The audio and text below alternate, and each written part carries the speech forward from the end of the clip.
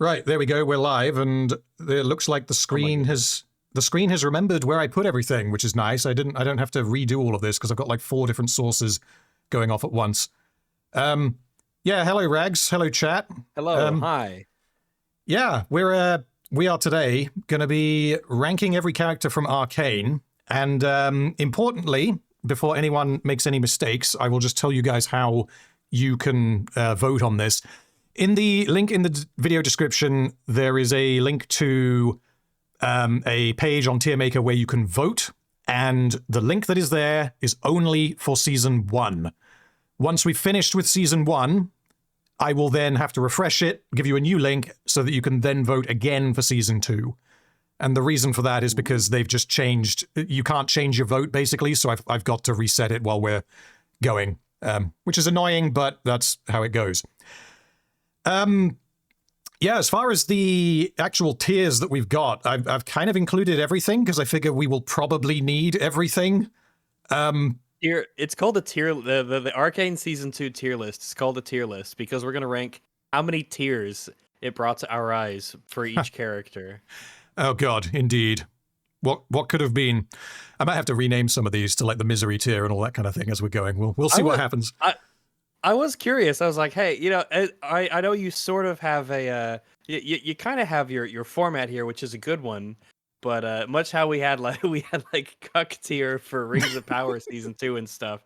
I was wondering, well, does Arcane Season 2, does it warrant special meme tiers? But I guess we'll get to it if it ever pops up. Yeah, my guess is that it probably will, especially if we end up with like the only character in Perfect is like Jericho or something. But yeah, the way that the tiers are going to work is the same as how I've used them before, and I've definitely never got any of the orders mixed up before. If you saw that happen in one of my videos, then that was not me. That was a lie. So Perfect is like the best characters in like ever. The only time I've used this was for Gollum in The Hobbit, because I think Gollum in The Hobbit is like, yeah, you know, he's on par with Gollum in The Lord of the Rings, essentially, even though he's only in it for like 2 scenes. Obviously you've got Wheelie Boy as well, but yeah. Of course. Yeah. Excellent is generally where like the best characters would go, unless they have that extra spice that pushes them over into Perfect. Good is like characters that, yeah, they're good. Do we have an example? I guess some of the dwarves in The Hobbit reached that. Yeah. No, it wasn't Walsreg.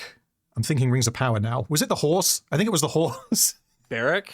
Yes, Beric from Rings of Power. He was a good character. Yeah, so Beric from Rings of Power ended up in good. That was as high as... He was competent and consistent, even though he was a horse. Yeah, he was. And, you know, I took pity on him because his owner was Isildur. Mostly functional is... if a character is generally good and like they're generally used to improve the story, but there's maybe a couple of minor issues that could be tweaked, then they would go into mostly functional. Yeah. Fine. It's fine tier. Like, this character is fine.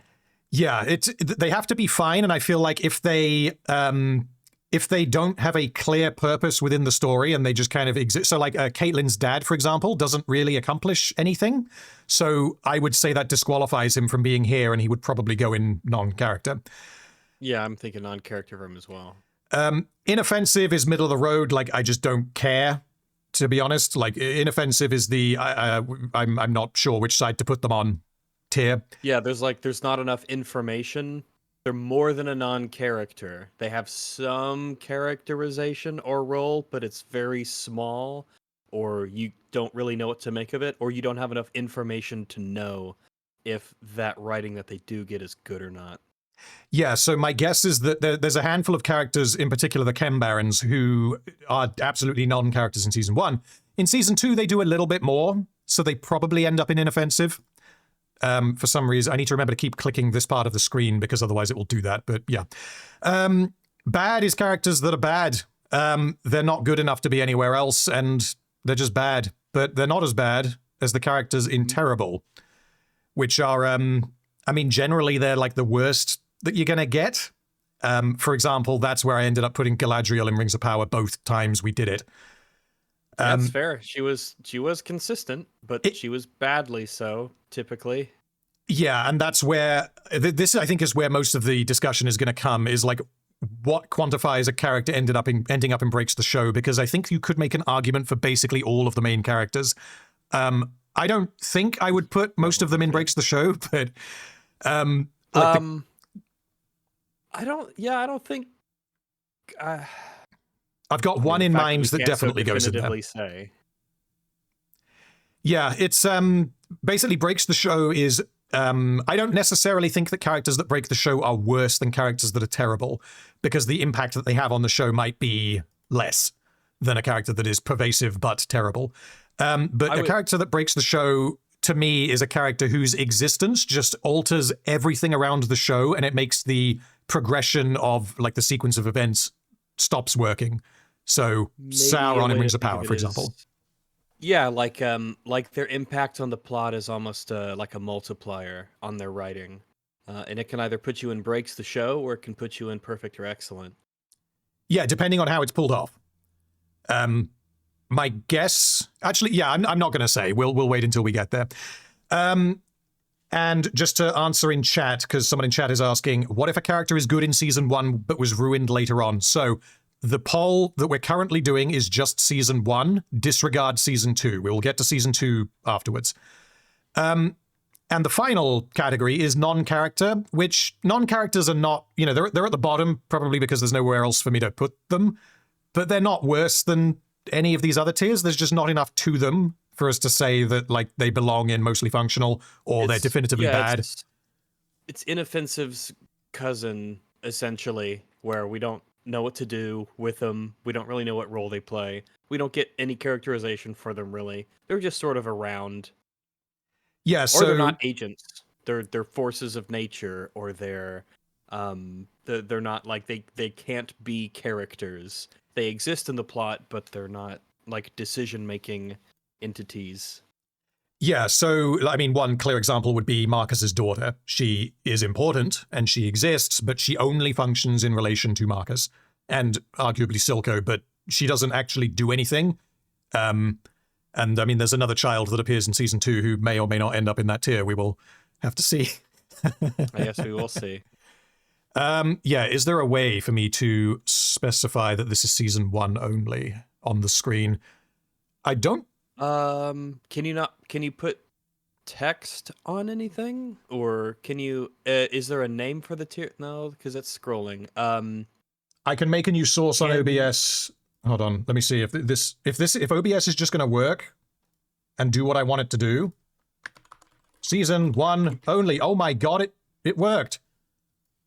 It worked. Oh, just right through OBS you can do. Oh, sweet. Yeah, excellent. I did not know you could do that. That's amazing. Oh, me neither. That's awesome. That's excellent. I swear to God. Season 1 only. Season 1 only for now, and then I will change that when we start doing Season 2. Do you want to put it on the top right of the tier list itself, or do you think that there's room for it to pop up? Let's see if I can. I mean, I could make multiple. I guess you could just plaster it everywhere, just to help delineate the difference between this is Season 1, not 2. Very important distinction to make. Right, we'll put one there, and we'll put one that's not bad. Down here, so that no one gets confused. There we go. I swear, like, OBS is... sometimes OBS doesn't work, it's just like Discord, but, like, I would happily pay for OBS. But as far as I'm aware, there is no paid version. That's just not a thing you can do. Hey. But yeah. Okay, before we get started, there are a couple of super chats coming in. So what I will probably do is wait until we finish Season 1, and then I'll get to the super chats, because I'm sure some of them might relate to where we're putting characters. So that way we don't miss any. But I also don't want to stop and talk about a character that we've just done when we're moving on to the next one. Fair enough, fair enough. Okay, so the next question is, where do we start? We can just go through from the top left. This is just a randomized order. Or we can pick ones. We can do the randomized order. That way we get important, not important. Takes us all over the place. And it is Season 1, so... Yeah. I mean, okay. As well. Just follow the order. So Season 1, this is this character here is never named in... I don't think she's ever named in either season, but her name is Margot. She is one of the Chem Barons. And in Season 1, she does nothing. She suffocates on the air that Silco poisons them with. That's Yeah, it. the masks, yeah. Is there any argument for anything other than non-character? I don't think so. I don't believe. Does she even have lines? Does she have like one line or maybe two in their little having a discussion? But it's not even a character line, if that. I can't remember even specifically if she has a line. Not in season Non-character either 1. way, I think. Yeah, season 2, she has, I think, 2 lines. I remember one of them. I can't remember the other one, but Ooh. yeah. I mean, the only interesting thing I can think to say about her is I did hear that apparently she's got like studs in her face, and She does have face studs. yeah, like apparently the purpose of that is that she is much older than she looks, and the studs kind of hold her skin out to make her look younger. Is the idea? That's it though. That's kind of all we've got, and it's never addressed in the show. It's just a thing.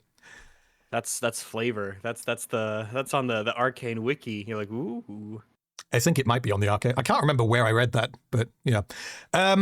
Okay, next one is Rennie, which is this one. And I'm not putting her in perfect. I'm just moving her so that everyone knows who we're voting for. So Rennie in season 1 has the most characterization out of all of the Chem Barons, with the possible exception of Finn. And my thinking, basically all that happens to her is that her son is killed by Jace, and she's not happy about that. And she then allies with, she thinks she's allying with Savika, and she is allying with Finn to take down Silco. And then Silco lets her live. So she doesn't do very much, but she definitely has more characterization than the other Chem Barons, I would say. I'd say so. Yeah, what the little that she does is informed by the things that happen to her. It's pretty intuitive and understandable. She has an emotional response to her son being killed. She does seem to hold that against Silco. It's not much, but I think it's enough to put her in mostly functional. Do you think that she's sort of used as a way to show that Finn has been able to gather support from more people than just himself? Yeah. And they use Renee and her son's death to sort of be like, oh, there'd be a reason why people would want to side with Finn, but ultimately he doesn't have what it takes to oust Silco. Yeah, it's definitely that, but it's also, I really like the fact that she is given a specific reason, not just to like Finn, but to dislike Silco. And that then, I like how they kind of give her the emotional core of like, her son has died and we knew nothing about the son, but it's her son. Like, obviously she's going to care about that. So she's very angry with Jace. And I just kind of wonder, like, what was their plan at the end of season 1 with Rennie? Like, had season 2 been good, you got to think that she's going to pop up again. And you've got to think that she's going to do something to Jace. Well, you'd think that about a lot of the Chem Barons in season 2, wouldn't you? Because there was allegedly this important plot line about Zahn and Piltover. Allegedly, yeah. I'm making no claims. But I think Renee, she's kind of like a lesser Savika in the fact that she should be much more important than she actually is. But they just don't do anything with her. I think mostly functional. I think I'm happy to go with mostly functional as well. Also, I forgot to click this. I need to remember that I've got 2 different screens going at once. And yeah, so you guys, for Margot, you agreed non-character. And for Rennie, you guys are saying, for the most part, mostly functional. And I think I would agree. Rennie in season 1, in season 2, she's probably dropping a little bit. But in season 1, there's nothing really wrong with her. And she's, pretty clear in her purpose in the story. Yep. That character is not in season 1. Next character we're doing is Ambessa in season 1. So she only appears in episodes 8 and 9. And I mean, I just love how that character is introduced and used in season 1, because there are a lot of characters in Arcane, and a lot of them are very, I guess, bold, as in it's very clear to tell them apart. They have very strong opinions on things. And this also includes like the design of the characters. They're very striking for the most part. So when Ambessa shows up, she is a very important character, and they manage to make her feel like she is important, even though she only has like 15 minutes of screen time in season 1, and she only appears right at the end. She leaves us wanting more. Yeah, and I do feel like season 1 pretty clearly sets her up to be the villain for season 2. And my guess, I don't know if this has been confirmed, but my guess is that had they ended up doing like 3, 4, 5 seasons, Ambessa would have been the villain of season 2. The Victor stuff, obviously, that's in the pipeline, but it wasn't necessarily going to come that soon after season 1. Yeah, the Victor stuff seems like it's an entirely different show. It really does. I'm in the process of editing that part of my video for season 2, and they don't turn Victor into a raid boss until the end of episode 8. Like, prior to that, he's not even a villain. It's like the part in a video game where you cross that line in a video game story where it's like, well, it's basically it's a new game now and it's the end of this game, but it feels like a new game, and everything we've done before this just like almost didn't matter or wasn't leading to this, and this has just suddenly happened. We're in a poorly transitioned phase 3. Yeah, pretty much. So, yeah, there's not a huge amount more to say about her in season 1. Season 2, we will get to. My thinking is excellent. I really do like this character, and I don't take any issue with her. She had a huge amount of potential at the end of season 1, and then they just squander it in season 2, like so many things. I'm thinking excellent or good. I think I'm leaning to good because of like maybe screen time and plot impact. A lot of good setup. We're left wanting more. We get this hint that she's looking out for something. We've got our familial connections. We got this desire for power, this warrior-like character, this analytical, smart, sort of scheming, tactical person who's setting up connections, like with Salo and with Jace, obviously with Mel. We've got our fingers, we got our webs, but I'd say excellent or good. I think I'm leaning to good. If you're leaning towards good, chat is also saying good for the most part, but some of you guys are saying, perfect or excellent. So I think let's move her down to good, but we'll keep her towards the top of good. It's not because of flaws why she's not an excellent in my mind. It's about presence and impact. It's like when you're scoring a diving board jump in the Olympics. Like the more complicated and involved, the higher you can potentially get. Sure, and like the main thing I think that Ambessa does, there's a handful of things that Ambessa does in season 1, but the main thing that she does is she is just setting up threads to be further explored in season 2. The main thing that I think is kind of concluded that she does in season 1 is when she convinces Jace that he has to be more like aggressive in dealing with Zorn, which then leads to him killing a child, and then that leads to her being able to do what she does in episode 1 of season 2.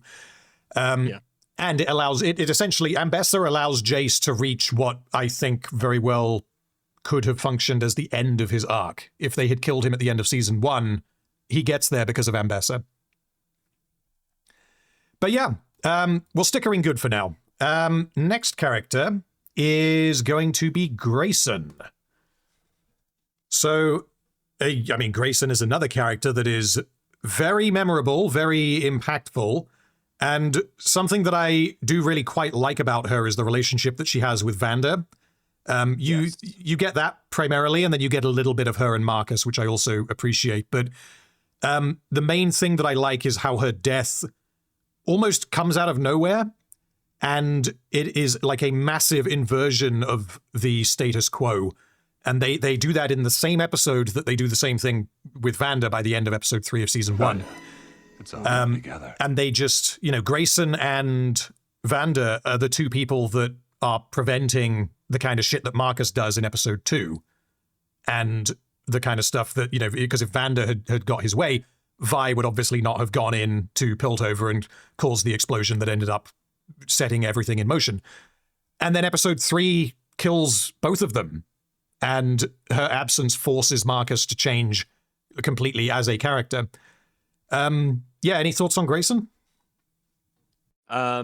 Similar to Ambessa, kind of, I feel like, is the area where I feel like she ranks. Maybe a little higher, but I can't tell if that's just me having a particular affinity for this character and her role. This is a tough one. I feel like Yeah. I'm fluctuating between good and excellent. I think that I think I might want to put her, if in good, high good, or excellent. I think the issue is because I would put them both in excellent, but I think the issue is that we know what they did with Ambessa, whereas Grayson is safe. She is safe. She's one of the dead characters who is actually safe. Yeah. I'm fine with her being an excellent. Okay. I think she's so densely good is something that I particularly like. We get so little of her, but she's clearly got her perspectives.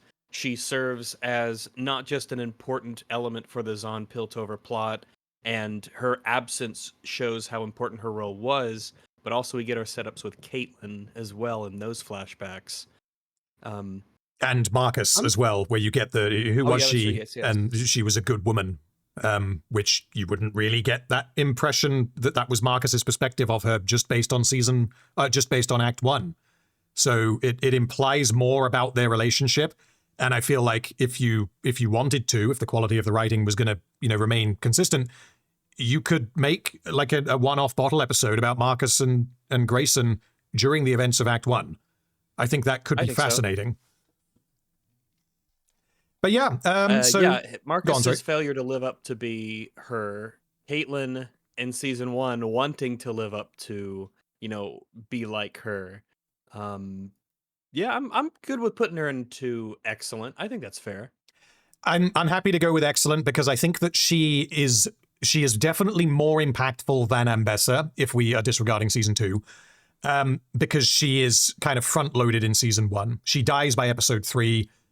She's barely in episode 2, and then we get a flashback with her in episode 5. So she is very important in setting up the various threads that are going to keep going. So yeah, you guys in chat are saying predominantly good. A lot of you are saying excellent and perfect. We're both saying excellent. So we're going to stick her in excellent. They did put good more, yeah. But yeah, I think excellent's the way to go. Okay. Next character is Jace. Jace. Just from season 1. I mean, let's see. Obviously, he's at least excellent. At least excellent. We're at the point with Jace where I'm thinking about, are there any flaws? Based off my memory of season 1 and having, gone over it again for our season 2 coverage, were there any complaints that I had about Jace that were... I can give you... I have one, but it's not relating to his characterization. It's relating to presentation. I think it's his combat skill kind of comes out a bit out of nowhere, but I think you're right, that isn't character, but writing him to have that like inexplicable hammer skill in combat, but should that count against him? I don't think so, because it doesn't speak to his character. It just means that the writers kind of amplified his skill in a fight scene. The character part of that fight scene is the reasons why he decided to go there and his dealing with the fallout after what happened. And they didn't bungle that. I thought that was all absolutely perfect. I feel, with that in mind, considering how important he is to season 1, how much of there is of him in season 1, and what he does as a primary character. He has so many relationships with other characters, obviously the political element. I think he goes in perfect. Unless there's anything else that pop up as being an issue, he's too complicated, I think, to be an excellent. He's got too much going on, too much screen time. There's too much good about him. Yeah, he's somewhere between excellent and perfect for me. I don't agree with this criticism, but the main criticism that I have seen of him is that he is too easily manipulable. He basically, if you boil down his character in season 1, he basically spends the entire time just being kind of influenced and told what to do by people that are smarter than him, or not smarter than him necessarily, but, you know, more experienced in like politics than him. Yeah, exactly. But what makes him fascinating is how he deals with it, and how he also, relating to Heimerdinger, like, yes, Heimerdinger is more experienced than Jace, but Jace is also a scientist, so Jace thinks that he knows better than Heimerdinger, and by the end of the series, he realizes that Heimerdinger was absolutely right. So he doesn't just do exactly what Heimerdinger said because he thought he was right and it turned out that he wasn't. Whereas when he is influenced by Mel and by Ambessa, and I'm forgetting if there's anyone else, but primarily those two, it ends up causing him problems. With Ambessa, he ends up attacking the Shimmer facility, which gets a child killed. And in the case of Mel, it leads to him losing sight of what was going on with Victor. So, you know, Ambessa clearly had more selfish intentions with Jace than Mel did, or less noble intentions at the very least. Because I think Mel is selfish to a degree, but she generally has good intentions. But the fallout on Jace was a lot worse for, you know, Ambessa's involvement rather than Mel's. It's not a character flaw to be able to be influenced. If anything, it would be odd for him if he didn't become influenced by all of the powerful and influential people around him. He can be pulled in different directions. He can see different perspective as he tries to sort of figure out his place and what he should do, especially as he's coming to terms with his new political role and what he needs to be doing with his new power and what everyone else thinks about it. I think it's better for his character, what you'd mentioned that criticism, or supposed criticism was. I think it makes him a great character, the fact that he does listen and can be influenced by others. Yeah, agreed. There's two comments in chat that I just want to address quickly. So Sparks says, how do we feel about him not destroying the Hex Core before Season 2? That is only revealed in Season 2. So I think that needs to be disregarded because we're just talking about Season 1. He says he's going to do it, and then he gets blown up. Like, it's not addressed after the fact. It is also, I think it's implied by the nature of Hex Core and its instability that it might not just be something you can destroy. Like, oh, I'll just smash it with a hammer and it's done and there's no side effects and there are no implications of this. That's possible. Yeah. And the other comment that I wanted to mention is Marauder reminds me of, this is something that I mentioned in my Season 1 videos, is after he realizes that Victor is terminally ill, he goes to Mel. And my read on the scene is that it's a bit strange because he is when he says the line, like, nothing feels impossible when I'm with you. And the reason why he was unaware of how bad Victor's illness was is because of Mel's actions. So, like, Mel didn't mean to pull him away from Victor, but at the same time, she did distract him from what was going on with Victor. So it, to me, is a bit strange that one single scene it is a bit strange that he isn't at all angry or accusatory with Mel. Yeah, it might just be that he just doesn't blame her for it. He might just consider this is our relationship, our role together. You've got your things to do. It's busy. It pulls you away from things. I don't think that's an issue, unless I'm just forgetting some parts of it. But if it's an issue, it's a minor issue. It's a very minor issue because it doesn't, you know, the conversation would have resulted in her convincing him that obviously she didn't mean to do this. I guess the point that I would make on it is that I would have expected that Jace would potentially be a little bit frustrated with Mel rather than being, oh, I love you so much. Also, Victor's ill. You know, it's a little bit odd, that scene. But yeah, I don't think that's enough to bring him out of perfect, if that's where we're going to stick. I don't think so either. Yeah, I don't think so either. When you suddenly realize that a best friend and colleague for many, many years is like sick and dying, the responses that people have to that information can be all over the place. There's different ways people process that and deal with that. Yeah. I don't think it's an issue. So we'll stick him in perfect for now. You guys in chat are saying predominantly excellent, but preferring perfect over good. Well, 4 of you are saying that he breaks the show. I'm guessing that you didn't read the 3 times on the screen where it says that we're only doing season 1. I assume so. But yeah, so we're going to stick him in perfect for now. my guess is that he will probably end up towards the bottom of perfect, but that's just because of how good season 1 is with its characters. You know, most TV shows, most stories would kill to have a character as good as Jace in season 1. And yeah, absolutely. To be able to write a Arcane has so character this many. complicated, with this many relationships involved in this many sort of things, it just goes to show how good season 1 is. Okay, next character is Vi. So, yeah, Vi just going from season 1. There's an interesting... No, that isn't as much of a spread as I thought it was going to be. Yeah, you guys are all saying perfect, and I mean, I have to agree. Vi is fantastic in season 1. I agree too. I think she's above Victor. Or sorry, above Jace. I think part of that is because of Who would you say is like your favorite character, or do you want to save that, or not your favorite necessarily, but the best character in season 1, or do you want to save that for when we get to them? That's actually a tough question in a good way.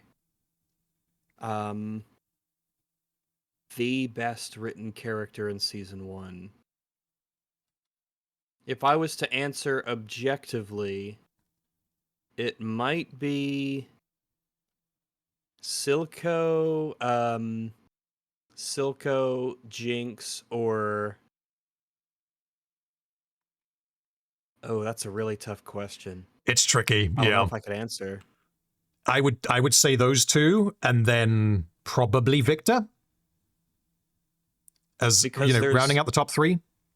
Yeah, because then you have a lot of other characters who don't have as much screen time, but are incredible. Like I think Marcus is one of my favorite characters, which is an unusual pick, but I love Marcus in terms of like what they do with it. You don't get a lot of those kinds of characters. Oh yeah.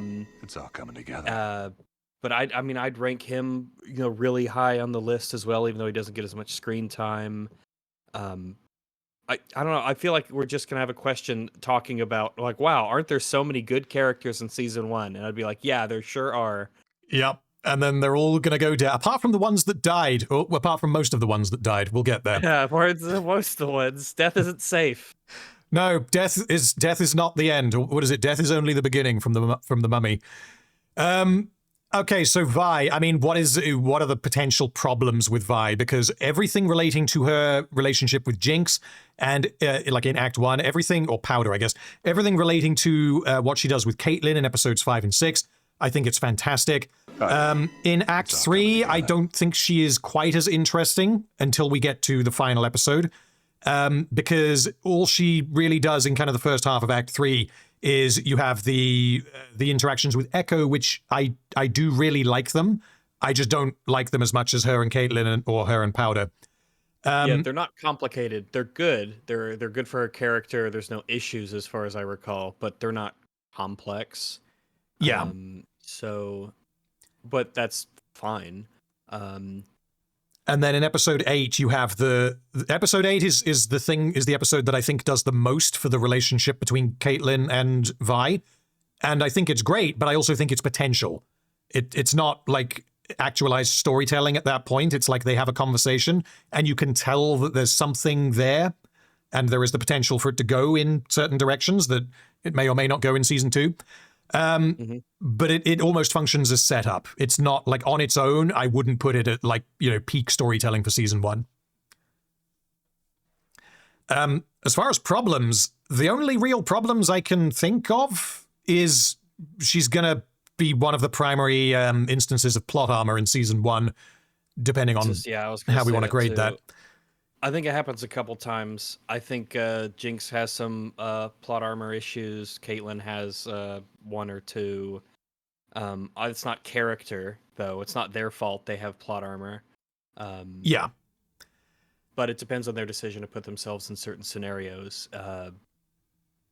While I prefer Jace as a character, but that's just in terms of just the simple appeal of what their character is and whatnot. I think she's in terms of screen time. Do you have it handy? Who has most in season 1? Is it Vi who has the most in season 1 in terms of screen time? I will check Jinx? for you right now. For season 1, I'm 90% sure that it's Vi. Yeah, so for season 1, it's Vi by half an hour, actually. Oh, wow. Yeah, Vi has 2 hours, and then you got Powder Jinx with hour and a half, and then you've got Jace with only 1 hour 13. So it's super tightly focused on the Jinx Vi stuff, and the reason why Vi has so much more is primarily because of all the Caitlyn stuff that doesn't involve Jinx. And that is true.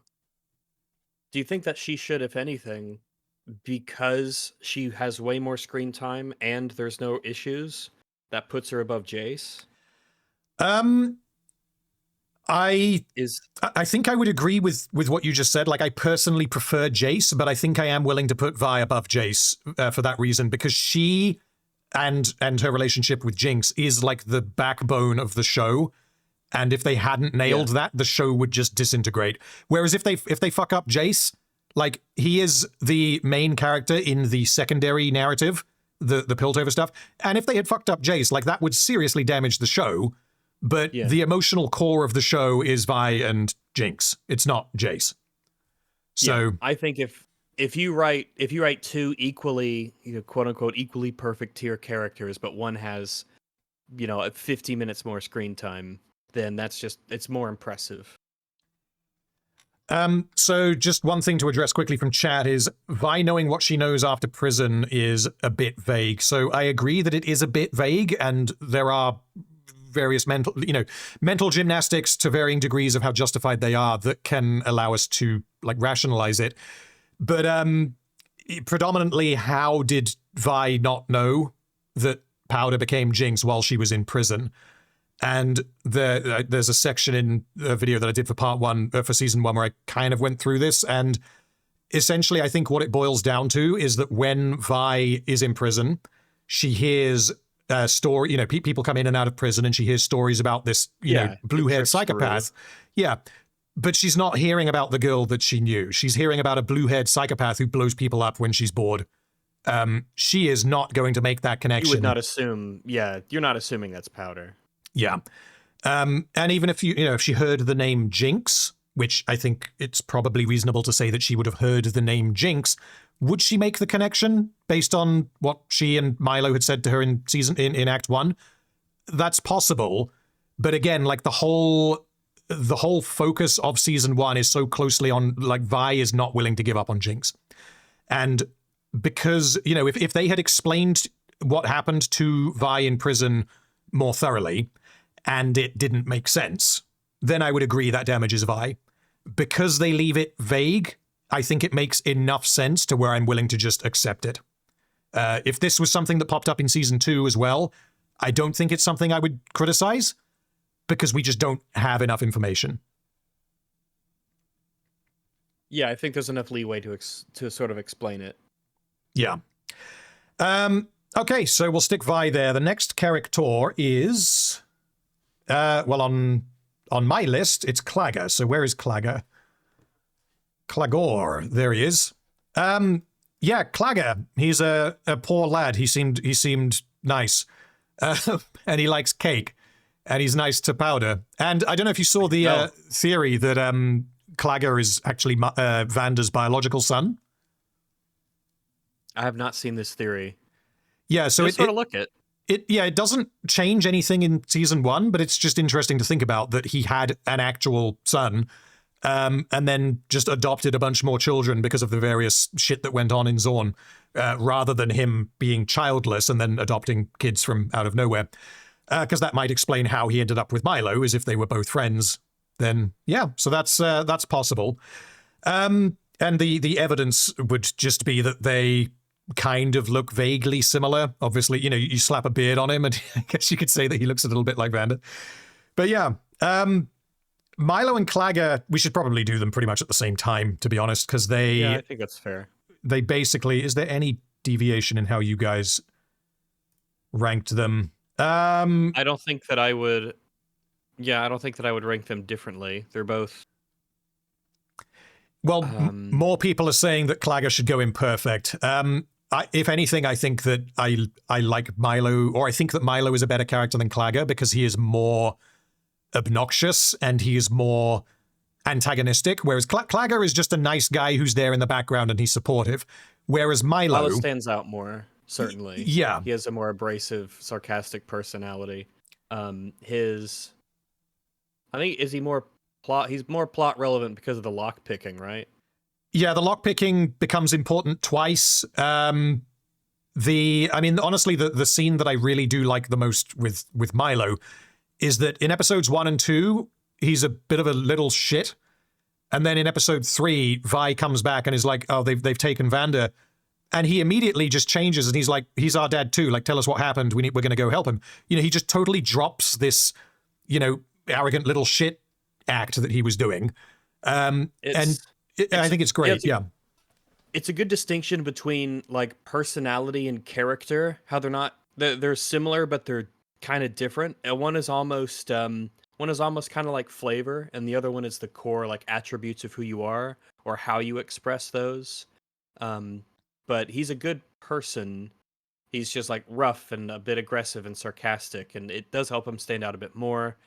I think it fits in as well with the fact that he is a lock-picking kind of guy. He seems like if Clagger was the lock-picking one, you'd be like, oh, but you seem so nice and well-adjusted. Yeah. I mean, I'd probably put them both in good, mostly functional. Probably. I'd be leaning towards good. Because in particular for Milo, because he has a big impact on Jinx for the rest of the show. Clagger doesn't. He's the nice kid that died, but Milo is the face of Jinx's torment, essentially. Yeah. I am totally fine putting them both in good. I think that's fair. Okay. Above or below Ambessa? Because I think we're going to put Milo above Clagger. Would we put them above Ambessa? I would say probably not. I was thinking no. That is the order that I would put them in. Okay. And you guys in chat are saying predominantly good, but a bunch of you guys are saying excellent and perfect. So this is why it's difficult, is we're kind of having to stretch out the top 3 categories a little bit to accommodate, because I could see putting all 3 of Credit these. To the show. Yeah. It's great. I don't think they have enough. I think they're not. I think they're higher not because of any problems, but because of presence, sheer presence. That might be kind of what holds them back a bit. But I would say it's mostly. Yeah, I'm fine with them being in good. I think that's perfectly reasonable. The lowest they're good. Yeah, and I think that's one of the best things about season 1 is that they really do build up not only Vander but Milo and Clagger. Almost as if they're going to be like the main characters that the show is going to follow. And because if you've played League of Legends, you will not know who Milo and Clagger are because they don't exist. No.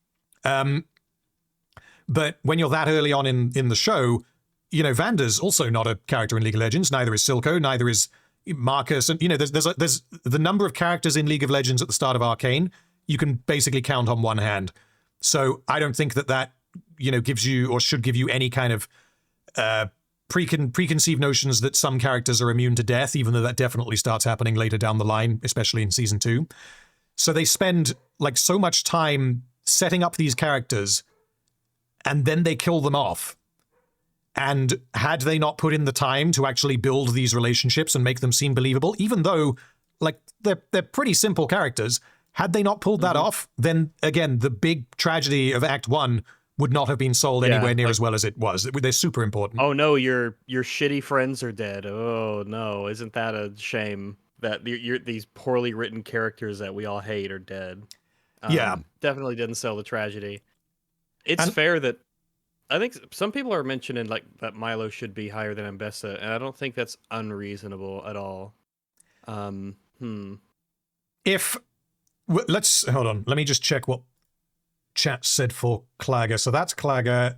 That's Milo. The thing is, chat is saying that Clagger needs to be... Sorry, the community voting is saying that Clagger needs to be higher than Ambessa. I'm gonna make Milo, a call. that would be the one who might be same. higher. I would put him higher if either of them, because I think Clagger is maybe getting voted up for the memes, whereas I think that Milo is a better character. Look, we gotta be. Not everyone has the meme power. Clagger does not have meme power. Okay, don't try and force it. He just doesn't. Oh, is Milo higher than Ambessa? Stop it and think about it. Thinking about it objectively. It's tricky. That is tricky. I mean, Milo's impact on Jinx and Vi's childhood versus Ambessa's impact on Mel and Jace. I got an argument for you. So Ambessa's primary function is concluding Jace's arc and setting up threads that may happen in the future. Milo concludes his arc, and his impact is finalized in what it does to Jinx. So he is complete, whereas Ambessa is not.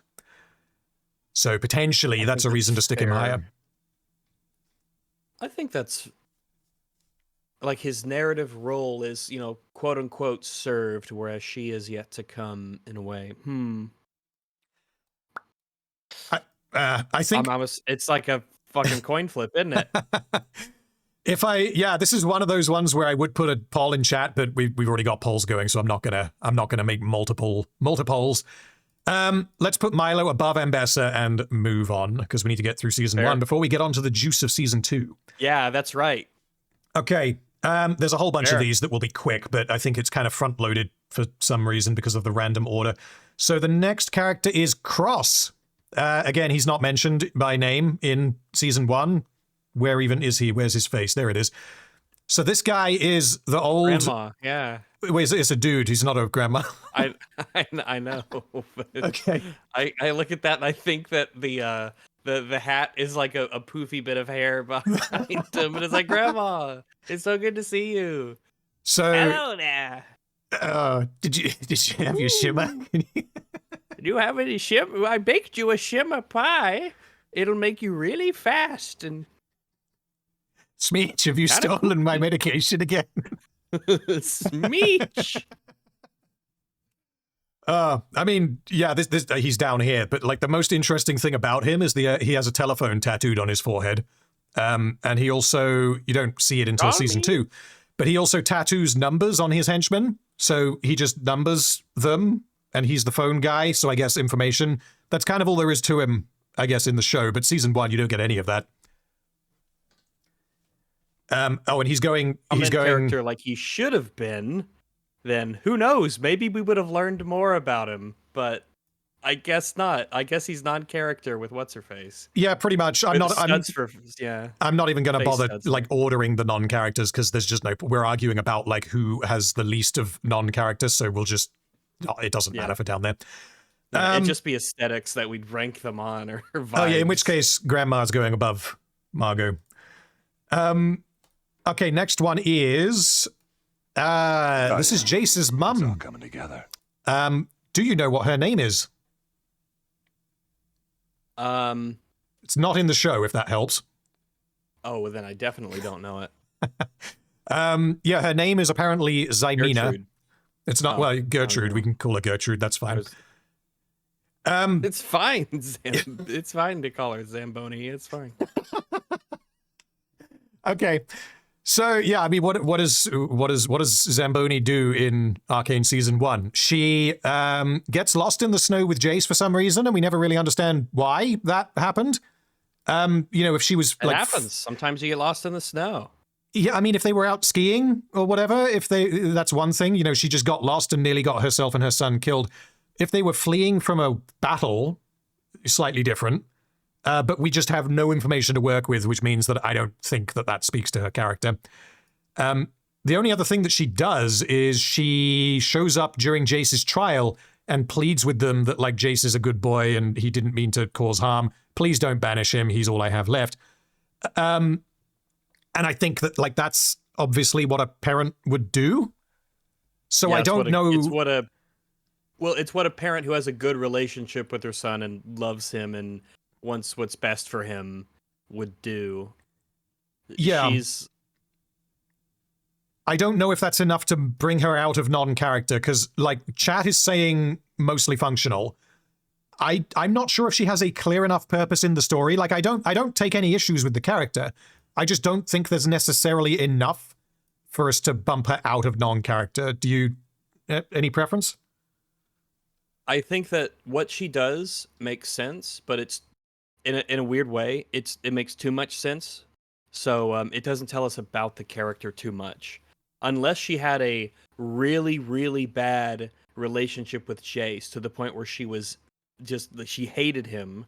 Then what she does just makes sense and is what a parent would do. Whether or not that's enough to make her a non-character, technically that is characterization, but it's so baseline for what you would expect for a mother to their kid that I don't know if that's enough to really meaningfully elevate her out of non-character. Because the most interesting thing for her, I think, is that it applies to Jace's character, not hers, is that he is not happy at all that she embarrassed him. He thinks that she embarrassed him in the during the trial, and that's before he's decided to I've lost everything. You've made me look like a joke, kind of thing. But she's like, well, I saved you from being banished. So there is a bit of conflict there, but it doesn't get resolved with her as a character, because she basically doesn't show up again. She's in the crowd a couple of times afterwards. That's pretty much it.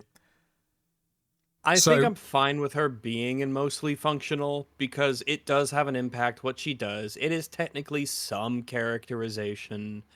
I'm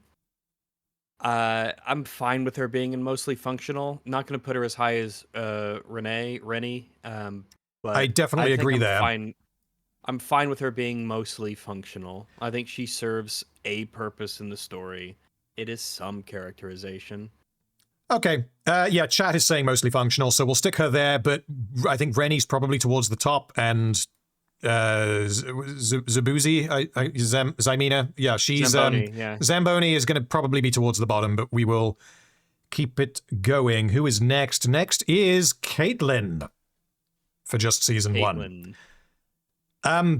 She seems to be one of the more controversial one. I say controversial. When I say controversial, she's, it's like, how good actually is she? Is she the weakest one of the main characters? Which still means she's brilliant because of how good season 1 is. Excellent, yeah. But she seems to be the one of the main characters that people are like, yeah, but she's not. She's a bit of an outlier. She's not as good. In particular, I think, because she doesn't do much after the end of Act 2. Act 2 is the Caitlin bit of the story, and I think it's great, but she doesn't exist in Act 1. She's a child who does nothing. And in Act 3, she's a pawn that gets fought over. And they obviously set up the romance with Vi, but that doesn't actually happen in season 1. She's used by Jinx more than is a character, though she has characterization and is done very well. I think it is worth separating her from perfect tier, but I think she's high excellent. She's got to be. What?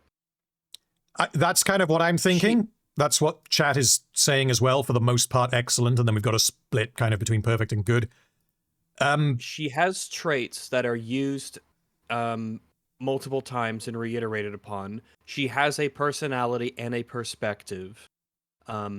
She is appropriately influenced by other people. She has aspirations and relationships with other characters that are emotionally resonant and logical.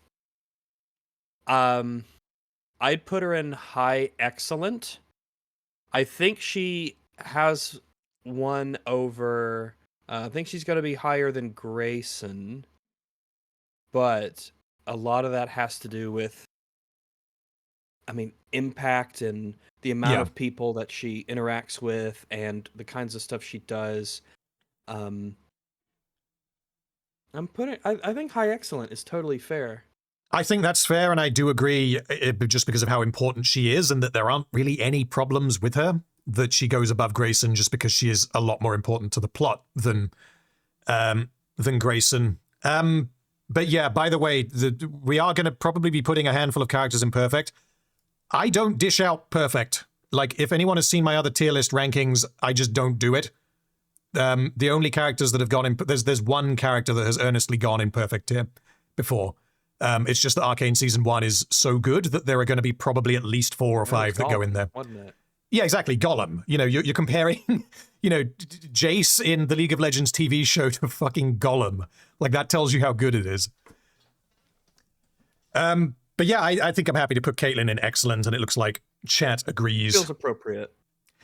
So the next character for just Season 1 is, there's a handful that are only in Season 2. It is Mel. So, yeah, Mel is important in Act 1. She is very important in Act 2, which is when all of the politicking starts, and her motivation is, you know, becomes a little bit more fleshed out, where it, you know, her characterization kind of leads you in the direction of she's only out for herself and she's going to use people, and then she gradually kind of, you know, Jace grows on her and then they do start a romantic relationship.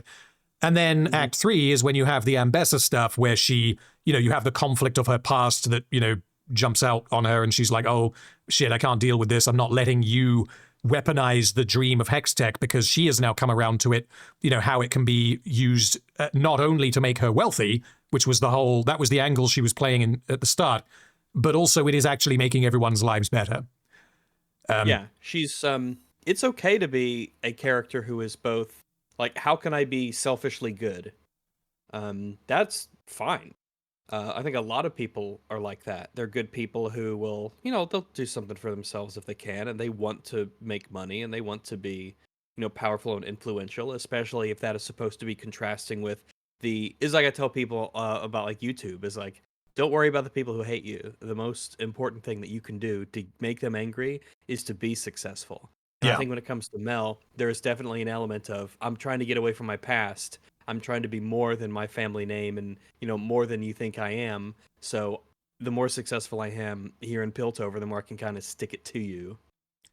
Yeah, exactly. Like it's definitely partly because she is a, you know, nice person. She's a good person who wants to alleviate suffering, but also she's going to monetize it and get really fucking rich as a middle finger to her mum.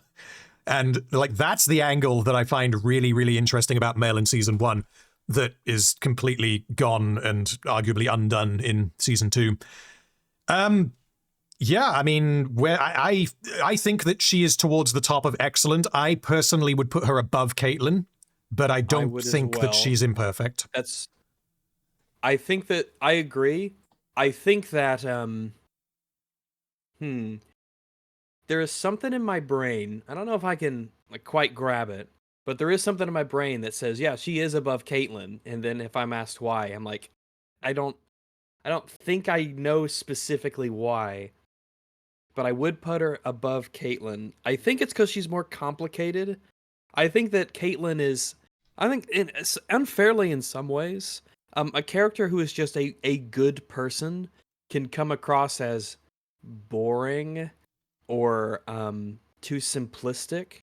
And I don't think that's necessarily fair, but I think that there's a complexity to Mel and why she's doing what she's doing that is more than just because she is a good person that puts her ahead. Yeah, I would agree. And I also think that's an interesting distinction between like Jace and Caitlyn, is that they're both very much good people. You could describe them both as like goody-goodies. The difference is that like Caitlyn's preconceptions about Zorn are challenged, but that's about it. It's like it changes her way of thinking about things that she previously was prejudiced against because of her upbringing. Whereas Jace, it's not anywhere near that simple. It's far more complicated because basically everything surrounding his like core values in life are challenged relentlessly throughout Season 1. That's not the case for Caitlyn, which means that they tried to do that in Season 2, arguably, and then they bungled it. So I think that's partly why Jace is a better character than Caitlyn in Season 1, I think, because they do more with him, and his responses are more complex, and he is challenged in ways that Caitlyn is not. Absolutely. They're both high. They're both top of excellent for a good reason.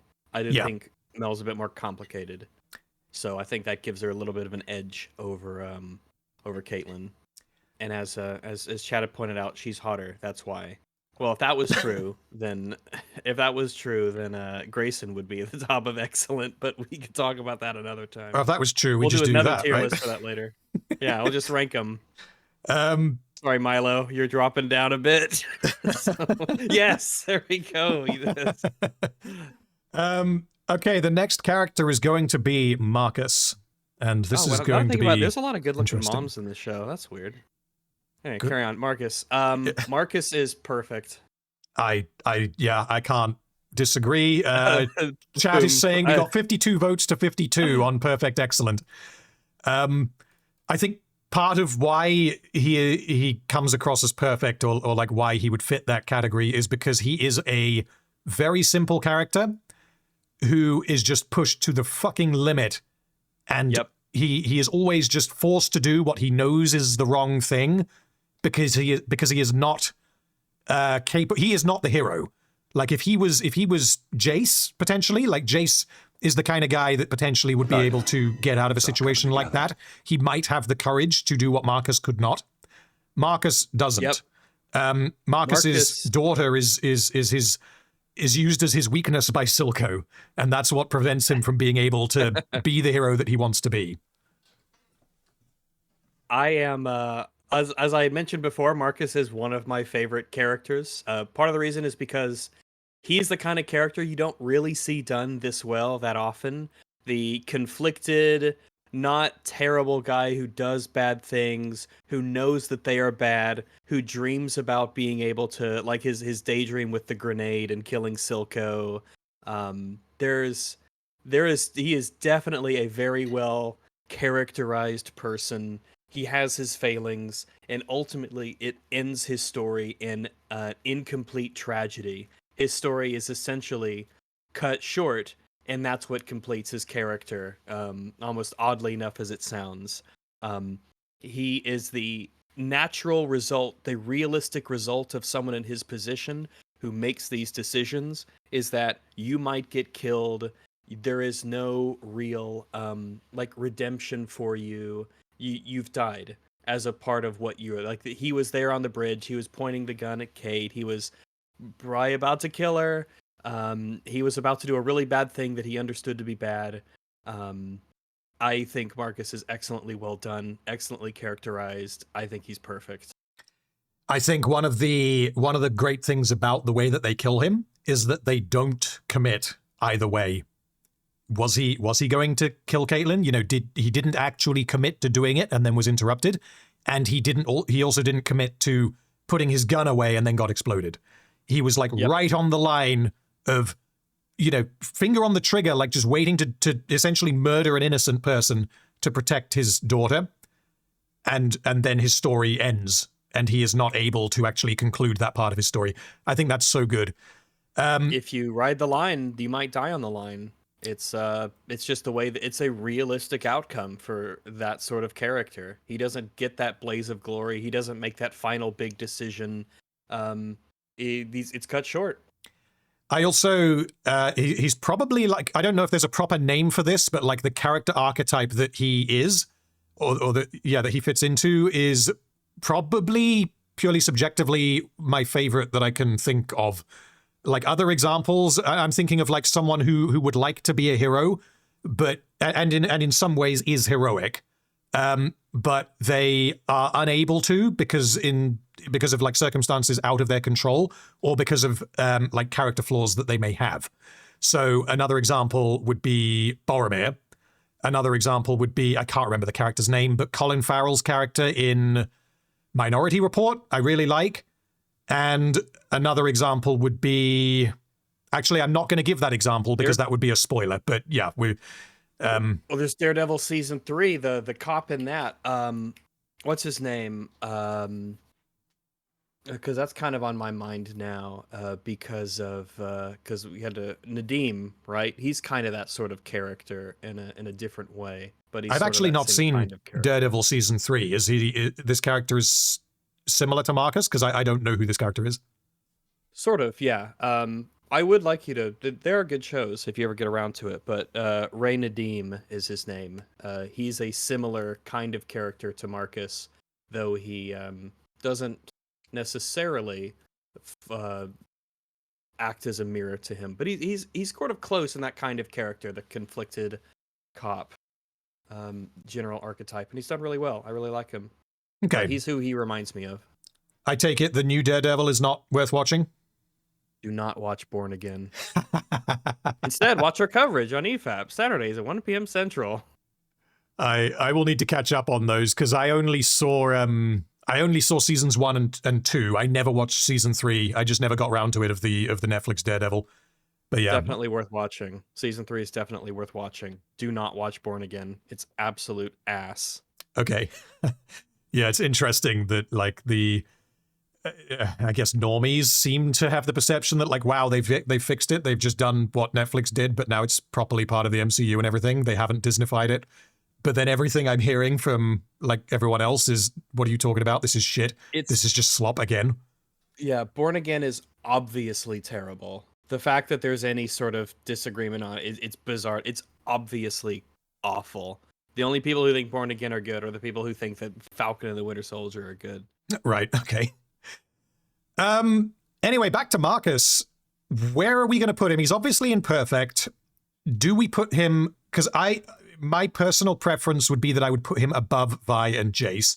However, I do acknowledge that he is nowhere near as impactful and nowhere near as complicated and arguably nowhere near as impressive of an achievement in writing as either of these two characters. So probably there is what I'm thinking.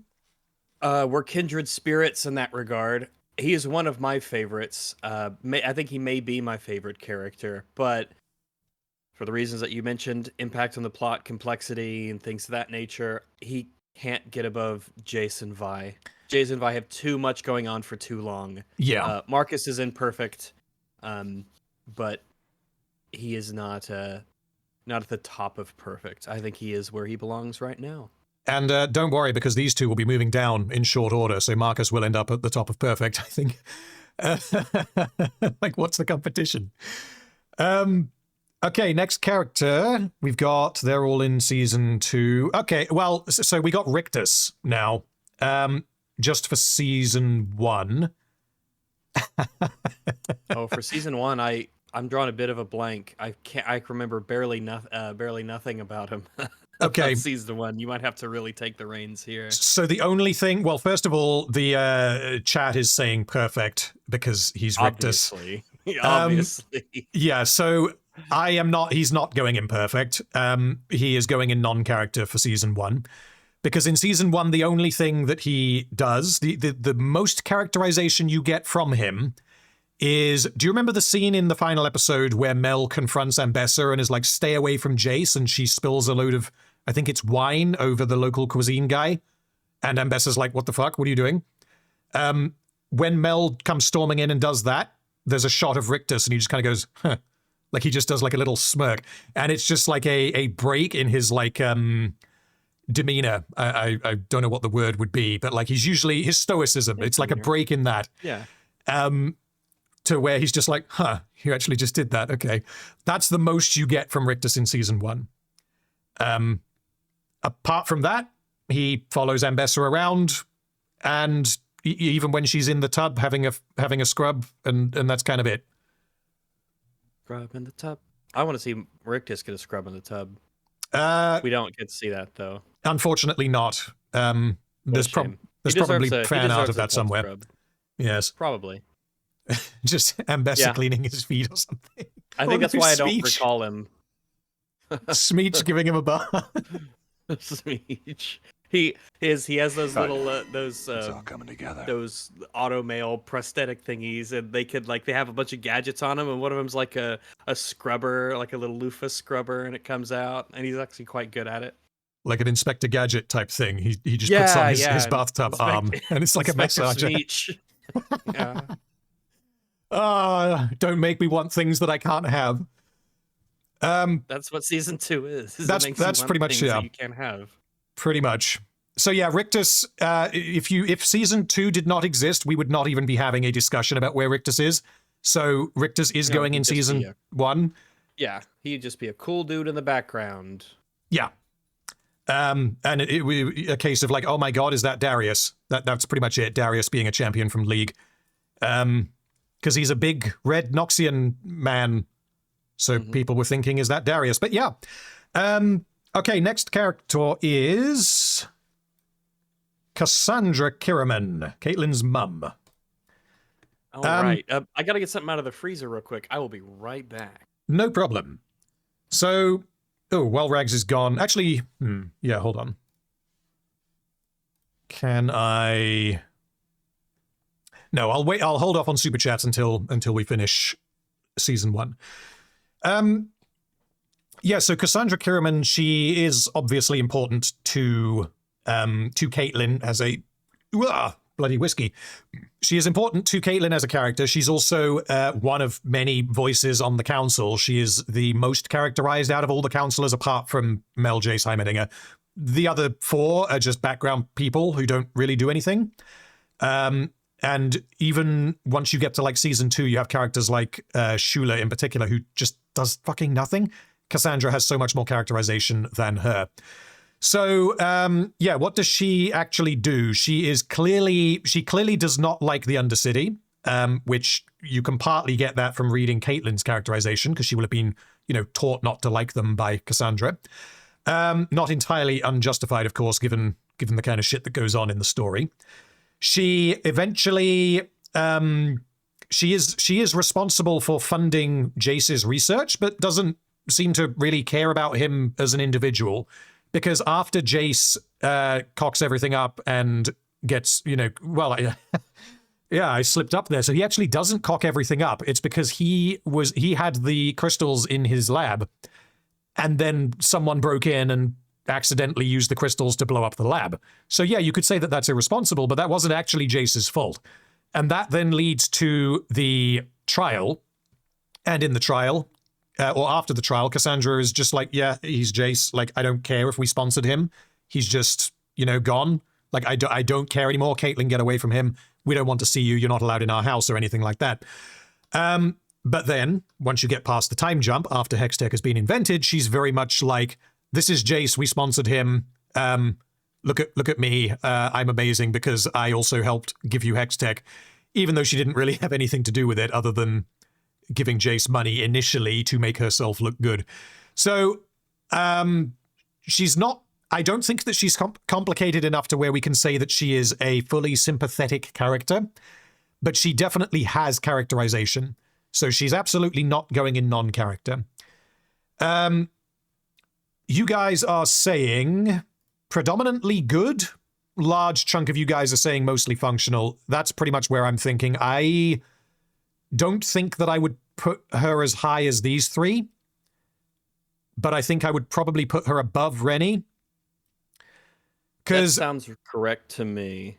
The only problem that I can think of, which isn't really a problem, it's just something that I would have expected would happen, is that Cassandra has Jace as her guy that she sponsored and funded his research and everything. And then once you get past the opening 10 minutes of Act 2, Jace then falls, metaphorically and literally in bed with Mel, and Cassandra just doesn't really care. She doesn't react to that in any way. Oh, yeah. She doesn't confront Mel. It seems to me like we could have had a scene in the council chamber where Cassandra confronts Mel and is like, what the fuck are you doing? Or I know exactly what you're doing. Stay away from Jace. He's mine. He's my prize that I'm going to use to elevate myself. Don't even think about it. And then Mel would respond and be like, yeah, that's not happening. I'm smarter than you and all that shit. But it's not really a problem in that it doesn't happen. It's just something that I guess I would have expected to happen. But yeah, if we're all happy with putting her in mostly functional, top of mostly functional, does that sound right? That sounds right to me. That sounds pretty reasonable. Because she's definitely not any lower than that, but I also don't think I can put her as high as Clagger.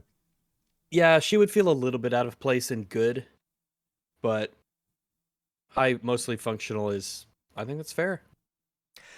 Okay, next character is Deckard. This guy. So this is the guy who kind of attacks. He's working for Silco. He's like a small-time criminal, and he attacks Vi and Jinx and Milo and Clagger to steal their haul because he was watching them, and it's implied that Silco had multiple people just kind of keeping an eye on things. And he realizes that they had a lot of valuables because Milo couldn't keep his mouth shut. And so he attacks them. And he then returns to Silco, and Silco's like, you kind of fucked up. And then he reveals that he reveals who did the stealing.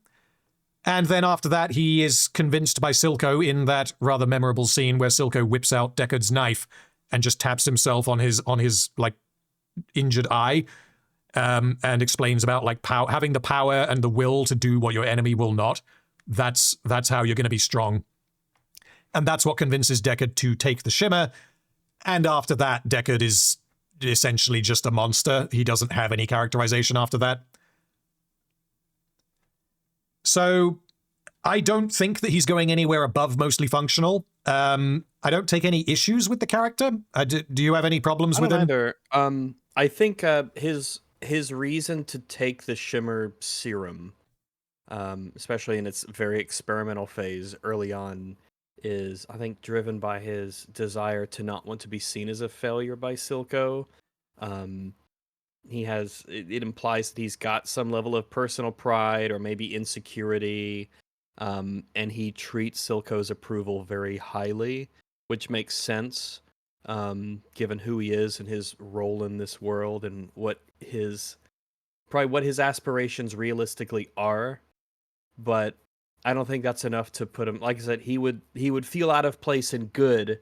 Mostly functional seems appropriate for his character, his involvement in what he does. Yeah, I think him taking the drug, you can basically sum that up as he was embarrassed about being beaten up by a girl, and he also clearly looks up to Silco. So he wants power. That's why Silco is telling him about power. We feel special. I think if he's being told the one he could take this and be powerful and strong, and Silco is personally wanting him to do it, he could be led to believe, oh, I can't let him down. He's specifically asking me. Yeah, he's picked me for a reason, rather than because because he says, like, at the end, like, do you have a subject in mind? Someone just volunteered. Like, Silco does not give a shit about Deckard. Disposable, yeah. You're a disposable meat chunk that I can inject with a spooky serum and you could do my bidding. Yeah, exactly. I actually hadn't considered this until now, because in season 1, like, it obviously Silco is willing to and tries to kill children. Like, this happens multiple times. He also essentially gets Deckard killed because he just does not give a shit about this kid. And he's like, here, take this drug, become a monster. And then, oh, whoops, he died. Oh, well. He just doesn't care. Yeah, I think putting him right about there is fine because he predominantly is giant monster, but he also has, I think, a little bit more development than Jace's mother. I agree. Okay. The next character is Shula. The clockwork lady from season 1. This is what she looks like in season 2, but we're just doing her from season 1. So chat said, mostly functional. The thing is, with most of the extra counselors, there's 4 of them in a character. Exactly. I think that they are so thinly characterized that they're going down here in non-functional. Even though, like, chat is saying mostly functional, because, like, I'm trying to remember exact lines that she gives. Because there's a handful of scenes where you have the counselors discussing things, and the extra counselors are given, like Hoskell, for example. When we get to him, he's not a non-character.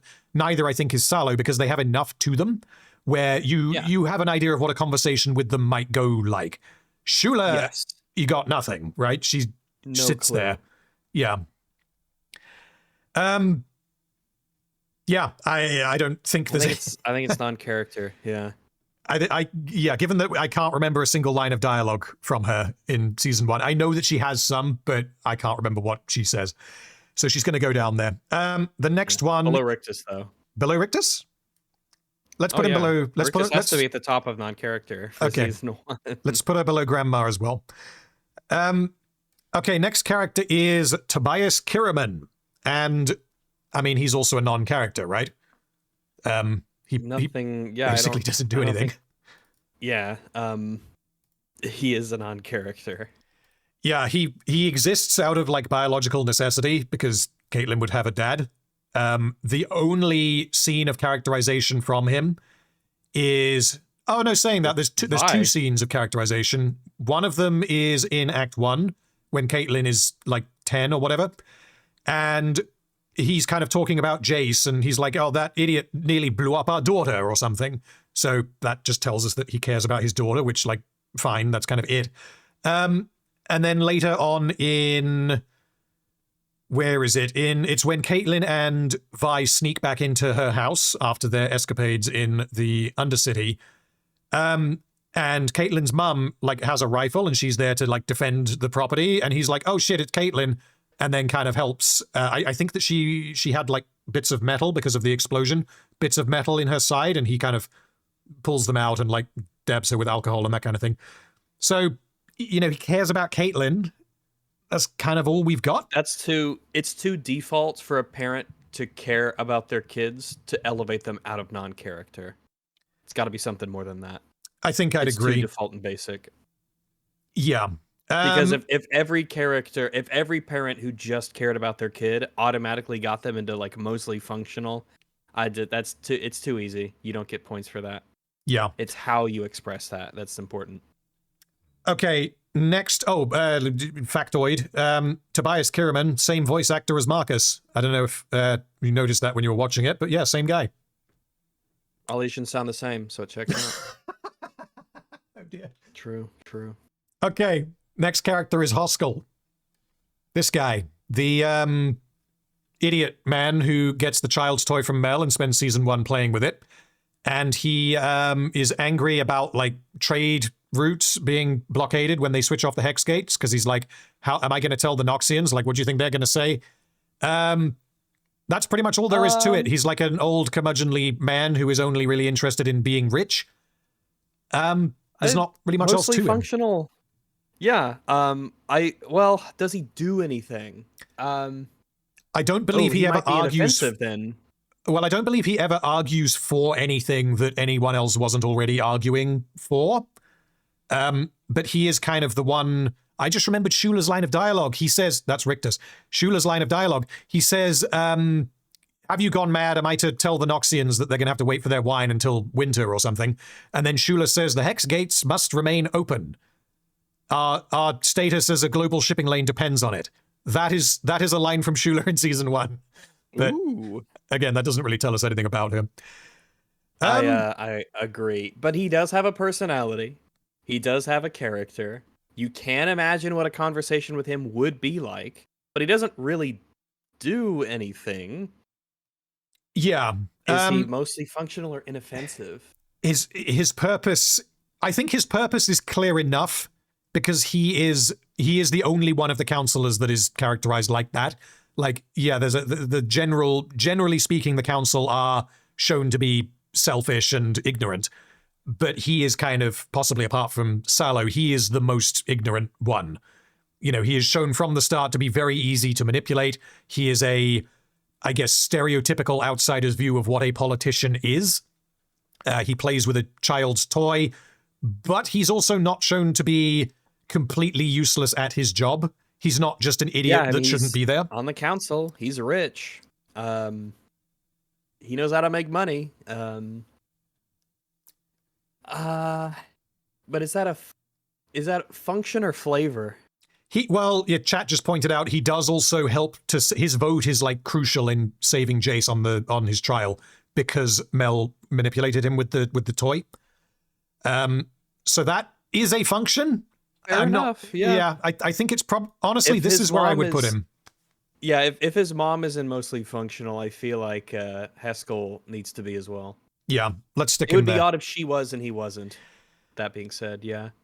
Next character is Salo, who is... he has a lot more to do in Season 2.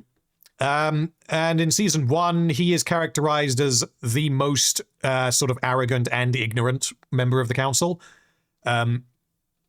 He doesn't seem to care about anything other than how he is perceived. He's introduced immediately as being like, oh shit, did I forget about Hoskell's birthday? Here, have the nuts that I was already eating. And he didn't know that Hoskell was allergic to nuts. Like, just little flavorful moments like that, I think, do give him character, which is why I don't think that he's down here. Potential question mark with him is that he is the most anti-Undercity member of the council. Yes, but he also very outspoken in that regard. Yeah, but he also changes his mind and votes for their independence at the end of season 1. And I feel like that conversation would have been fascinating to watch, but you can't insert that kind of political discussion. Yeah.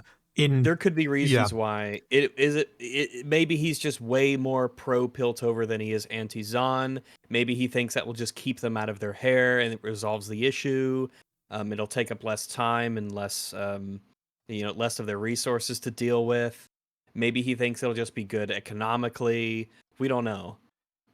It's possible that he just doesn't like them. He thinks they smell bad or whatever, but he doesn't really care that much apart from that visceral reaction. Yeah. I would be putting him there. I would stick him just above Hoskell. They're pretty interchangeable towards the bottom of mostly functional.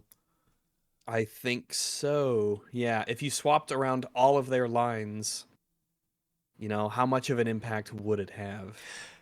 Well, I don't think that you could necessarily do that for these two. I think that Shula's line that I said earlier, that could have been delivered by anyone. Whereas these two have enough of a personality to where if one of them said the other one's line, it might feel odd. I think that they're similar, but they're distinct enough. Okay, all right. Okay, next character is the Donger, Mr. Professor Heimerdinger. Yeah. Big dong in the house. So, yeah, Heimerdinger is really, really important in Acts 1 and 2 of Season 1. He basically does nothing in Act 3.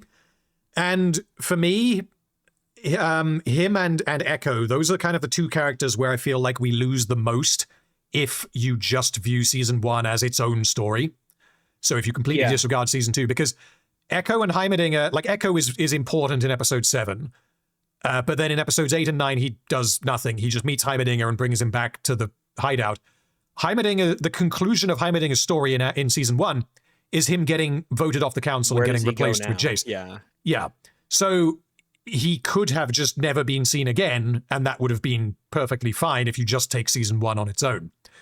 It just would have been isn't it sad that this guy essentially got outplayed and manipulated, and he was a victim of his better nature, and Jace kind of fucked him over, and the council did for their own purposes. Where is he going to go? Well, I mean, much like Echo, you do expect that even though they're not really in Act 3 that much, Season 2 will do a lot with them. You assume, logically, especially Heimerdinger.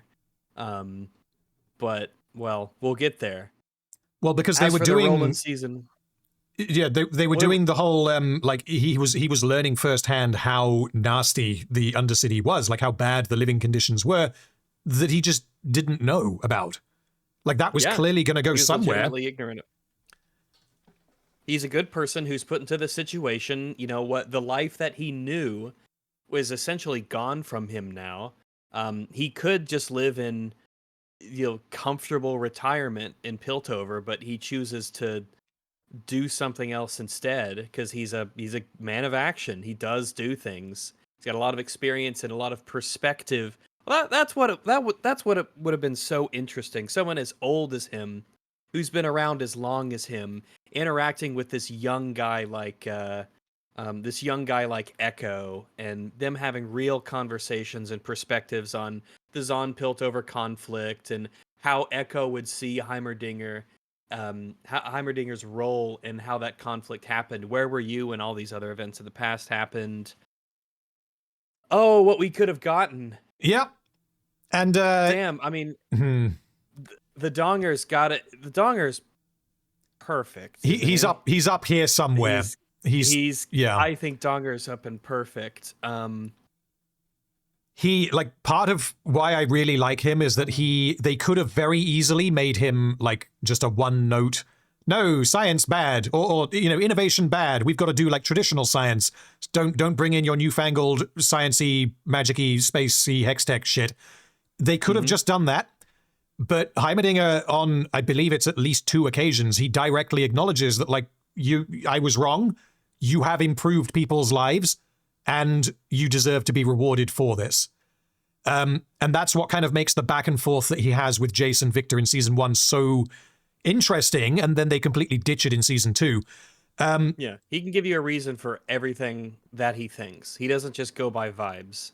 He's got a lot of experience, and it shows. He is, which is something you don't get a lot in a lot of fiction, is when someone who's been alive for an extremely long time, they just never seem to feel like there's someone who has a lot of perspective and experience to them that, you know, their age would imply, but his does. So, yeah, chat is saying somewhere between excellent and perfect. The majority is saying excellent. I personally, I think he's better than higher. I think he's better than Mel, arguably better than Marcus, even though I prefer Marcus. This is difficult. I'd put him in perfect above.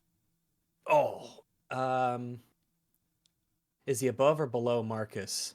Marcus has like perfectly executed simplicity, but the Donger's role is bigger and I think more emotionally. That's true, actually. Donger is definitely involved in like one of the most emotionally effective scenes in season 1. Marcus a lot less so, because all of Marcus's conflict is restricted to him. You know, am I willing to do this to save my daughter? Whereas Heimerdinger is like, he gets betrayed by Jace, his student. And I think that that puts Donger is above Marcus. Yeah, the fact that Jace is so high and so prominent, and that factors into the relationship that he has with the Donger. I think he's number 3 right there. And just the way that whole scene goes, the scene, the council meeting where Jace is like, I think it's time we give the father of Piltover a long-deserved retirement. And then Heimerdinger knows exactly what's about to happen because he knows that he is not an effective politician. He's essentially being kept there out of politeness because none of the other counselors seem to care about science. Like even Mel, who will use it for finances, he is the scientist. But then they bring in Jace. He's the moral backbone of the council that is going to get in their way. Yeah, and he gets replaced by Jace. And that's, again, an interesting question with Mel is, was Mel planning on that happening when she initially inducted or suggested that Jace be inducted into the council? I don't think so. I think that I get the feeling that, like, well, this is where things have gone now. I guess he's got to go, you know? Because she supports it and she goes with the flow. But yeah, I think it's up in the air whether or not she ain't happy about it. I don't think she's pretty like, well, yeah. Okay. Next character is and Gilgamesh. Yes, we are doing season 2 after or in this stream. We're going to do it all in one go. So it looks like we've got a lot of characters left, but a good chunk of them don't appear in season 1. So I would say we're close to the end of season 1. Who is next? Next up is, this character is called Ren. She is Marcus's daughter, and she's a non-character. Is there anything else to say about her? No, she's a non-character. She's a kid, and Marcus loves this kid, and she is that kid. So there you go. Yep. She looked up to Grayson, probably because Marcus taught her to. That's kind of it. And I don't know if you saw, like, when I believe it was the trailer for season 2 came out and you see Maddie, there were theories that Marcus's daughter was Maddie because they look kind of similar. Like, it doesn't work with the timeline, but people were thinking that, like, oh, did Marcus's daughter grow up and become an enforcer because that's what her dad did and that's what Grayson did. And yeah, maybe that'll happen in future, but I don't trust that they'll be able to do it, at all. They'll ruin her. Yep. Okay, next character is Silco. Let's see. Well, we're gonna have to decide where in perfect he is. Dude, 93% of chat, 131 people have voted Silco into perfect. That is overwhelmingly perfect. Silco is quickly, very, very quickly after watching season 1, and that's only solidified as time has gone on. When people say, what's a great villain in a story, Silco, like, instantly pops up to the point where he's, like, he comes to my mind better than, the greats like Darth Vader and stuff. Yeah. Silco is... You put him there. Yeah, that's where he needs to be. Silco is one of the best villains ever written, excellently characterized. He is... everything that I wish all kinds of villains could be. He is not he's not like completely psycho evil. He has goals and motivations. He has relationships with, Vander and of course Jinx. He is thoughtful and pensive. He can be worried, like when he thinks that Savika might kill him. And he gives that, talk about loyalty. Yeah. He behaves intelligently without being super, like, suspiciously super intelligent, He's got a goal. He works hard for it. It's just he's got it all. He's got it all. Yeah, he's not anything approaching one-dimensional. He is one of the most multi-dimensional characters in the show. He is not a mustache twirling. This is I don't know if this was your take after the end of episode 1 of season 1, when you get the whole setup of the story with the robbery and Vi and Vander and Powder and all of that. And then you get like a quick, like 2 or 3 minute scene in the evil underwater lair where there are giant spooky monsters swimming around outside. And there's this mysterious man in the shadows, and he's got a scientist making goo, and they give it to a rat and it kills a cat. And then he's like, I'm going to put that goo in that kid. I was like, okay, we're doing this kind of character. He's just going to be a Saturday morning cartoon villain. I was so wrong. But I almost feel like they did that deliberately. Like, his introduction as a character is... There's nothing wrong with it, but I think that it's part of why episode 3 catches you off guard, is because... I think so too. He views people differently. He is an excellent example of how one person it has completely different takes on people depending on who they are and how important they are to him.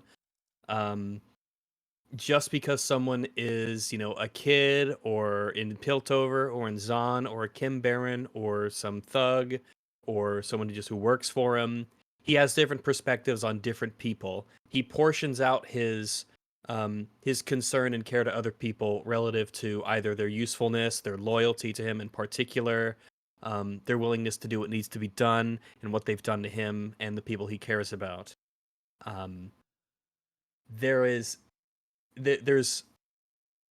It's really easy to get into his head after they've explained what they have. Top tier of perfect. I mean, yeah, he's up at the top. He's up at the top. Oh, Gilgamesh says, are we knocking him down a tier for kissing Jinx? No, unfortunately, we're not. Although that I think him and Marcus are my favorite characters, Silco and Marcus. Probably but same. There's so many up there.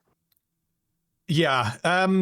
Also, another bit of fun trivia for you. Apparently, originally, Silco's intro scene where he's, ever wonder what it's like to drown, that is the opening of episode 3, that was originally going to be the opening of the show. That was going to be how they opened episode 1. And then they ended up changing.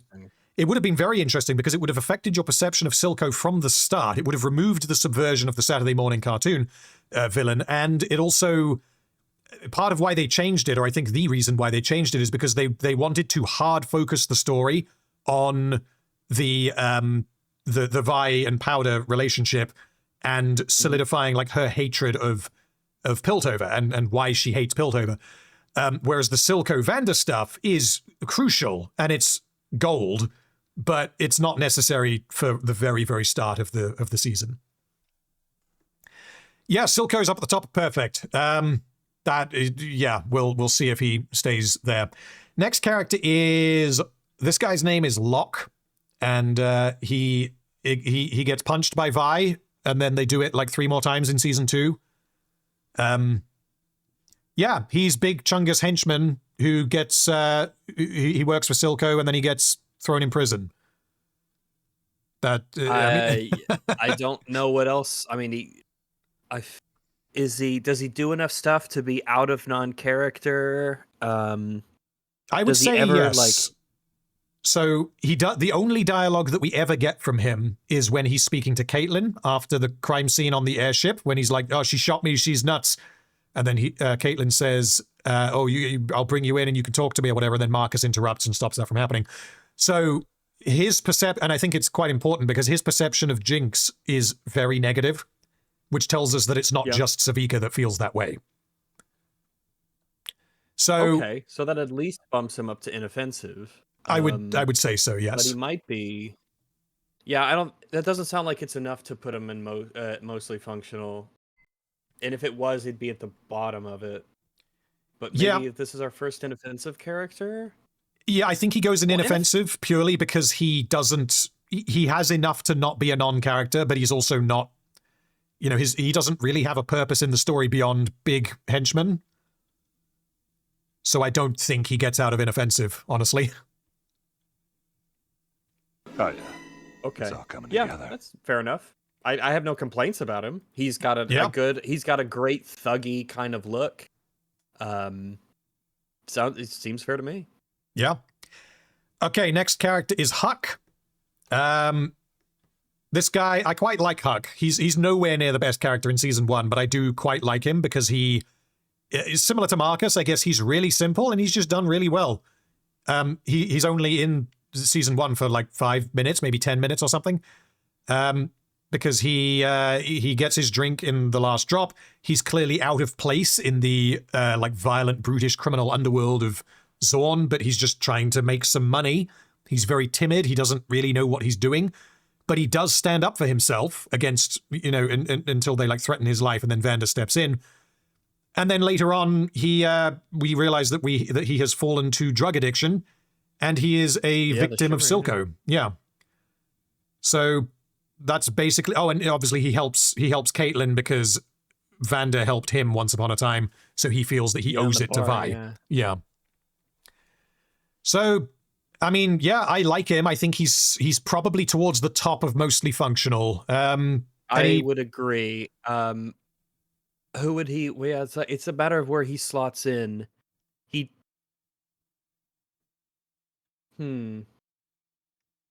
I would be tempted to put him there, in between Cassandra and Rennie. Possibly above Cassandra, to be honest, but somewhere around there. Cassandra's what she does is really kind of baseline what you'd expect for the most part. But she gets a little bit more than that.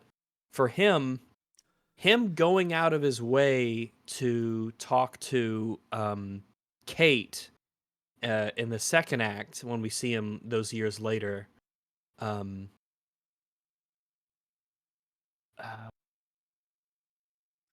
That's pretty much because he's not seen again after that. That's like the end of his story. He tells him where the weird potion person is, I think. Well, actually, yeah. The last time we see him, yeah, he does. But the last time we see him is when he accepts a vial of Silco, a vial of shimmer from Silco. Silco juice. This is the Silco juice. Oh god, that's where Singed has been getting it from. Directed into my eyeball. Oh no. Yeah, that's the last time we see him. Which I mean, this was never my read on it, but that's probably a me problem rather than the show's problem. I never read that as Huck has betrayed Vi. I read that as the other Shimmer addicts there have told Silco where Vi is, and Huck was just like, well, there's drugs, so I'm going to have them, and then walk away. But yeah, it is possible that that Huck did betray Vi there. I don't know if that is the only read of the scene, though, but that's not what I originally got from it. Because in season 2, she accuses him of being a traitor, and I was like, what? Like, he betrayed you? And then I rewatched that scene and was like, okay, yeah, I guess that could have been the intent, but I didn't think it was particularly clear that he had betrayed her. Probably. There's a part of me that doesn't want to put him as high as Renee, but I think he might be. He's definitely higher than Deckard, I think. I think so. We'll stick him there in the top half of mostly functional for now. Yeah, that's fine. Yeah, that's fine. I think they're pretty close. Okay, next character is Bulbuck, Counselor Bulbuck. Where is he on this screen? He's here. So yeah, he has a little bit of characterization. The Arcane is the scourge of our world. My race was nearly destroyed by it. Does the boy have any experience? And I believe those are his 2 lines of dialogue. That's all we get. He reminds me of. Do you remember the Ukes from Final Fantasy Crystal Chronicles? I do not. I am totally vanilla on Final Fantasy. I don't know it at all. Okay, let me send you a picture. He reminds me of he always reminds me of the Ukes from Crystal Chronicles. Huh, okay. But it just kind of tall, fairly slender, helmeted faces. There's a callback for you, chat. But yeah, I think he's. Oh, is he inoffensive or at the bottom of mostly functional? Top of inoffensive or? He doesn't. The thing is, I would almost say that he doesn't have enough characterization to break him out of non-character. The only characterization is kind of an implied history that his, for like world building purposes, like his race was nearly destroyed by magic, establishing the dangerous stakes of magic. But that's not him. It's not like he fought in a battle against the mages and he failed, and now he's become a counselor of Piltover to, redeem him. So it's nothing like that. It's just my race is nearly gone. Yeah, yeah. You don't become a better character because of a backstory with your race in general. Yeah. So I mean, I don't take a problem with Bulbuck. I just don't think he's as characterized as either of these three counselors. I think that puts him in inoffensive them. If he's not as well characterized as them, and they're at the bottom of mostly functional for the most part, I feel like that puts him in inoffensive. You would say inoffensive over non-character? I think that him asking for verification on, I guess, being a little skeptical about Jace,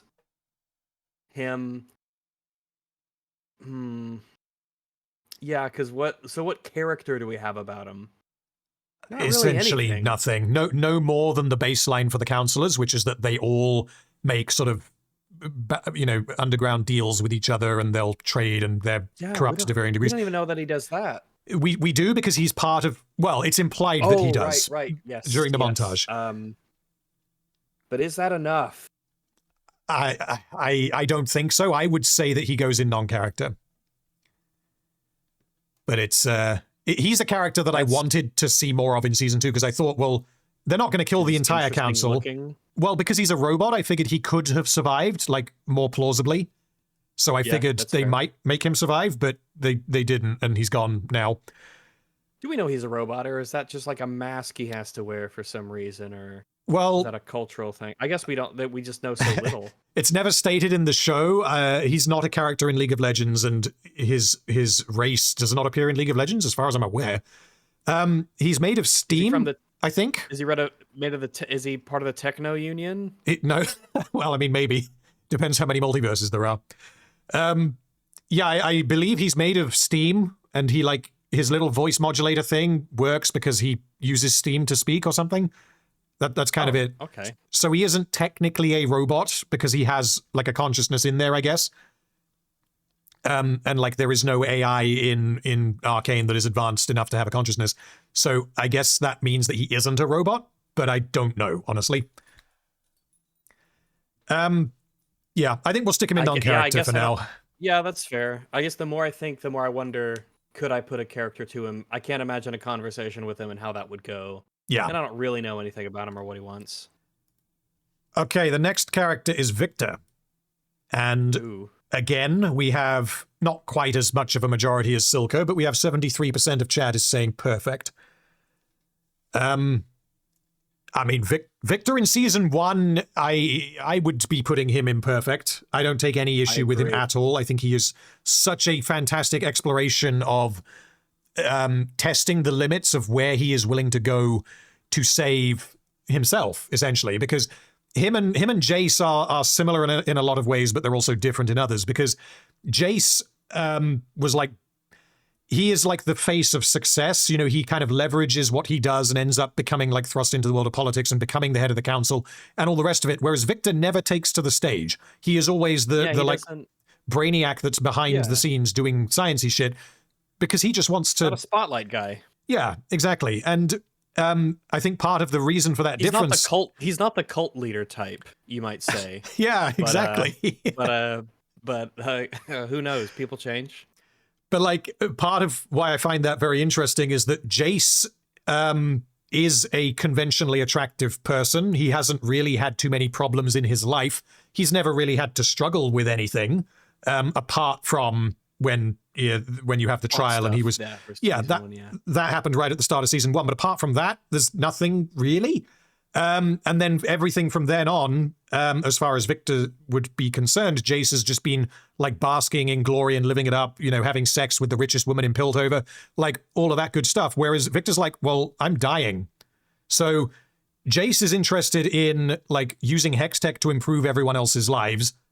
Victor needs to use Hextech because he is personally going to die. It's a like personalized, internalized reason for doing it. He has to do it for himself, which is why he is pushed, further than Jace is in, doing things like taking Shimmer and experimenting on himself with the Hex Core, using his blood, all of that stuff that Jace would, if Jace was there, he'd be like, that's probably not a good idea.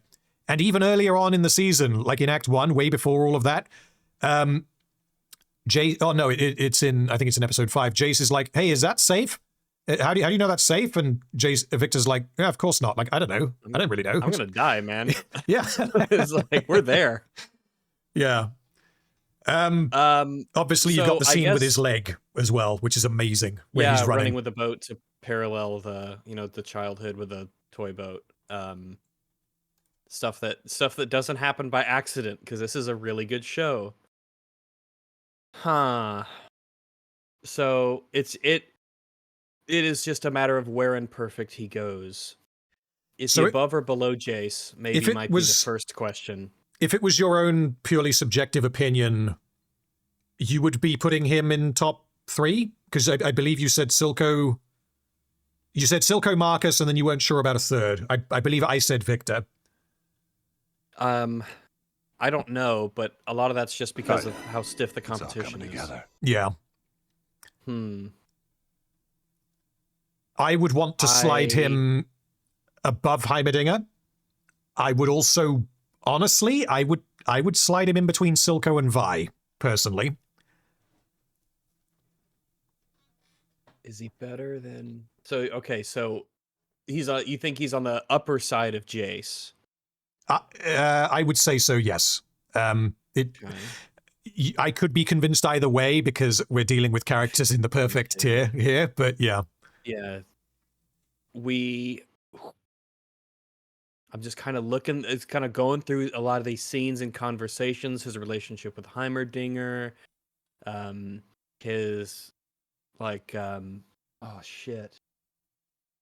We might have to play this one by vibes, is what we might have to do, because where would I put him personally? I think I would put him above Vi personally in terms of, but that's just subjective. I think having him be the second best character in Arcane is not an unfair thing to say. There's a couple of others that could dethrone him, but he's going to be up there if we put him this high. Potentially. I feel like when we start talking about this level, it really is a matter of who, like, thematically and in terms of their relationships and their characterization, who do you like the most? Because we're just so... I'm fine with him being there. I can't complain. Yeah. And part of what I guess we need to remember is that because we are just talking about season 1 for now, the tragic conclusion of Victor's story in season 1 is, Jace, you have to destroy it. Promise me you have to destroy it. Cast it into the fire. And he says, okay. Yeah. He says yes. And he, in that scene, says, he is accepting... Why shouldn't I keep it? It's odd. Yeah, and in that scene, Victor is... all of Piltover's. Victor is accepting that he's gonna die. Because he's saying, get rid of the Hex Core, we're done. Like, it's not worth this. I have gone too far. He comes to the same realization as Jace, essentially, in the last couple of episodes, but for very different reasons. And then they both get back together in that final episode with in the pursuit of great, we failed to do good, we have to make it right. They both want to make it right. They both want to destroy the Hex Core. They both know that Victor will die. And it's acknowledged in that scene, and that's why that scene is so good. because they both know that it doesn't matter. Victor, sorry, but we have to get rid of the hex core because Heimerdinger was right. It's brilliant. I love that scene. I'm fine with him being, he doesn't dethrone Silco, but Silco's special. Victor's special as well, but I think he's number 2. I'm fine with him being number 2. I can't argue against it. I don't know if I even want to. Yeah. Okay, next character is Benzo, who is barely in season 1, but I quite like Benzo. I mean, he's barely in season 2 either, but yeah. Honestly, Benzo is like the definition of just a good character. He's entertaining. He has a really fun relationship with Vander. His death is very impactful on predominantly Echo, but also Vander, because this happens like moments after Grayson is killed. You kind of get that 1-2 punch at the opening of episode 3, where it's like, okay, we're not playing around anymore. This is not a Saturday morning cartoon. People will die. Yeah, people are going to die. Will die. Yeah, good people will die tragically. I'm fine with him being. Would I put him below Clagger? I think there's more to him than Clagger, potentially memes aside. He's definitely, I don't think he's as good as Ambessa. I would don't put him reference above the Clagger memes. They're not there. They don't even acknowledge them. Then Benzo is a better character than Clagger. That's controversial, because you've got I don't think it is. You've got his relationship with Vander as the kind of like kind-hearted but still criminal head honchos that are trying to keep everything together. The fact that Vander trusts him enough to use his shop as like a means of communicating with the enforcers, when basically Zorn just does not deal with the enforcers. They don't like them. He's also adopted Echo. We don't know where Echo came from or why exactly. We can guess, possibly similar circumstances to what happened to Vi and Powder. We just don't know. That one night of passion with Esmeralda, and there we have Echo. Oh, that's possible. That's not body paint on Echo's face. That's just Benzo's, What the fuck? Body paint? What? What? Hey, guess I'm what? so Benzo's lost. Great. Yeah, okay, Benzo. We'll stick Benzo in good. Benzo's not great. He's good. He is good. I think that is a fair place for him to be. Okay. He's in good company. Next character, I mean, this will be a quick one. This is Elora. So she basically does nothing in season 1. She kind of follows Mel around as Mel's assistant. There were theories in season 1 that Elora was going to be revealed to be LeBlanc, which is not the case as of season 2, because LeBlanc kills Elora. Yeah, what they did was way more interesting. So. Oh, yeah, absolutely. Oh, yeah. Yeah, they definitely made the right call. Yeah. Someone says, did the audio go out? Are we still good? You guys can still hear us? Yeah, it's fine with me. Yeah, I could hear you just fine. Stream is working fine. So. Okie pokey. Yeah, if there's any problems, then just tell me in chat. We're still good. Awesome. Yeah, Elora basically doesn't do anything. She has a conversation with Mel about, like, it looks like Jace was a really wise investment. And then she has another conversation before they kind of get with Jace, where she's like, I can't remember the dialogue, but it's at the party when Mel is looking at the balloon with the Man of Progress written on it. So she's kind of just there because Mel would obviously have an assistant. And she is used by the writers to bounce dialogue off Mel so that we can learn a little bit more about Mel. That is all she does, but that is a clear enough purpose to where I'm not going to put her in non-character, I don't think, unless you disagree. I don't think I disagree. The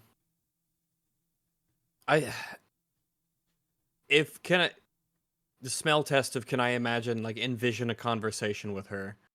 It's like, I don't think so, but maybe.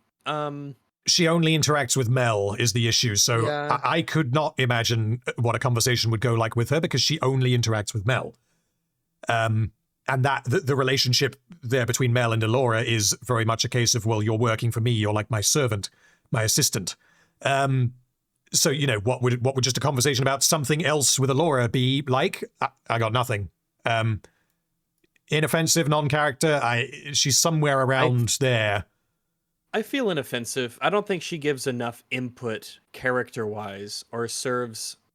I think if we were going to put her in mostly functional, I was like, well, what's her function? Well, like it's more of like it's not even like a narrative function so much as a so as to get what Mel thinks out loud.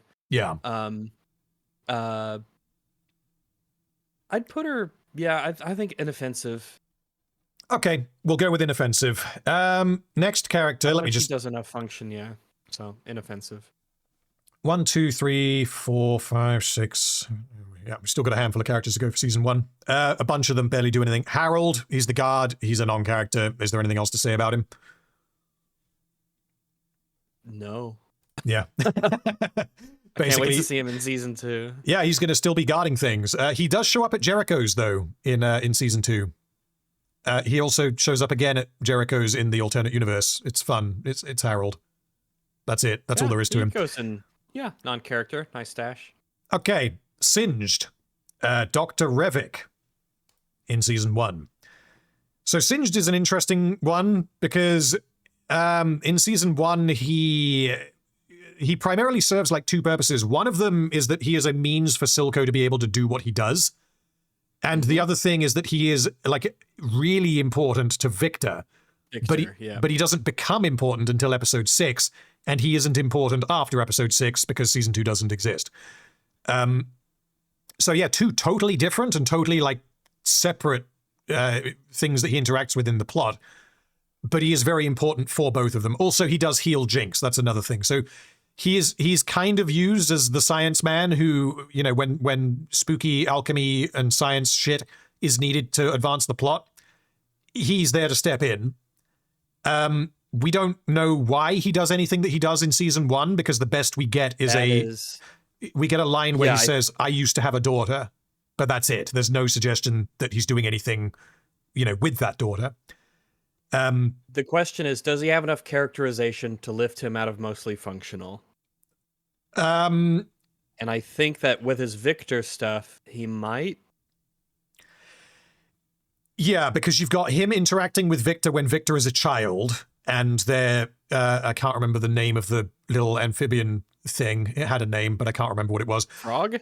Yeah, it was like a little, the frog thing that they were trying to heal it, and then it was revealed that actually Singed was only interested in the mutation. I can't remember what it was called, though. It'll come back to me. Anyway, that... Rio. People are saying Rio. Yes, Rio. It was Rio. Rio has a really rare mutation, and I'm attempting it was like he was like an axolotl. Like a giant... Yeah, it was... Yeah. Yeah, so that all happened before Singed started working for Silco, heavily implied because he created Shimmer out of Rio. But it was, of course, after he got ejected from Piltover.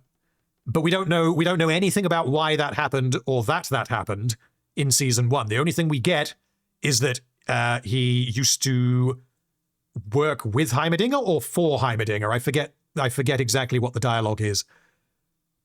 So an implication of some history, an implication that he had a daughter, so more family history there. He's obviously no longer a scientist in Piltover anymore. So again, there's like potential to do things with this character. But I think I agree. I think that the interactions that he has with Victor, like 3 separate ones. One of them is the sort of we can be loners together one. The second one is the mutation must survive. I thought you understood. And then the third one is I understand now the mutation must survive, which is when he gives him the shimmer. And he's like, I must warn you, if you do this, they will despise you. So I think there is enough characterization there to say that he's in good. Even though I think he's above we don't know Clagger. why. Yeah, let's stick him above Clagger. Possibly above Benzo. No, I really like Benzo. I think I want to keep him below Benzo. I agree. I think he's... Yeah, I think so. Yeah. Okay. Next character is Vander. And 69% of chat is saying that Vander is perfect. And Vander is one of my favorite characters in the show. He is so good, but it's because of the layers, and it's similar to a character like Silco, although I don't think that he's going to end up as good as Silco. Predominantly because Vander he's not as complex, and he is only in Act 1 instead of all 3. Yeah, that's true. But yeah, I think he is absolutely one of the best characters in Season 1. He is established like thoroughly as Vi's emotional like rock. He is her stability. even though the father-daughter relationship there, it's not all, sunshine and rainbows, because they do have fundamental disagreements, and Vander is desperately trying to make sure that she learns from the mistakes that he has already made. So, yeah, and then obviously that leads to episode 3, where he tries to turn himself in. And then Silco gets involved and everything goes horribly, horribly wrong. He's somewhere up here. The question is where. I think it's probably fair to put him above Marcus. I think so, because he's got more going on, and they're both written so well. Is he above the Donger? I think he's arguably more important than Heimerdinger. Whether he's better, personally, I would say yes, but I don't know if we're trying to be as fair as we can. Yeah, I think plot-wise he's more important than Donger. Arcane. Oh, see. Okay, let's think. Well, is he above Jace? That's tricky, because I prefer Vander, but Jace, they do more with him. With he's above Donger in terms of, I think, on the perfect tier. So like that, I think that was pretty solidly a yes. And then we're like, okay, well, is he higher than the next person? Is he higher than Jace? Well, because he's not above Vi. No. Is he above Jace? I don't think so. I think I agree. Jace is too important and too thoroughly well done. Yes. Vander is compressed perfection, I guess, Yeah. He's simpler, but not in a bad way. He just has less conflict. His conflict is different. And a lot of it is past. We don't necessarily see it play out so much as understand it based on what we have seen. If that makes any sense. He's not. Yeah, I'm happy with him being there. He is in very good company up in Perfect, and he's a great character. I'm happy with him being right there. And again, the fact that they did so much with him is partly why it is so shocking when he dies at the end of episode 3. They put the work in. Definitely a big watershed episode. For that reason, among others. Yeah. Okay, next character. This is Amara in season 1. So she only appears in one scene, which is the politicking scene. The only thing she does is she shakes someone's hand. I can't remember whose. I think she's having drinks with Hoskell. It might have been Silo. I can't remember. And then Mel invites her in, and she is kind of used as the test for Jace. Is Jace willing to compromise on his values and play the role of the, sort of smart, well-presented politician who is willing to monetize Hextech, which he believes is not ready to, to become public. He has that whole discussion. He previously had a chat with Heimerdinger, and then Mel brings out Amara, and Amara's like, hello, and then they start talking about Hextech partners. Mel kind of forces Jace to either step up or leave the room, essentially. It's pretty, I don't know if vicious is the word, but she's very, very forceful with Jace in that scene. And then Jace buckles and decides to play the role that Mel wants him to play. Amara is the tool that Mel uses. She's not really anything more than that. I think this might be we might have to ask ourselves whether or not she has enough characterization to lift her from, where is she between, she doesn't get enough to being good. She's not bad. So I think we might be in a situation where we're asking, is she mostly functional or just inoffensive? Is she characterized enough to get out of inoffensive? If she's used as a tool by Mel, is that enough to keep her in mostly functional if we don't really get anything else out of her? Well, yeah, because she only does one thing. Unless I'm forgetting another scene that she's in season 1, I believe it's only the politicking scene. So she only does one thing. And she is used by Mel to inform Jace's characterization. That's kind of it. I'm leaning towards the bottom of, she's similar to these counselors. She has enough character to where I could imagine what a conversation with her might go like.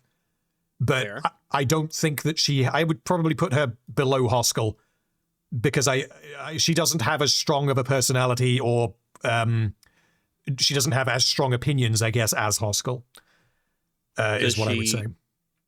So you'd put her above Jace's mom? That's where I would put her, yeah. Zamboni. Yes. Fair enough. I need to read this from chat. But what if she secretly has superpowers and has a magic battle with Ambessa and Richter? Oh, that could perfect then. Oh yeah, we'll get there. Don't you worry. Okay, next character is Finn. Where is he? There he is. I quite like Finn. He is such an asshole, but he is so well used. This is I feel like Finn, I at least good. At least. Yes. So the question is, not perfect. That's no. But is this good or excellent? He's not. Because he's kind of used by the story as a test for Silco and predominantly as a test for Savika, because he is clearly, well, saying that, I don't know how old Smeech is. He's clearly very young and very eager to, become like the crime kingpin of Zorn. Like he dresses to impress. We don't really know what his skills are. We don't know what he does. He has an aesthetic that leads us into what his personality is. He has aspirations. He does not have traits that that contrast him with Savika and Silco. He is, I think, he's a bit vindictive. He takes personally the gas thing that Silco did. He doesn't like to be seen as weak. He wants to project this air of, power and being in control. And I think by the way he dresses, we can get like he wants to be seen as like wealthy, flaunting his wealth. He wants to be flashy. He's because the only things that he does is that he tempts Rennie and he tempts Savika, and he kind of teams up with them both to turn on Silco. And that primarily functions as a test for Savika, which then tests Silco. I would say, he's towards the top to middle of good is where I would put him. I think that he's definitely in good. I think he is too well characterized. Even though he does perform an important function that ultimately is a test of Savika and Silco's character, he himself, he has a character. You can imagine the things that he would say. The way that he's presented aesthetically implies things about his character. The way that he speaks, he's too... Is he... Oh, well, okay, let's do the test. Is he above Benzo? I would say definitely yes. There is so much more to him than there is to Benzo, I think. Agreed. Is he above Ambessa? I would say no. Fair enough. But that's maybe that's because I really like Ambessa in season 1, and Ambessa was leaning towards excellent for me. So I think that's fair. I think he's good between. Well, let's see, that'll put him between Ambessa and Benzo. Yeah, that's fair. He's too well characterized to not be in at least that position, I feel. Yeah, I agree. He's a great example of how do you have like a character who fulfills a very clear plot function that's mostly for other people, but him still be a character in and of itself. There's nothing about him that seems out of place. He seems like a Zonite through and through. He has a personality. He's got his own unique aesthetic. He's a very simple archetype that absolutely has shown up elsewhere. But he's used very deliberately and very effectively in the story. Someone says he's insightful enough about Savika. Certainly he knows how to talk to her. That is true. He could at least sway her a bit to consider his side. So he's not stupid. He's overconfident. Yes, yeah. But that's not a flaw in writing. That's a character flaw. So, yeah, I like him there. He's good. I like it. I like Finn. Yep. Agreed. Really do quite like him. So, the next character, this guy's name is Theorem. Jinx decides that his name is Chuck, and she makes him think that she's going to just blow him up, but it turns out to be a paint bomb. And I believe he's present in the... He basically takes over as the barman in the last drop after Silco takes over. And I believe he is present during Savika and Vi's fight in the finale. And he just, when Savika's like everyone out, he just like slowly like lowers himself behind the bar and just waits. There's basically nothing to him. He gets intimidated by Jinx and reveals that Savika is looking for someone. It implied to be it was Caitlyn and Vi, but he doesn't want to reveal that. That's it. That's all there is. I think he's probably a non-character, possibly inoffensive. That's kind of what I'm thinking. Do you even remember this character? Because he is so minor. I actually don't. I was about to just ask you. Does his character is much like Caitlyn's father? You know, does his characterization, is it enough to depart from just the expected norm for an agent to where that would lift him out of non-character? I would say he's definitely clearer than like Caitlyn's dad, because he exists essentially to be intimidated by Jinx, and the scene is really quite funny. It's the scene when, I'm trying to remember the dialogue, where she's like, "Hey Chuck," and he's like, "Ah, what the fuck?" And it's when she's kind of got the Hextech gemstone and she's playing with it on a straw. She's like sucking it on a straw and then drops it into her mug again. And then she's like, "Oh, focus, Chuck, you're doing great." Well, he's just shitting his pants because he knows that Jinx is a complete nutcase. So there's definitely more to him than someone like Caitlyn's dad, but there's not really much in the way of characterization beyond he's scared of Jinx. That's kind of it. Fair enough. So I think I'm gonna put him in non-character. I think that's fair. Yeah, we'll stick him there for now, but he's definitely towards the top. Next one is this guy.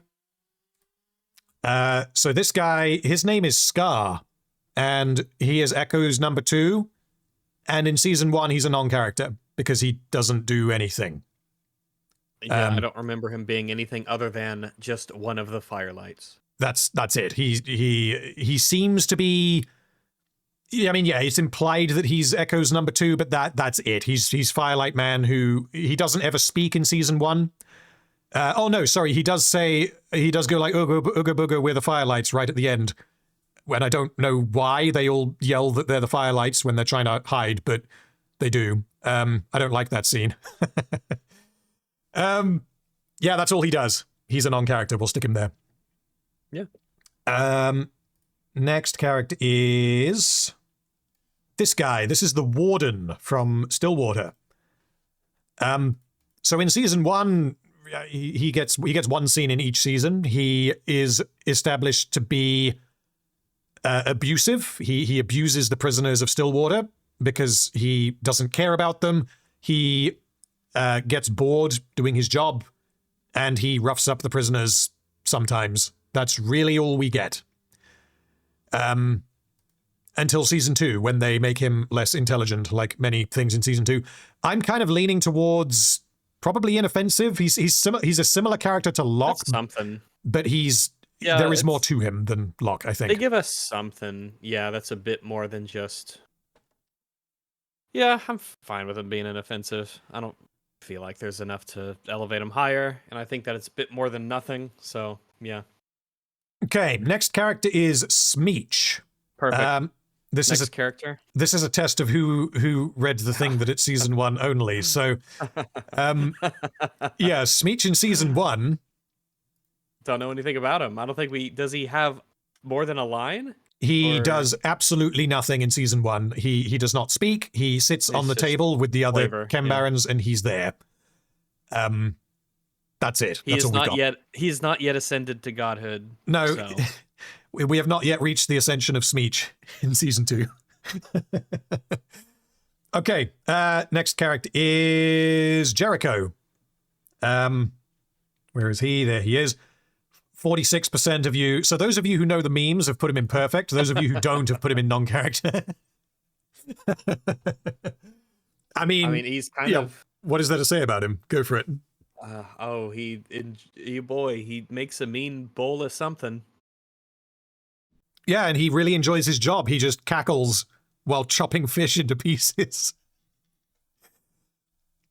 This is where, honestly, this is the first one where we're actually encountering meme territory, and the question is, do we want to sabotage the tier list by acknowledging no, memes? not for season one. For season one is, look, I love a good meme. All right, we love a good meme. This is season. We have to treat the season one Arcane tier list with some level of solemnity. All right, he is a non-character. I appreciate him a lot, but he's a very the colorful perfect tier must non-character. remain perfect. Yes, he is. He really is. Yeah, I mean, all he does, like mechanically, the purpose that he serves is that he makes really nice food, and he gives Vi information to let her go and speak to the Hordle. That's kind of it.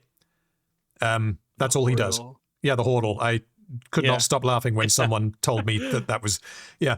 Hordle is great. That's a actually great portmanteau. Yeah, for season one, I think I'm going to put him above Rictus in the non-character tier.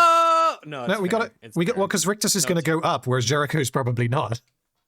That's true. No, yeah, you're right. He does have a personality, and he does have some lines, and yeah. It is true. It is true. Okay, we got 5 characters left, and 2 of them are probably going to be very quick. Next up, we have the Hordle. She only has 1 scene. Well, technically, she has 2. So we see her very briefly outside the brothel in the opening of season 1. Not the opening of season 1, the introduction to Zorn in season 1 when the kids are returning to the last drop. And she's sat there outside the pub, and she appears to proposition Clagger. Presumably... She knows the memes. She wants to see if the memes are true. Yeah, I mean, presumably she's... Your memes be dreams, kid. Show me your memes. No. Show me your memes. But then, yeah, in Act 2, she kind of gives Vi a load of information, and she is kind of used as like a POV character of what life has generally been like since Vander left or was killed. And since Silco took over, and, it fills in some world-building questions, like what actually happened? Did people fight back? How does Silco have control? And it is strongly implied it's not stated, so it is only implied, but so strongly implied that she knows exactly what happened to Powder. She knows that Powder is Jinx, but she just doesn't have the heart to tell Vi. It is, yeah, like what good would it do? Well, she wants Vi to see it for herself, because the reason why Vi is there is because she is looking for a lead on...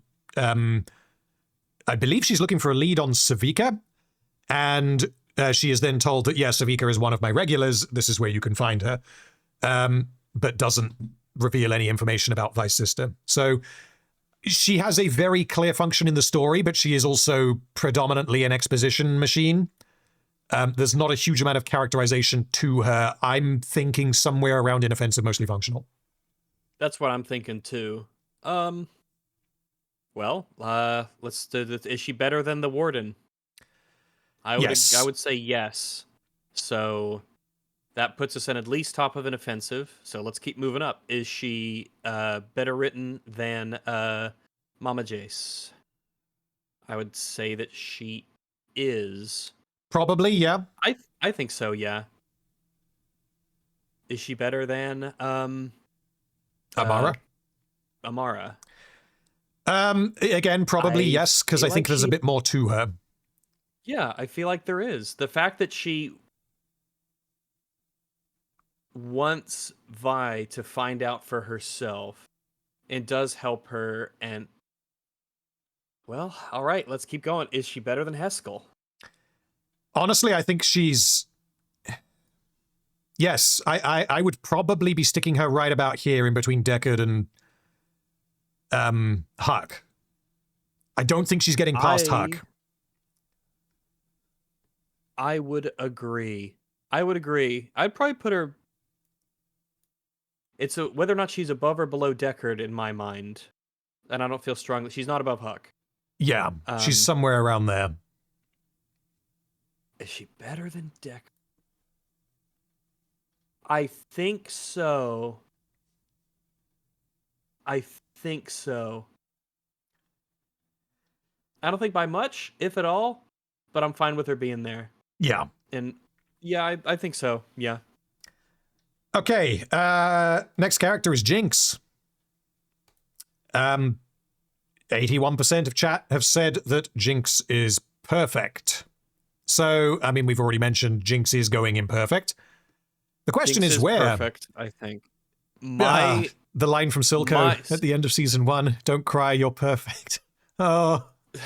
So, for me, Jinx is just, my perspective is, I acknowledge that Jinx isn't, she's more than an excellently written character. She's perfectly written as far as storytelling goes. She is like the apex tier of this kind of archetype, and it's an archetype I hate. Yeah. I hate the damaged fighter woman, the Harley Quinn kind of type. I do not like that archetype, but that's just personal. That's just a visceral sort of thing with me. But I recognize that she is a imperfect tier. So I she's guess such a big risk. aside, yeah. I am thinking. Well, let's see. Is she better written than Jace? And let's start there. I would say because of the, honestly, like with Jinx, in terms of how impressive what they pulled off is, she's at the top. So I think it's a case of going backwards from the top. Okay. Personally, she is definitely not my favorite character in the show. Because again, yeah, same for me. I don't like the crazy lady fighter archetype kind of thing. It's not something that I like. I don't really enjoy it. But in terms of how impressive of an achievement it is, because of how complex the character is, how many different things they're dealing with throughout this period of time, the different things that challenge her and all the characters that she interacts with, all of that combined with how well they pulled it off, and how, like, I think I said exactly this in my season 1 videos, is that if they hadn't nailed the character of Jinx, then the entire season falls apart. Because there is so much that is reliant upon us liking and accepting that this character is the way that she is. Yeah, I never doubt it for a second. And I never go, oh, she did it because she's crazy. And that's just the explanation.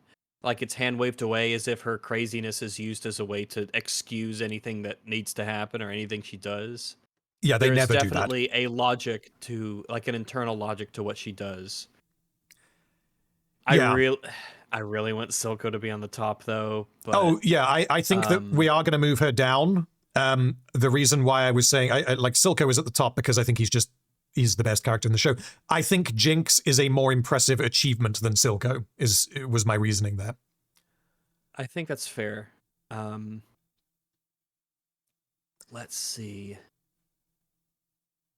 Well, is she better than Victor? That's where things start getting difficult. I think she's above Vi. I would say so. The question mark with Victor is that Victor is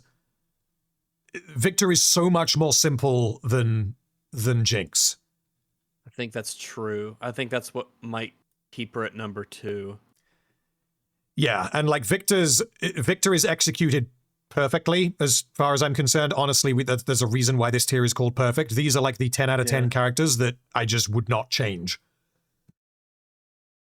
Whereas Jinx, there is so much more to her, and to her story. She is connected to so much more of the story of season 1 than Victor is, that as much as I love Victor, I think that Jinx is more impressive of an achievement, I would say.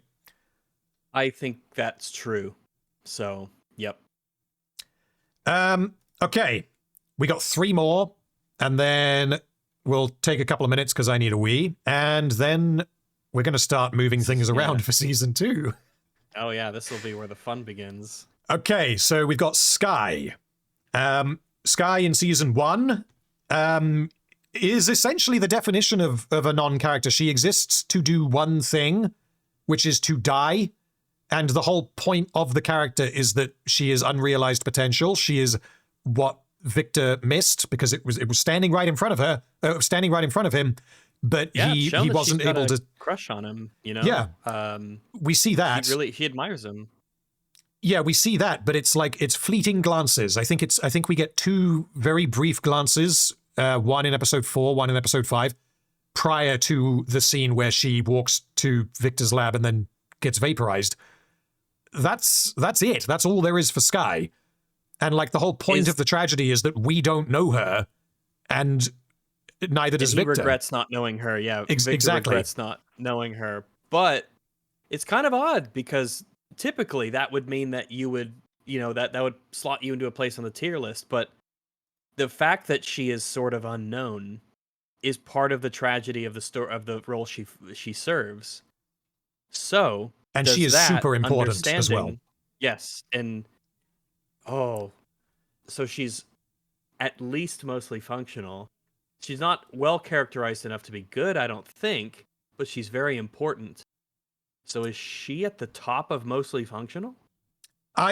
This is where it's very difficult to rank characters like Skye on this kind of tier list, because I would want to put her down here in non-character, because non-character is it's basically not applicable.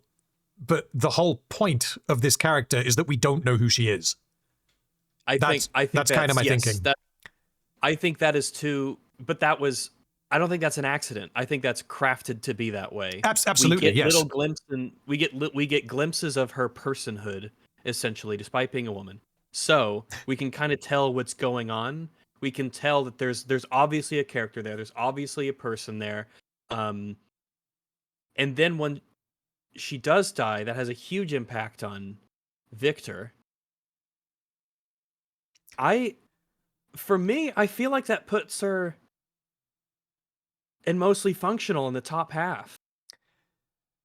We can go, yeah. I mean, because I'm thinking. Crafted. I agree, and this is why I just find it very difficult to rank characters like this. Chat is predominantly saying mostly functional, and then they're evenly split between good and inoffensive. So let's go mostly functional. She ain't good. She ain't good yet. Yeah, she's not that high. As for where she's gonna go in mostly functional, I don't know how we would rank her, because there's nothing to pit against Huck, or there's nothing to pit against Rennie. We would have to compare plot significance and the understanding that she's not characterized as part of the tragedy of her death, and how Victor views not knowing her and how he should have. If that's the case, then I would put her right there. I would put her below Cassandra, but above Rennie, because Rennie is not really very important to the plot, whereas Cassandra does allow Jace to do what he ends up doing in episode 2. If not for her, Jace would not be able to do what he does. And she is also very important. Yeah, I think that's probably fair, because the role that Caitlyn's mum fills for Caitlyn is very similar to the role that Skye fills for Victor. But I think that's fair. Yeah, but Cassandra has slightly more of an impact on the plot itself than Skye does. So I think I would probably put her there. Yeah, I think that seems fair. Yeah. Okay. I think it's a difficult one to rate. Very, yes. But I think that's fair. I think you could justify it. Yeah. Okay, last 2. We have Echo. First of all, yeah, Echo's a difficult one for season 1, because he kind of is. In Act 1, that much about him, really. Yeah, like 99% of his characterization comes in episode 7. Apart from that, like in Act 1, he follows people and he's one of the kids, but he is by far the least characterized of the kids. In Act 2, all he does is follow Vi and Caitlyn, because he suspects that they may be working for Silco, and he is obviously invested in disrupting Silco's operation, because he wants to, get rid of Silco. He wants to, save Zorn and be, I guess, the boy savior, but not in a literal sense like they do in season 2. Yeah.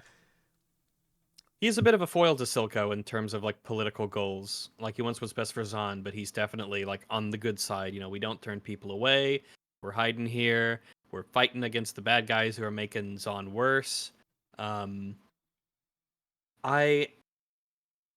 feeling like he is a character from season 1 that everyone obviously expected to have a huge role in season 2, particularly because him and Donger, met up at the end. Yep. And you would think that, like, what do these characters get up to? I like them both, especially Heimerdinger. So what will they talk about? What will their roles be? How will Heimerdinger, settle into his new kind of place in Zon? And what perspectives will he give about all this stuff happening? But Echo, he's obviously above mostly functional. He's got characteristics. He's got personality. He's got backstory and relationships. He is more than just a function of the plot. Absolutely, yes. And we have to So- remember that his scene with Jinx on the bridge is one of yeah, the you're best right. scenes in the Fuck. show. That is one of the best scenes. That that- scene alone might get him to at least like the top of good. Well, because I was thinking top of good, bottom of excellent. But I think that scene is possibly going to push him higher than Grayson. That's the kind of area I'm thinking at the moment. Oh, is he higher than Grayson? That is tough. There's more That's to him actually than really Grayson. difficult. It is very difficult because Grayson is a very simple archetype that is just pulled off really, really well. Whereas Echo, it always... it always is similar to Vander. Whereas with Echo, it felt to me like Echo was the character that he was the League of Legends champion that they did the least with in season 1, to where like it felt like had they dedicated the time that they gave Vi and Jinx that they could have done something really amazing, but they didn't because that wasn't the story that they wanted to tell. That is not the story that they tell in season 2 either, because Echo barely does anything in season 2 as well. So yeah, what I mean, he does is we'll get there. As for season 1, is he above Grayson? I'm fine with him being above Grayson.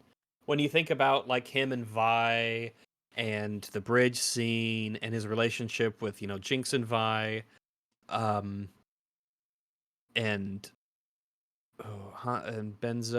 and I put him above Grayson. As much as I like her, I think he's got a bit more going for him in terms of variety and who he knows. Yeah, and he's connected to more of the plot for sure. Yeah, fair enough. Okay, last one, Savika. I really, really, really like Savika in season 1. I have to too. add that caveat now because we have to. I like her a lot. I have a soft spot for like secondary-ish characters who are really well done, who don't necessarily get the spotlight that they kind of deserve. The question is she excellent or perfect? I think is where we're at. Because she is very similar to Marcus. The thing is that with Marcus's whole, I mean, we've already discussed Marcus, but like Savika's whole, the focus of Savika in season 1 is her relationship with Silco. She's tested at the end by Finn, but also you have her relationship with Vi. She is the target of Vi's vengeance. She wants to defeat Savika to avenge Vander. And obviously she wants to also take down Silco, but Savika is like the immediate like henchman that she has to punch her way through. And she nearly fights Savika in Act 1, but Silco kind of holds her back because he wants to use Decade instead. Savika essentially cheats with her bladed her bladed like arm that she has in episode 5 when they fight. And then when they finally fight again in episode 9, Vi is finally able to defeat her because she has the gloves. So I don't think that Savika's plot Caitlyn does have to save her. She does, shooting yes. the goo on her arm, so it's Savika's a force to be reckoned with. One of the coolest mechanical arms I've seen in fiction. It's very believable. And neat, the blade that comes out and just the look of it. Oh yeah, it's so much better than what they did in season 2. Easily. But yeah, the thing, boy. I don't think that I definitely don't think that she's going above Marcus, because Marcus's journey is, I think, definitely more emotionally engaging than Savika's. Savika exists primarily to like facilitate Vi's journey. And then you have the extra layer with Finn and her relationship with Silco and Jinx, that she's just constantly trying to make Silco realize who Jinx is and that she's not worth it. Well, let's just run through it. Is she better than Mel? Immediately that's very difficult because Mel is more interesting. I like Savika more, would be my answer. That is legitimately what I also think. Caitlyn, is she better written than Caitlyn? I would say so, because I think that Savika is more consistently relevant in the story. Caitlyn is not in Act 1. She is the primary thrust of the narrative in Act 2. And then in Act 3, she essentially does nothing. She's kind of used by Jinx a bit, and that's kind of her primary focus. Like, that's not necessarily a problem. That can be done because, the reason that works is because we've characterized her as an excellent character, and Vi is a perfect character, and we are invested in their relationship and the Piltover-Zon conflict. So it's a credit to her writing that she can be used in that way. If she wasn't well characterized, then Jinx using her would seem strange and bizarre, and we'd be like, "Oh, I don't give a shit about her. Who gives a damn?" Yeah. I like Savika more than Caitlyn, and I like her more than Mel, but I don't think I can't rate her writing wise above Mel. She's not as complicated.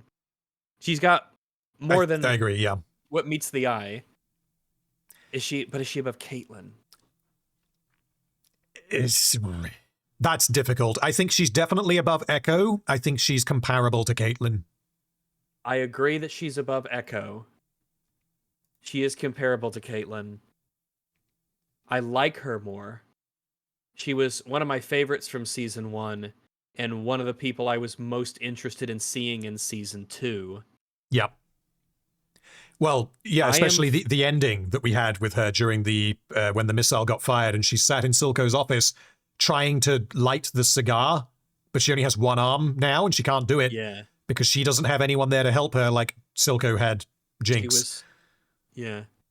Shame they didn't do anything with that. Yeah, shame they didn't do anything with the fact that what do you do with this character when they lose their mechanical arm? What's their next step to like getting a replacement? What do they do in the interim? How do they project their influence and their strength when it is needed most now that Silco is dead and she doesn't have that arm, at least for a little bit? We'll talk about that in Season 2. I am totally happy with her being number 2 and excellent. She's one of my favorites. I think writing-wise, if I'm being objective about it, I think she is below Mel, and I think she edges it over Caitlyn. Yeah, and you guys in chat. Yeah, she could move up or down slightly, but for now, we'll leave her there. But we're pretty much in agreement with what chat has said. 61% are saying excellent. And then it's a split between perfect and good. Yeah, so are there any changes that you would want to make to this tier list just by glancing at it now? And if not... I'm kind of scanning around and looking at this list. This is not at all shocking to see how this is weighted. Oh yeah, very top heavy. I was kind of wondering before we went live, and while I was thinking about it, like, tier list for Season 1. Is there going to be anything below that's bad or below? Yeah, no. Because the biggest flaws with Season 1 aren't character related. It's just like some plot armor here and there, and maybe like, oh, Jinx probably shouldn't be able to do this, or Caitlyn probably should have died from that explosion. It's something along those lines, but it's not character stuff. They didn't know. It's not their fault. Yeah, and you can see like all of the non-characters like that. Yes, it's at the bottom, but we can just essentially ignore this for the purposes of the tier list because this just means there isn't enough to them. Yeah. Non-character just means they're around. That's most of the people in your life who are essentially non-characters. They're not bad. They're not good. You just don't know.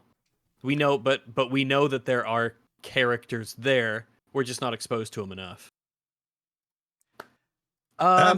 So there are super chats that I want to go through, and some of those might prompt us to move things around. Yeah, do it. You bet.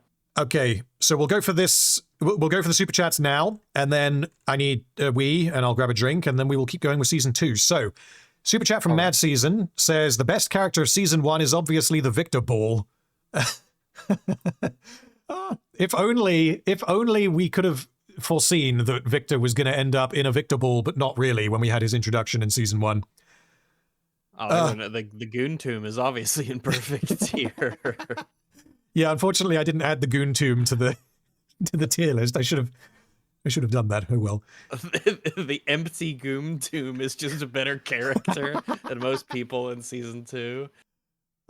It's such a good character that it was able to convince Heimerdinger that everything was okay with Victor. In terms of just the imagery, a semi-magical scientific apparatus that has the empty cutout of a human being is shockingly appropriate as a visual for season 2. Yeah. Yeah. Or of course the empty Victor Ball, similar thing. It looks empty. I can't believe they had a magic Kinder egg and it just there wasn't anything in there. It's just Mel's just like, behold the Victor Ball. Wait, what? How do you know that? Doesn't matter, it's the Victor Ball. We have to stop it. And they just don't do anything. Okay. Next super chat from Gentle Mandra says, be honest, the best character is Fishman. Everyone else is in F tier. I don't know where Fishman's going to end up, because I want to put him in non-character, but he does a lot. He just never says anything. He does all the things that you would expect a person to do. Yeah. You can't say, oh, this soldier guy is doing soldier stuff. That's not character. That's just him doing his job, you know? Yeah. You have to do something a little bit more than just like the bare minimum defaults to get out of non-character. But yes, we will see where he ends up, but thank you for the super chat. Bartolomej Mucha says, 2 of my favorite YouTubers are streaming together and it's not EFAP. What kind of black magic is that? Well, thank you. And I hope you are enjoying the stream. It only took the 2nd season of Arcane to make this happen, okay? The special occasion. Yes, well... it's a holiday. Yeah, we may end up doing it again. We will have to see. Depends on what shows come out. That's true. Sparks says, Rando helping Rags avoid his Gollum shots. I don't know if I'll be drinking for the next Gollum stream. I am sorry about the delays on things. I really am. But hopefully it really will be soon. It's not that I'm not putting it off. I promise I'm not putting it off. It's not like I don't want to do it. It's not the reason. It will happen. Do not you worry. Do you recall how far you got? I need to watch. Yeah, I'm it might take me 1 or 2 more streams, maybe another really long one, because I hear that one of the later chapters is really chonky. Chapter 7 is obnoxiously long, yes. That's what they keep telling me. I haven't watched your playthrough because I don't want to. Can't have spoilers. I can't remember spoilers. I saw the super cut of the others playing it, and I laughed more than I think any other time in my life. But I'm at the part where you're still trying to escape Mordor. You're in the water section with the fat man. Yes. I think that's where I got to before I just didn't have the energy or the lucidity to continue. Yeah, okay, so that I think that's chapter 5, but I would say that you're still in the first half of the game. Because the chapters in that game are anywhere from about 30 minutes to about 3 hours. I don't know why, but that's just how it works. Oh, it's because it's a bad video game. I think that's true. Answer to that, I think that might be the answer. Yes. Shady Puffer, member for 7 months, thank you, says, Rags, get on with Gollum, you massive, or Joe Danger will get bored in his editing cave. I will. I promise. How fun. I can't wait to watch that supercut. It's going to be so funny. That's going to be amazing. Probably because I don't remember a huge chunk of my first stream. So it'll be interesting to see it. Yeah, you'll have to remember how to play the game again. That was an issue I had because unironically, it's a concern of mine. Like, oh shit, what are the controls? Yeah. I'll pick it up. It'll be fine. It'll be fine. And he continues, how fun to get coverage of the good season again, and with Rags 2. Yeah, well, we're nearly, nearly. We are now done with the good season. We're about to do the bad season. And everything's going to move. You kind of have our own. Well, EFAP, we spent 3 episodes covering the first season. Obviously, Random has his videos on the first season. This was before we joined Powers, joined our Powers of Darkness. Our Rings of Powers. But you get, so you get them both from us, just not quite combined. But as you know, Random was there for our season 2 discussion, and that was fun, and we really enjoyed that, and it was great. And so you can go and check that out if you haven't. Sometimes you think, oh, it's obvious they know, but then some people don't even know that, like, Mahler and I maybe even have channels. They just think it's only EFAP. There are people on the essentially the EFAP Reddit who don't even know, like, who Mahler is or anything like that. And there's some people on the Mahler Reddit who don't know what EFAP is. It's weird how people get compartmentalized on the internet. That is weird. I always just take it for granted because I discovered both of you through EFAP. So yeah. Okay, super chat from Tamas Bazo says, it would be interesting if the Noxus show would be as great as season 1 of Arcane, then once again plummet in season 2. I wonder what that would tell us about the creators of the show. Hello, Rags. Hello. I don't care what they make next. Same. Unfortunately, Arcane season 1 to 2 is the biggest drop-off in quality of anything I've ever seen, and that will become apparent in our tier list. Completely agreed. Nothing has been so completely and wholly destructive of the world building, the plot quality, and the characters on this level before. It does too much damage to too many different things in such a complete way. So whatever they make next, I don't give a shit what they make next. It's clear that their process changed. It is clear that the people and the strategy that they used to make this tier list and this season of TV did not exist. Yeah, the only thing that I've seen that is comparable is Game of Thrones. But the difference is that Game of Thrones did not die in one season. It was not a sudden drop-off. It was a gradual decline, and then season 8 shat the bed. The difference in quality between seasons 7 and 8 of Game of Thrones is not anywhere near the chasm in quality between seasons 1 and 2 of Arcane. Katie Easton Neko says, season 2 doesn't exist, it can't hurt you. It's about to hurt us. It's also been hurting me for about the last 4 months. It's about to hurt us, and you. Thick of it. Yeah, nearly finished now. I've got about 2 hours or so left to edit of the final video, and then we're done with it. And then I can get back to doing good stuff like Return of the King. But yeah. That's true. Yeah. The light at the end of the tunnel. Indeed. So to speak. And then actually what I might do once I finish doing the videos for season 2 is I might just watch season 1 and hope that I can still enjoy it. I think you can. Sometimes the drop off in quality is so obviously terrible that it's so easy to divorce the two. For me, I just don't consider season 2 to be canon, and it's really easy for my brain to accept that. It took a little while for me to do that with a sequel trilogy for Star Wars, for instance. Yeah. But it's pretty firmly and squarely in non-canon. There are, it's not Star Wars. It's this, some asshole came in and did something with it. It's the same thing with Daredevil Born Again. It's just obviously not canon. It's been hijacked. It's not really, Daredevil's story. And with Arcane, super easy to divorce the 2 seasons. What the film says, Kratos is better than anyone in Arcane. I really like Kratos, having only played the newer games. I don't know if I would put... honestly, I don't know the character as well, because I have only played each of 2018 and Ragnarok once each. But what I know about him is I watched we did an EFAP on Ragnarok and watched the Synthetic Man play one of it with Mahler stuff, and I think we did 2. We did the Synthetic Man one specifically, and we talked about the story specifically. That's my favorite game I've never played. Don't have a PlayStation, but it is now on PC. That is true. I played it on PC a couple of months ago, and it, I mean, obviously would recommend. So yeah. The issue for me is that now that I've like savored the narrative juice of the game, could I go through the gameplay, which looks good? I just don't know if I could, because I've already like engaged with it on a story narrative level. That's just how I feel. I probably won't end up playing it, especially because my list is so long of stuff I need to do. Yeah, and it's not a short game. No, it isn't. Would you rate Kratos higher than Silco? I mean, me personally, no, but I would need to play through both games again at least twice more before I would want to make that call. But for the moment, no, I would not.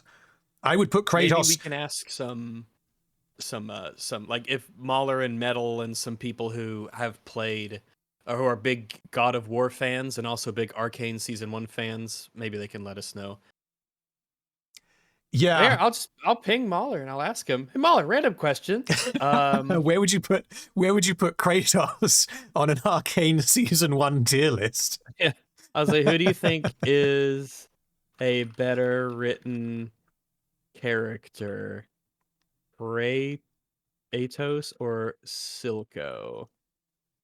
And I'll let you know what he thinks, because I don't know myself. Yeah, like the thing I like them both a lot, but Silco is the thing that's difficult for me with because with games, not games, I'll get to games in a minute. With TV shows and movies, the formatting is very different because you get to spend so much more time with the characters in a TV show, which is why you end up with a situation like in Rings of Power where you spend so much more time.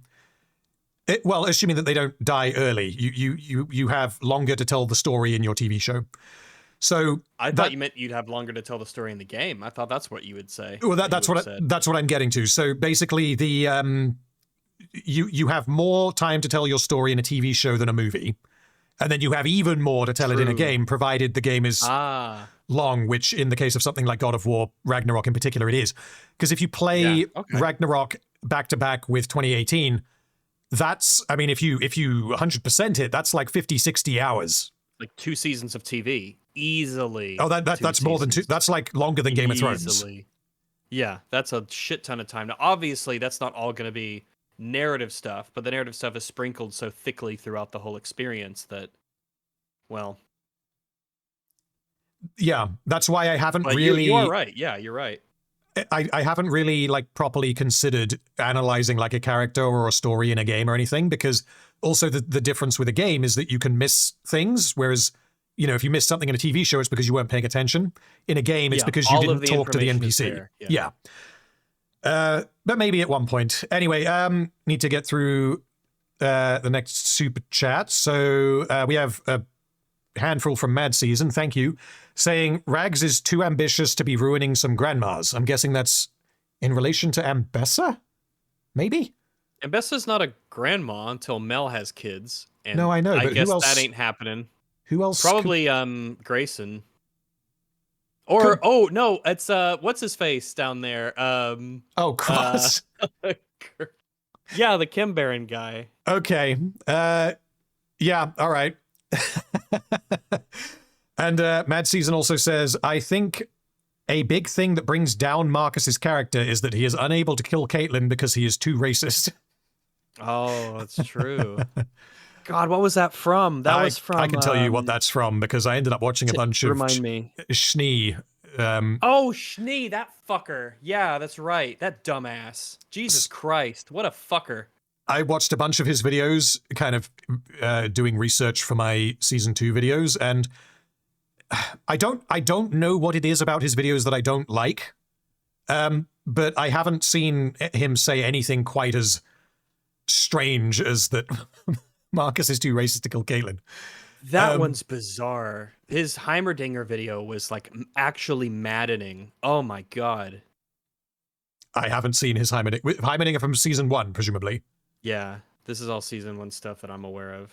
Okay. He probably thinks Season 2's fucking glorious with how good his Season 1 videos are. His views on Season 2, as far as I can tell from watching about 4 of his videos, is that it is very positive, but not as positive as Season 1.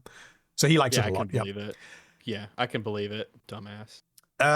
Mad Season also says, YouTube, i.e. me being dumb and accidentally removing the message, censoring my based opinions, so I repeat, boo Mr. Random Phil Talk, boo, how dare you remove Rictus from his deserved place. Well, Season 1 Rictus is a non-character. He's about to... he just isn't a character. Yeah, he hasn't competed yet. He's still at the start line. Yeah, he isn't, he's... Non-character does not mean bad. It just means they're not a character. They're not characterized enough for us to put them on the tier list, essentially.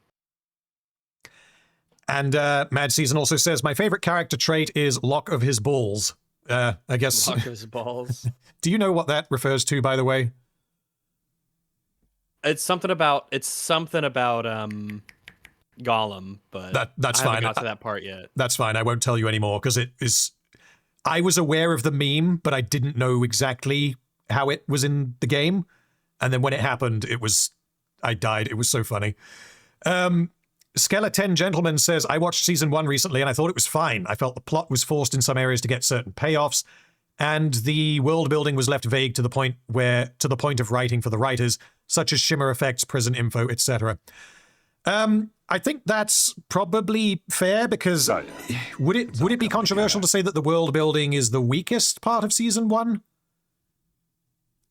Because I don't think there are any holes really, but there are things where it's like... It's fair to... I would say it's the weakest, but it's on the relative scale. It's not bad world building. It's just that outside of Zon and Piltover, we don't really get anything about the world other than it exists and it's out there, I guess. But it's not that it's bad. It's just that the character and the plot are so strong that the world building is... It serves the characters in the world building well, or the character and the plot well, but we don't really know that much about the world. Yeah, because the Season 1 is a pretty localized story. Yes, all of it, with the exception of the flashback with Jace in the mountain, takes place in the city. Like that's it. It does feel, and it makes that flashbacks feel like oddly like out of place because we're not in Zon or Piltover. Yeah, not in a bad way. It's just like, oh, we're somewhere else. That doesn't happen. But yeah, the world building elements, as far as I'm concerned, don't ever get in the way of the characterization, which means that you're able to properly absorb the character narratives in the show without it becoming a problem. Okay, Mad Season says, I reckon Season 2 Victor might rise to the challenge of being a cult leader. Haha, I see what you did there because of how you spelled rise. Ha, ha. Yeah, Rags, you're not familiar with Rise. I guess you know of Rise because he's a blue man in the video game who teleports people, so obviously... Oh, I thought you meant Rise, son of Rome, and I was like, what the fuck does that have to do with anything? Well, it's spelt the same, but I've not played the game, so I don't think it has anything to do with that. Maybe they named it after Rise. Probably not. Rusty Slug says, don't forget that none of his inventions... This is regarding Victor, I think. Don't forget that none of his inventions were intended to fix his leg, and yet Jace said he was always trying to fix his leg. Jace Season 2 speech cringe. I guess that's true, because at the end of Season 2, Jace says, oh, Victor, you're always trying to solve problems and stuff.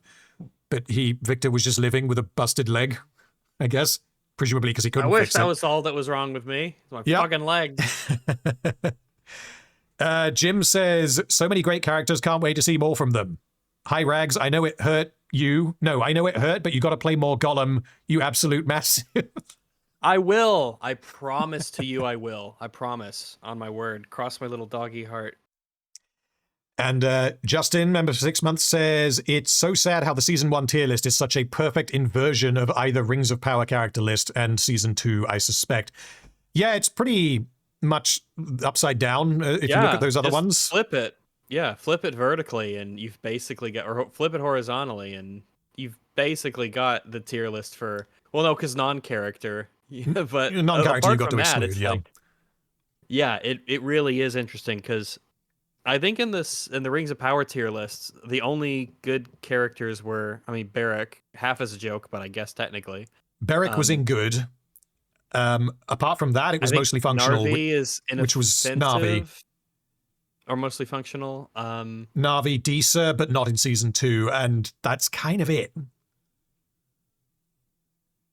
think you're right. Fuck me. Yeah. Whereas this one has 1, 2, 3, 4, 5, 6, 7, 8 imperfect. Yeah, that's ridiculous. What other season of TV is going to have anything close to that? none that come to mind. Yeah. That's nuts. Like, I don't even think there's... Are there 8 perfect characters in The Lord of the Rings? Maybe I shouldn't have asked that. We may have to do that another time, but...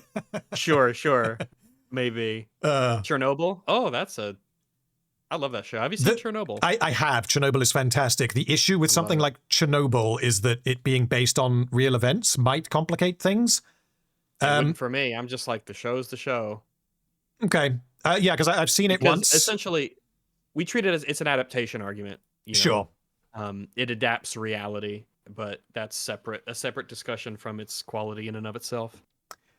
Yeah, that's definitely a show that I want to rewatch because I saw it when it came out. I believe it came out pretty much alongside season 8 of Game of Thrones, so it was a nice detox from that. Nice and short too. It's only got 5 episodes, but yeah, boys, it could. Chernobyl's one of my favorite shows. Yeah, it's just got the brilliant. Got the energy I love.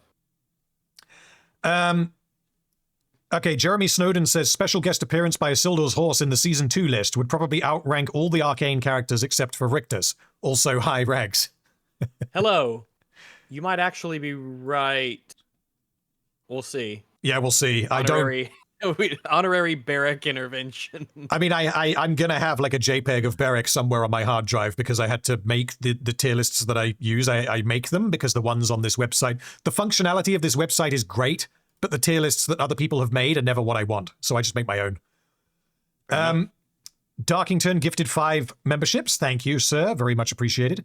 And Mad Season says, my favorite part of Savika's character is when Arcane's Twitter account lied about her doing something in Act 3 of Season 2. What is that in reference to? I don't know the tweet specifically, but the fact that she disappears means that they probably made some bullshit up about, oh, yeah, she did some stuff, yeah. Well, the only thing I can think of is that she responds to Jace's invitation to go to the council meeting for some reason, and then declines to help, because Jace didn't do a good enough job of convincing her. And then she must have gone back to Zorn and bumped into Jace and Echo and been like, yeah, some bullshit about the end of the world. And then they were like, oh, if it's the end of the world, then we should probably fight. And then they all got convinced off screen to go and fight Victor. That is the only explanation, because otherwise why does Jinx and Echo show up at the battle? The fact that we get virtually... Well, we'll get there, but yeah, the fact that we just get... Well, she's just a different person. I mean, there's just no other way to say it. She's just a different person. A shitty person. Mad Season has clarified. The Arcane Twitter account apparently heavily implied that Savika was going to do some stuff in Act 3 that never actually happened. Okay, I may need to have a look at that, because I can believe it. Basically, she basically just doesn't exist after the prison scene. And even before then, she's poorly written, so... And last super chat for now, before we take a quick break, from Heem saying, could you explain to Rags about how Lord of Ring Gollum robbed me of $1? So basically when I was playing Gollum, Heem attempted to... You know that Gollum has DLCs? I did not know that. Okay. Or at least I've forgotten if I did. So whichever version you have, just check on Steam and you'll see whether it has... I have the Precious Edition. I don't know if it's called the Precious. I would assume that the Precious Edition includes all of the DLC, but anyway, there's a bunch of different ones. One of them means that the elves have like extra audio lines in Sindarin. There's one that's like an art book or something. And then there's one of them that's like an emote pack, and it just adds emotes to the D-pad so that you press it and then he'll do something. I don't know what. And Heem gifted it to me, but my Steam never was able to acknowledge that that's what had happened. So Steam said that I'd accepted the gift, but the game did not recognize that I had installed the DLC, which means that Lord of Ring Gollum stole $1 from Heem. Dang. I do have that edition, by the way. Okay. You'll have to tell me what the emotes do, because I still don't know. I've got to remember, yeah. There are 4 reviews for the emotes pack. The Gollum emotes pack. Only 4. I'm surprised that many people bought it. Is it positive? It's not enough to say. Okay. It's not enough to give it a rating. It seems like the kind of thing that could be positive just for the memes, but, I mean, yeah, who knows? Maybe. Like, oh, he Gollumed all over the place, yeah.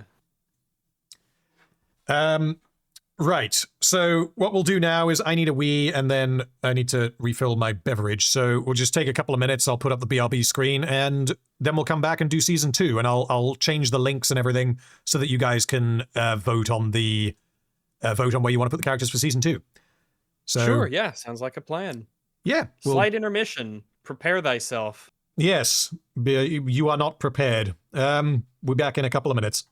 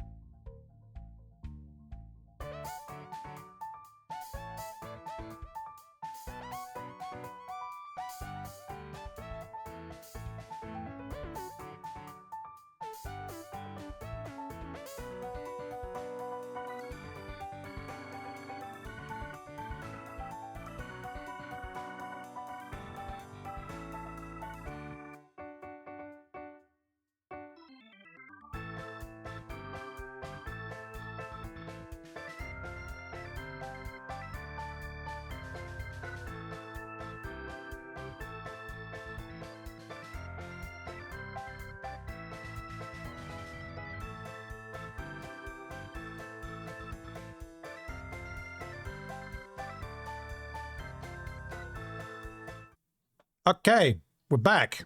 And yeah, Mad Season, I got your message on Discord. So this here on the right is the tweet. This is from the official Arcane Twitter. It says, armed and ready, Savika's story continues in the final act of Arcane. And it's like one of, I think, 3 images of Savika in Act 3, where she's getting her brain removed. And that's it. That's the image they went with. Okay. I guess, yeah, I mean, boy, can't wait to see where Savika's story goes. Yeah, I mean, if Savika was your favorite character, then you're not going to be happy with season 2. And if you liked Savika in the start of season 2, you're not going to be happy with the end of season 2. Right, let me just quickly update the text on the screen to say that we are doing... Actually, I can just delete those because we're doing the whole season now. Deletey. Okay. Season 2. So the way this is going to work is there should be a new link in the video description if you guys want to vote.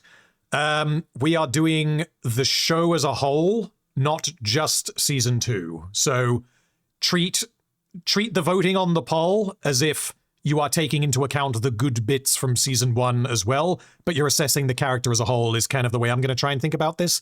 Of course, you can vote how you like, but that's what I'm going to approach this as. Yeah, the question is here, like, where do we start? Because we've got a handful of characters that did not appear in season 1, and then we've got a whole load of characters that may well move around. Are you saying we manipulate this list instead of starting a new one? That's what I was planning on us doing, because the poll that I have running is a totally separate thing that doesn't change this. That might get complicated in terms of the ordering and rearranging them, because if we start rearranging them, then we have to remember, are we rearranging them based off of characters from season 1's position or season 2's position? Okay, in that case, what I will do is I will screenshot the tier list as it is and stick it in our chat. Yeah. And then I can reset the tier list, and then we have a reference for where we were, and we can just go again. So what I'll do is put them side by side or something. Yeah, as we rate each character, I will put them where they were, and then we'll move them to where they are going to end up. That sounds like a good way to do it. Yes. Yeah, that will mean that it's clearer. So we won't confuse ourselves. Chat, for anyone who missed what I said, so you will not be able to re-vote on the original poll. You need to open a new link, which there's a different link in the video description now. I have refreshed it. You need to click the link that is now there and get rid of the original one, and you will be able to vote on a fresh poll to see where you want to put these characters. We love democracy. Yes, indeedio. Okay, so the first character is going to be Margot, the Chem Baron lady who was a non-character in season 1. Yeah, stud face, stud lady. Yeah, I mean, what does she do in season 2? She's not a non-character in season 2 because she does things. She fights back against Caitlyn, and she is engaged in a turf war with Cross, primarily. Doesn't seem to be involved with Smeech. Smeech kind of seems to be doing his own thing. And the battle takes place during a music video, like many things in Arcane season 2. But yeah, she exists. We need a music video for this tier list. We need to just have, that would be the perfect, if we had unlimited time, money, and resources, then we would just be like, all right, we're gonna do a tier list of season 2 characters in the form of a music video. What's your favorite annoying pop song? I hope it's this one. If I'd thought about this, I could have made a tier list for the music videos. This tier list will have you drooling for a squeaky. Oh no. And what the Heimerdinger-dongering and being like nothing matters. Let the chips fall where they may. I hate season 2. Yeah, I don't know where Margot is going to end up. I don't think that she's bad because there's nothing wrong with her. The question is, I mean... Inoffensive? I guess inoffensive because she's not a non-character. She has a character. So her only line in the show is during the conversation with the other Chem Barons and Savika, where she's like, is he dead? Referring to Smeech. And then she says to Cross, like, oh, you started it. I was just fighting back because you invaded my... whatever it is. that's it. That's like the only. It's all like purely utilitarian dialogue. And that is barely enough to even get you out of non-character. If someone put her in non-character, I wouldn't blame them. That's such a basic kind of thing, you know? I don't even think she's named in season 2. I don't believe she's named. Yeah. The question is, how harsh do we want to be on how you bust out of the non-character tier? Let me see. I feel like if we were rating this as we have been doing before, I feel like this... Oh, does that break her out of non-character? So for reference, the characters that were closest to non-characters that we busted out before was Elora, the Warden, and Locke. And I'd say there's probably a comparable amount of characterization for Margot in season 2 as there is for Locke, for example. I think that's fair. Yeah, fair. Okay. I feel like she's at Locke level. Yeah, pretty much. She's generic antagonist who says antagonistic things. That's pretty much it. And you guys in chat are torn between inoffensive and non-character, as are we. So, yeah. Okay, next character is going to be Rennie. And Rennie, in season 1, was towards the top of mostly functional. Now... Yeah, she was third and mostly functional. Yeah. Pretty functional character, with a bit of characterization. Now... In season 2, Rennie only appears in episode 1. She appears in a flashback in episode 3. Essentially, Ambessa found Rennie and understood that Rennie really wanted revenge on Piltover. But somehow the information that Rennie wanted revenge on Jace because Jace killed her son, that never crossed over to Ambessa, presumably. I don't know how that didn't happen. And so Rennie accepts this invitation and comes up with this insane plan to assassinate Jace with a triple-bladed chainsaw while surrounded by enforcers with rifles. And the plan, yeah, the plan doesn't make sense in really any way. It revolves on what we can only assume to be a coincidental fog overcast that conceals a massive blimp that deploys shimmered up super soldiers as Rennie is trying to melee chainsaw Jace and anyone else who gets in the way. She basically has plot armor because none of the bullets hit her. They hit the chainsaw, and the bullets don't ruin the chainsaw. It still stays effective. And the guards don't run away from her when she gets within melee range. She's very incompetent at killing Jace when he has insane plot armor in the first episode from not being killed by her. I will say, I think I'm happy to kind of forgive that to a degree because Rennie does seem sadistic. It seems like she wants Jace to suffer before she kills him. Okay. All right. Yeah. But her means of killing him, the chainsaw and the plan, all of that is just really dumb and really lucky, and I don't know why it worked as much as it did. But like her wanting to do what she does, I think that makes sense. It makes complete sense. And had season 2 not gone the way that it did, and they had not addressed Rennie, then I think it would have been a reasonable criticism to be like, wait, were there no consequences for what Jace did? Because, Rennie was pissed. And we got some consequences in season 1 where she considers turning on Silco, or tries to turn on Silco. But you can't leave it there. She is absolutely going to try and get revenge on Jace. But the way she does it is not sensible. And we don't get any interaction between her and Savika, do we? We do not. Another conversation that should have happened, but that'll be a long list.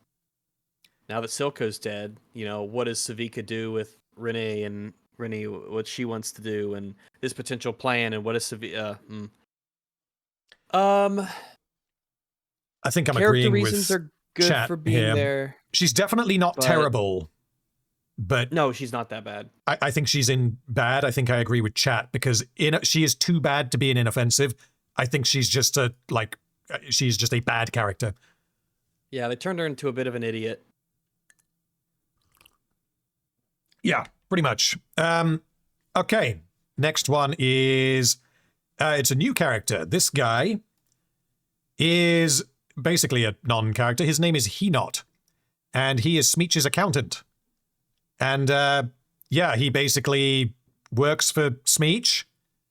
Smeech doesn't seem to really care about him and sends him into the grey, and he nearly suffocates. Then he gets attacked by Caitlin and the enforcers, and they look like a monster because the grey makes him hallucinate.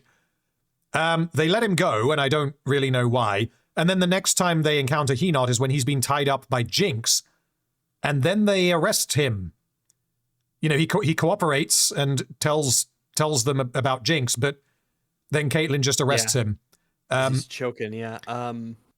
Doesn't really tell us about his character. I mean, there's nothing really wrong with him. It's just, does he break out of non-character? I think there's a... Is it enough to say that he's scared in a position that most people would be scared, like the gray and going into that, you know, space where the, you know, where all the chicks were laying down?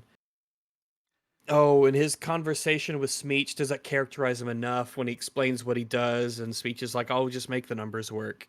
Not really, I don't think, because it's a similar purpose to like Elora, because he exists to let Smeech tell us about himself, essentially. We learn more about Smeech than him. Yeah, absolutely, yeah. So if he's a non-character, then he's probably going in inoffensive. Or, I mean, possibly. There's not enough to him to put him in mostly functional. He doesn't do anything. Yeah. What does he tell Caitlin and them that... Like, what does he actually tell them? He tells them about Jinx, about, like, she's rigged this plan and she's down there and you gotta go find her. And it's obviously a trap, and it ends up being a trap. We never... doesn't change anything, does it? Well, exactly. We never know if Henot was saying what Jinx told him to say, or if he was just telling the truth because he was scared of the enforcers. We don't know. Non-character is fine with me. I think non-character makes sense, yeah. Yeah, he doesn't no problems. It's just we don't know enough about him.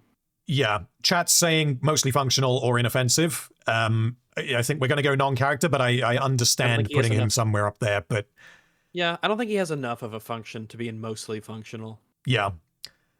Okay, next character is Ambessa, who was previously... Where was she? She was at the top of good. Yeah, she was second place in good. Yes. This is going to be the first instance of the mighty falling. This is... Question is how far? Ambessa falls far. Unfortunately, her plan... So, her main concern in the second season of Arcane is that she wants to secure Hex Tech for her own purposes. That's why she's there, pretty much. That's her ultimate goal. And season 2, episode 1 starts off with her enacting a plan and organizing a plan that will very, very, very likely end up with the necessary person for Hex Tech, Jace, being killed, which is insanely stupid. That's a huge hit on our character right off the bat. That alone probably tanks her into bad, at least. That would alone. Agree. That's a really stupid thing to do. Yeah, and like that's the first time that she really is able to get involved in the plot. Because the last 2 episodes of season 1, she predominantly just, speaks to people. You know, she will speak to Mel. She speaks to Jace. That's basically it. Yeah, she's sizing up the field. Yeah. Sort of pulling strings, but mostly just talking to people. She's getting ready to make plays, and then episode 1 of season 2 is when she makes her first play, and it is really dumb. Bad play. Yeah. It's a very bad play, yes. But it works out perfectly for her. So it does, but then the more I think about it, it's like, well, her explanation of the Zon triangle of attributes, the Noxian strength triangle. The Noxian strength triangle is like really weird and flumpy and kind of stupid.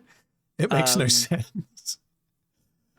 Let's So see. you've also got that she's never. Yeah. I was going to say, so in Act 1, you've got the plan that you just went through. She then orchestrates Caitlyn becoming in charge because she was originally planning to do that with Sallow, and then decided after being attacked by the Black Rose Lady that, no, we've got to move things up. We've got to use Caitlyn because Sallow isn't ready. Then in Act 2, she does her whole thing with feeding goat people into the science machine to try and crack Hextech.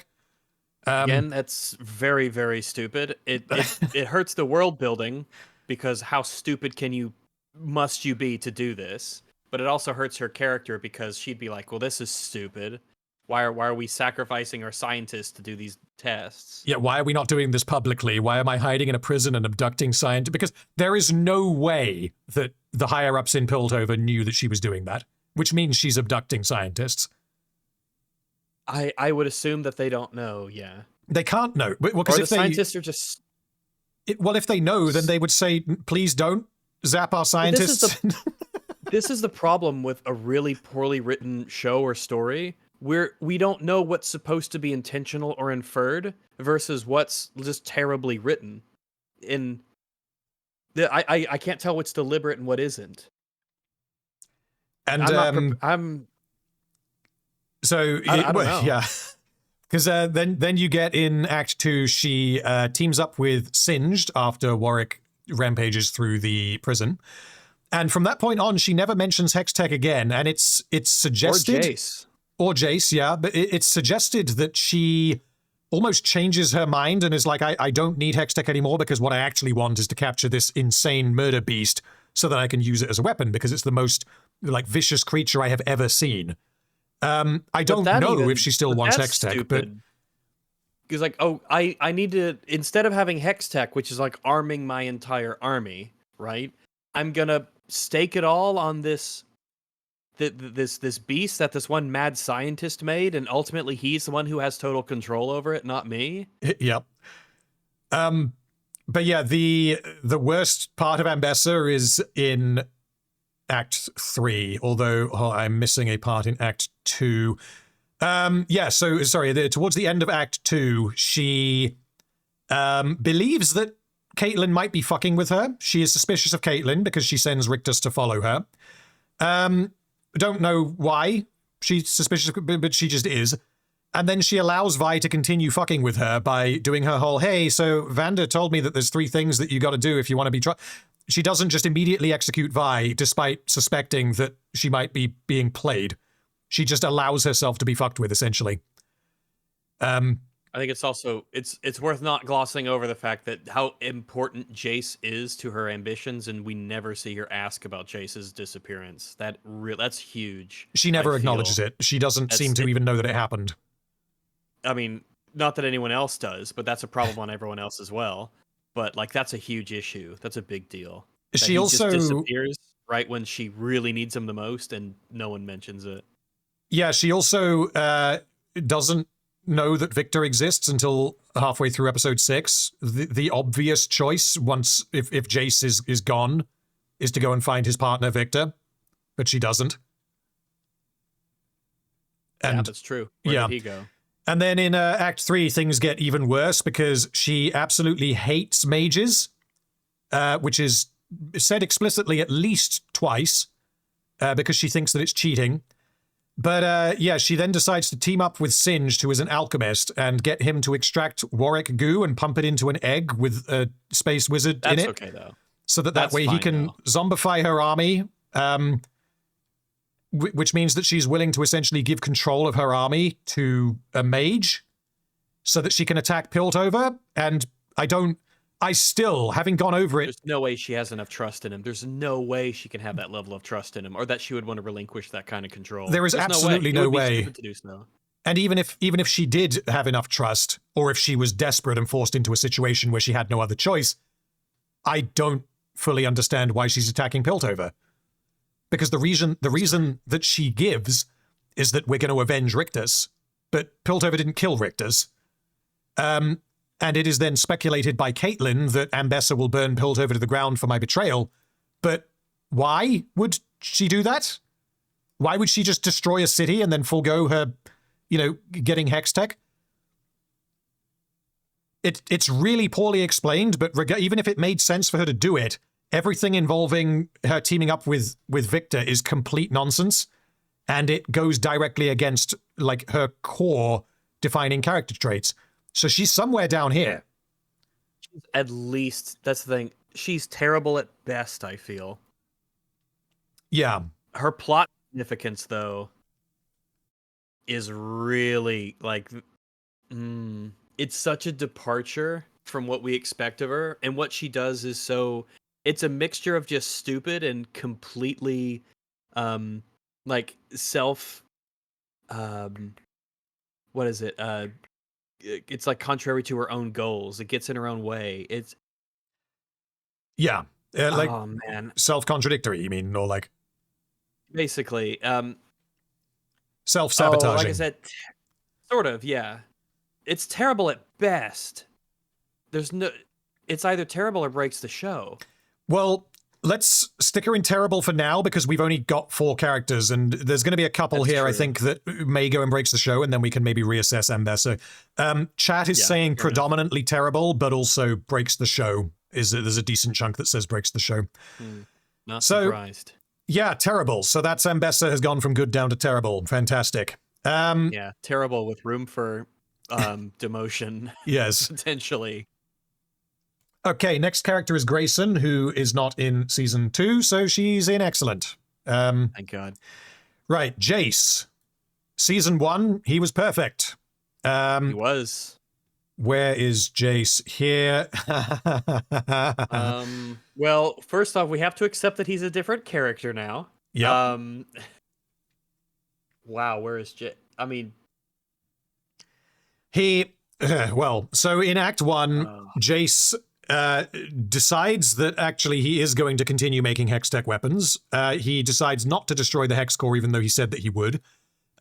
He declines to attend any council meetings to prevent war, even though everything he did in Season 1, Episode 9 was to prevent war. So we're already at assassination of his character. Absolutely. Yeah, Jace is the biggest casualty of Episode 1, for sure. And he, after they get attacked by Rennie, he doesn't come clean and explain what happened, even though he would absolutely do that because he wants to prevent war. He instead decides, I'm going to just keep my mouth shut and build Hextech guns for Caitlyn. No follow-up with the Zonites and the council. Nope. No. He just like he simultaneously floats between disappearing from the show and being incredibly important. Like there's 2 modes that he floats back between. Yeah. And the thing is, like in episode 9 of season 1, he tells the council that he has done led unsanctioned missions into Zorn. And he says that, like, if they've taught me one thing, we're not fit to govern these people. So they already know that he went and did stuff that he shouldn't have done in Zorn. He doesn't have to reveal that he accidentally murdered or accidentally shot a child. Because, like, that could be one defense of, like, oh, well, okay, he's hiding that from the council, and that's why he ends up having to support this invasion of Zorn. That's bullshit, because he doesn't have to tell the council that he killed a child. He can just be like, yeah, so those... It's retaliation. Exactly, it's retaliation for what you already know that I did in season 1. There's an easy out for him there. They already know that he did that. So... What about his conversation with Kate? That's just episode 1.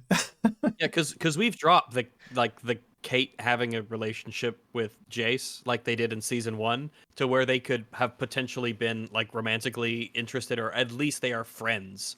They are definitely friends. That is just basically gone.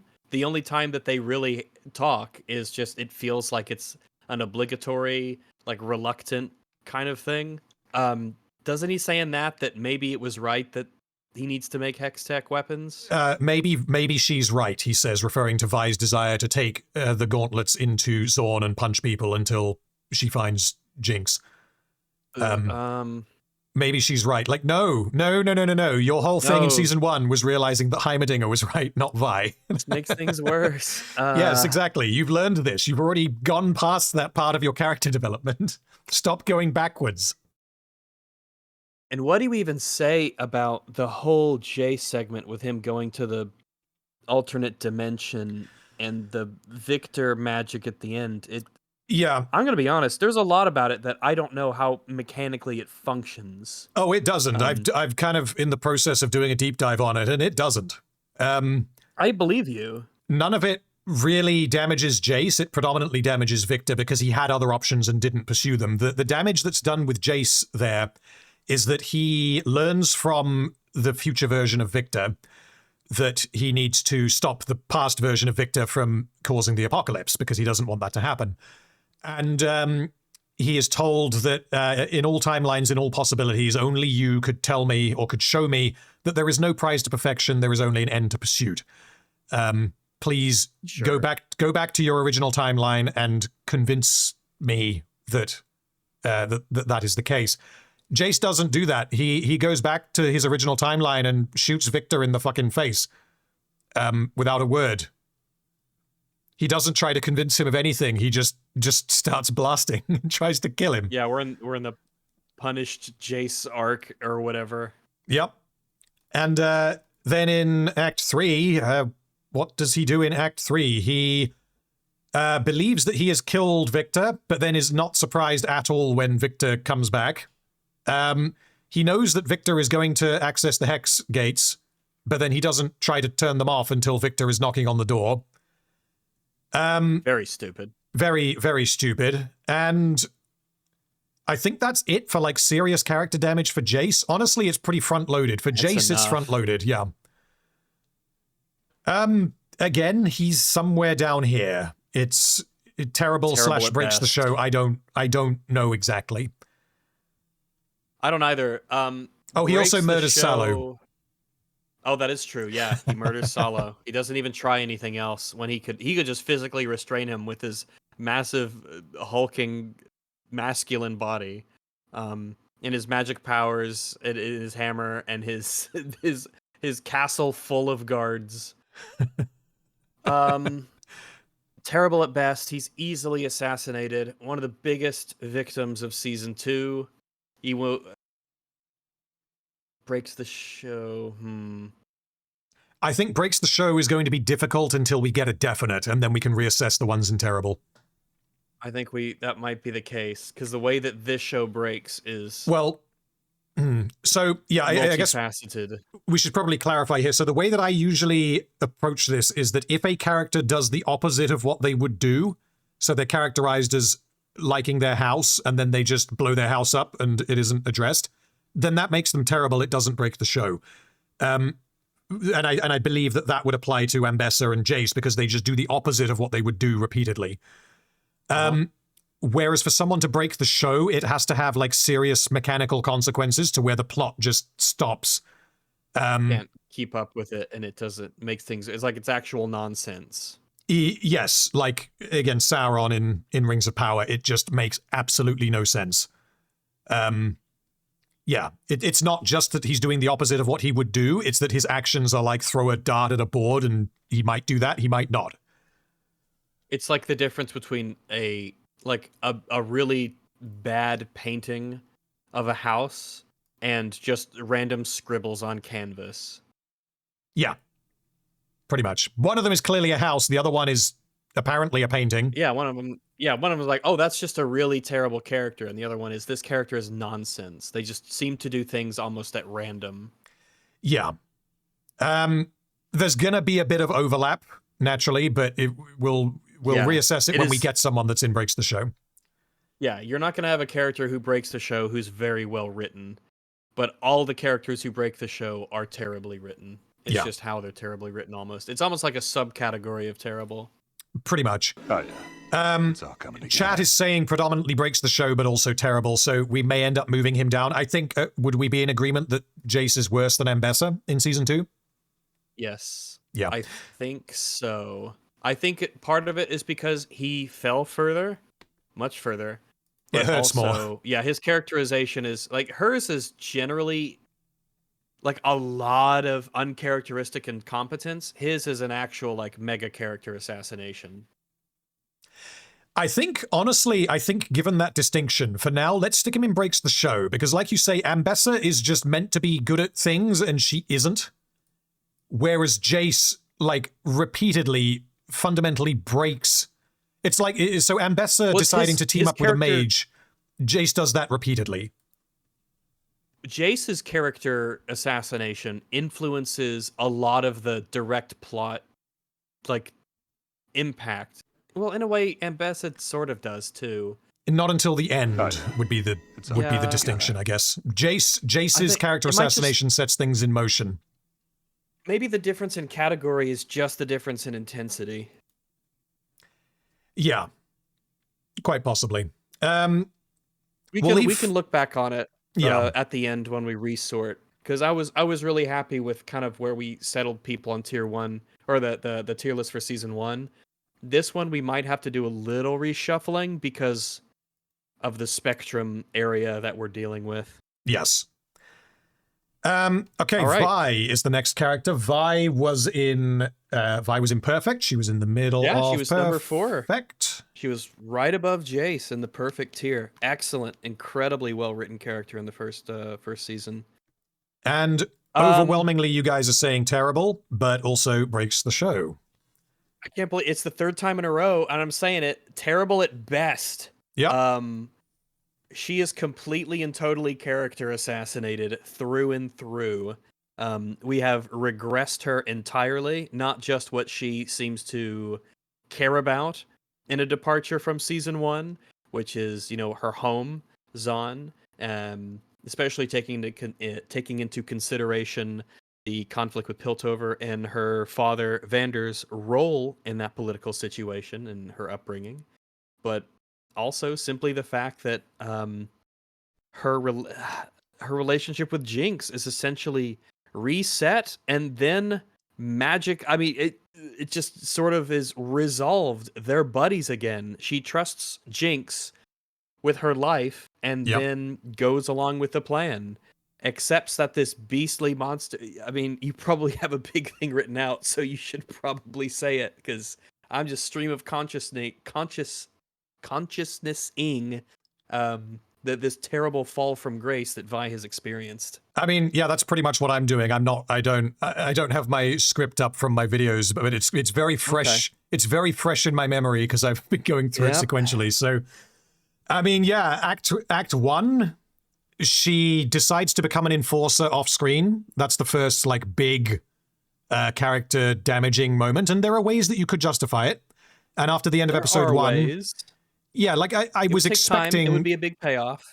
Yes, it was the kind of thing that like maybe they're not telling the story chronologically, and you have the reveal at the end of episode 1 that Vi has decided to become an enforcer. We're obviously going to go into why that happened, and then we don't. You could work really hard on it, but Vi could, I think, with enough work and time, Vi could be convinced by the right people that becoming an enforcer could be what is best for Zon.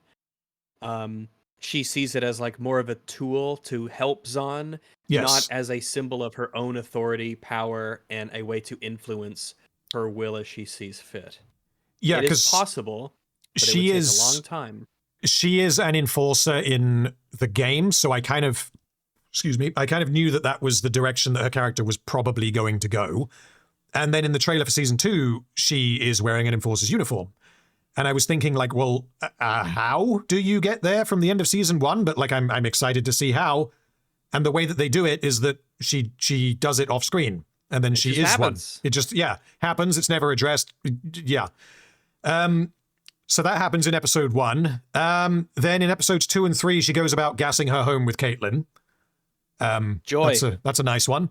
That's something that's Vi through and through. That's something she'd do. She was told that was the plan and wasn't like, please don't do that.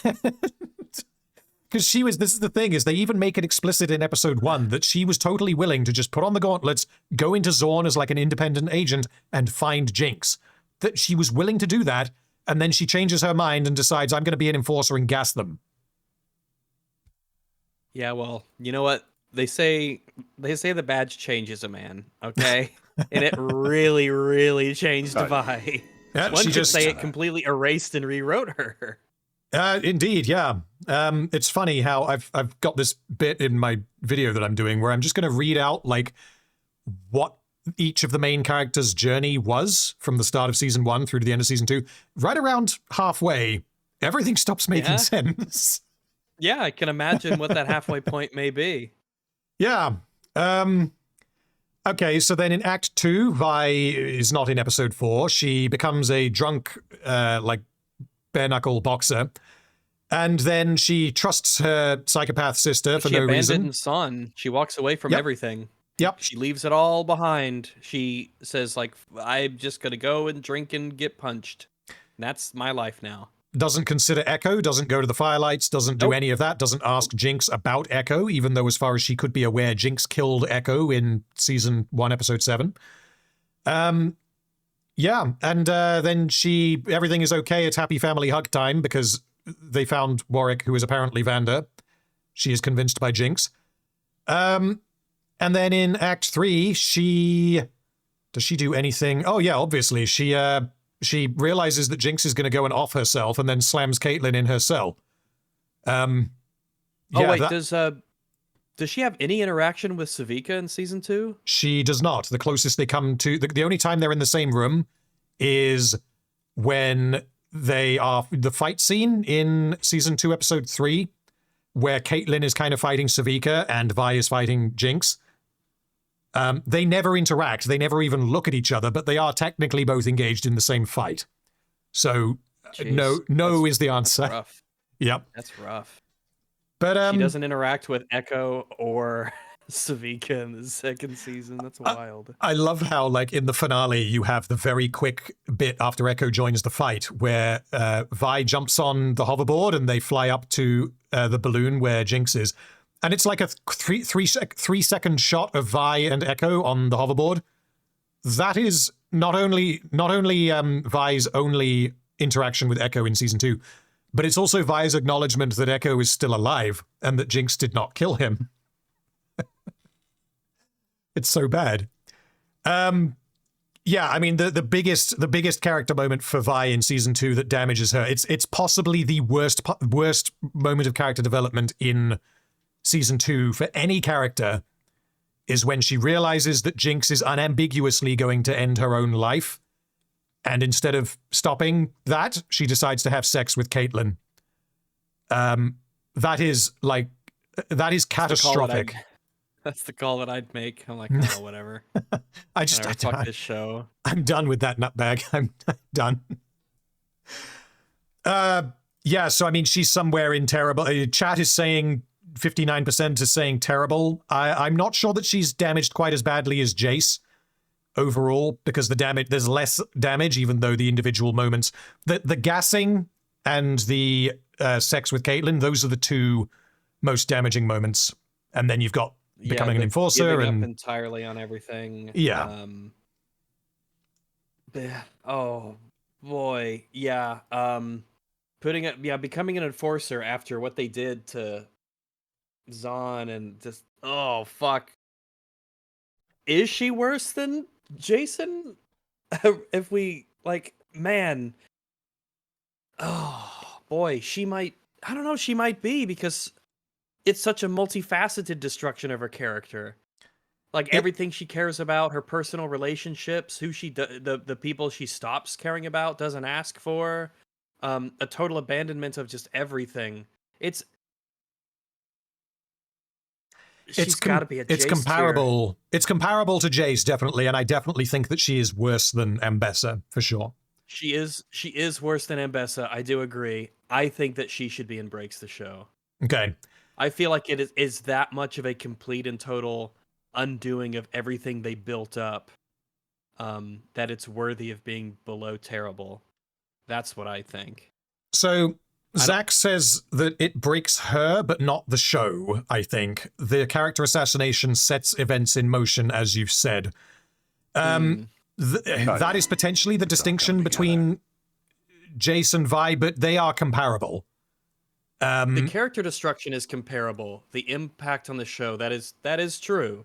He does have a bigger impact on the plot and its resolution. Okay. His path leads him to saving the universe or whatever, and hers is not quite as big. Her path leads her back to Caitlyn, basically. It doesn't... Everything with Jinx and Warwick essentially doesn't go anywhere. She just gets led back to Caitlyn. So I think I would bump her up to terrible. We'll put her below Ambessa in terrible for now. Okay, fair enough. That may change, though. Yeah. Okay, next character, Milo, is going to stay where he was because he is not in Season 2, because we are not counting the alternate universe version of Milo, because that is a different character. Some of the chat says sparing Ambessa breaks the show. Sparing Ambessa... Oh yeah, Vi doesn't kill Ambessa. That's true. I don't know if that breaks the show, but that is something else that we didn't mention.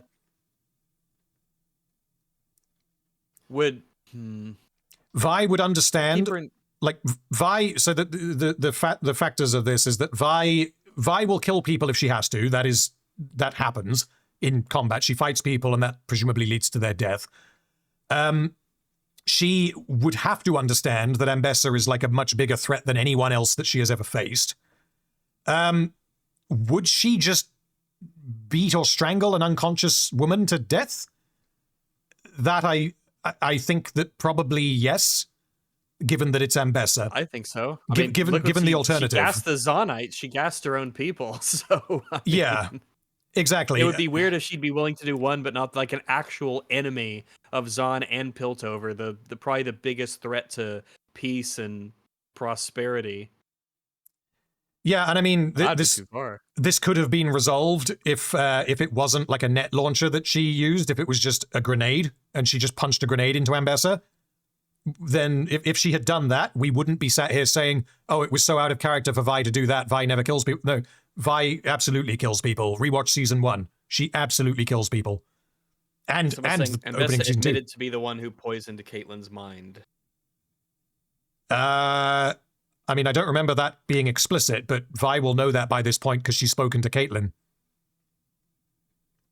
And she knows... also, Ambessa, if she accepts that that Warwick is Vander, or is being converted back into Vander through Victor's Flump magic, then would her attacking Warwick also give her a reason to kill Ambessa? She absolutely. She considers Warwick and Vander to just be the same thing. This is Vander from Season 1 as far as she is concerned, which means that Ambessa is trying to separate her from her father. So... yeah, that's another reason. I think the reason that didn't happen is, one, because they didn't want Ambessa to die yet, and two, because they didn't want to show Vi, the protagonist, strangling an unconscious woman. Well, then you can't put her in that position where she has to morally. Exactly. So that's on you, writers. That was the right thing to do, and she just doesn't do it because, yeah, she just leaves. I don't know. That whole scene is so fucking confusing. Yeah, I see the point that it arguably breaks the show, but that is not, I think, as damaging as some of what Jace does. So we'll leave her in terrible for now, and we'll keep going. Milo is going to stay in good because he is not in Season 2. We are discounting the alternate Milo because he's a different character.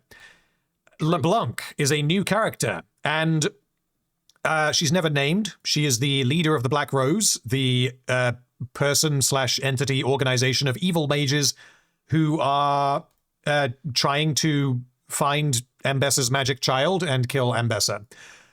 I think she breaks the show because she seems to have the ability to just kill anyone she wants at any point and kidnap anyone she wants at any point, and she doesn't win immediately. It's a big, powerful, spooky villain problem. If you're going to write them to have these powers, then unless you want them to be characterized as actually stupid and incompetent, you're going to have to come up with a reasonable reason why they don't just win. She also tells Mel, for no reason, as far as I can tell, yes, I did kill your brother. Now can you please help me kill your mum? Like, there's no... She says, like, what? Truth is the greatest illusion. I'm smart and also untrustworthy. Now please help me. And I don't... And then Mel appears to agree, and it's revealed at the end that she didn't agree. But when Mel agrees, LeBlanc isn't like, are you serious? Was I that convincing? Like, the show thinks that this character is really smart, but if she was really smart, she would have won. Yeah. Like, immediately, before she was even introduced. If she was a very average intellect, she would be unstoppable. Yeah, it's the Sauron problem from Rings of Power again. What if I just magically instantly killed all my enemies? Oh, well. Yeah. Okay. Pretty much. I can just teleport them to, 100 meters into the air and then they die. Like, why can't you do that? Well, because sometimes Ambessa has some magic runes in her proximity and sometimes she doesn't. So therefore, I guess LeBlanc just wasn't watching. Sometimes. Yeah. She breaks the show. She's so powerful and so consequential that she can't go anywhere else, I don't think. And Noonish correctly points out she puts Mel in that pointless puzzle prison for absolutely no reason. That just It's just part goes of nowhere. She's just going to use that to try and convince Mel to join her. But she doesn't even do that. She spends that time disguised as Mel's dead brother. Well, that's what I'm saying. Like, no she reason. did all of that to eventually just say, "Actually, you're really powerful. You should totally join us." Yeah. Like, why didn't you just send me an email and say, "Hey, I would like to meet with you and discuss some important things," and then they have a pleasant conversation, and she's like, "Okay, you should be on our team. We are the good guys, and I can easily convince you that your mother lied about the brother stuff." Well, yeah, because her plan in season 2 is to convince Mel to team up with her, and her method is to murder Elora for no reason, and then to be like, to psychologically like torture Mel by disguising herself as Kino for no reason, and then afterwards to just drop everything and be like, yes, I killed him, now please help me. Like, why? This is the Mountain of Skulls problem from Man of Steel. Where if you're trying to convince somebody to do something, don't like drown them in a mountain of skulls to try and convince them that you should join them, because it makes you look really, really evil. Yes. And Noonish says, but why is there a puzzle? That is never answered in the show. It's just a thing that was in the prison. The ocularum that LeBlanc is using to trap Mel, it has a puzzle on the wall. Oh, yeah. And that puzzle has absolutely nothing to do with the plot. It may as well have been like a dot-to-dot on the wall, like a connect the dots thing. Yeah, she breaks the show. Let's continue. So Clagger is not in season 2. He's going in good. Cross is in season 2. Now, similar to Margot, he has characterization, but basically all we get from him, The barest. yeah, it's the same thing as what we got for Margot. So all we get is that he is in a turf war with her and he doesn't like her, and that's it, really. Is there anything more to say about her, or does she just go straight next to Margot? Did you call her a she? She, he, it. Grandma. Does Grandma go next to Margot? See, it works. Yes, I would rate her this beautiful queen a little bit higher than Margot, just for aesthetics. Okay. I like the gangs having like the gold like chins and their dress with the bowler hats and the outfits. I like me some theme gangs, and I like the theme of his gang more than the theme of her gang. I do like it, yeah. How, like, in particular, those two, they just like, right, you're in my gang, now you got to dress up and look like me. Whereas, like, Smeech's guys are just kind of all over the place, whereas theirs are... Yeah, they're very thuggy and all over the place, yeah. Yeah, as were Silco's, actually. Yeah, Silco's, that's because he was just sort of like the quasi government of, he's kind of like the guy in charge of Zon, so just sort of people working for him. He wasn't a vain man. He was not, no. Okay, Jace's mum does not appear in season 2, so she's going in mostly functional, which is where she was before. It's good she didn't see what happened to her boy. Indeed. Look at how they massacred my boy. Next up is Caitlin, who in season 1 was right about there. What did they do to Caitlin? What didn't they? Well, they turned her into like a revenge person so that she could really want to get revenge, which makes sense. Like, Jinx did kill her mum. They went there way too quick, and she knows that Jinx was acting alone. She knows that Silco's dead, doesn't tell anyone about that, which is a huge mark on her character. It is a bizarre decision of the plot.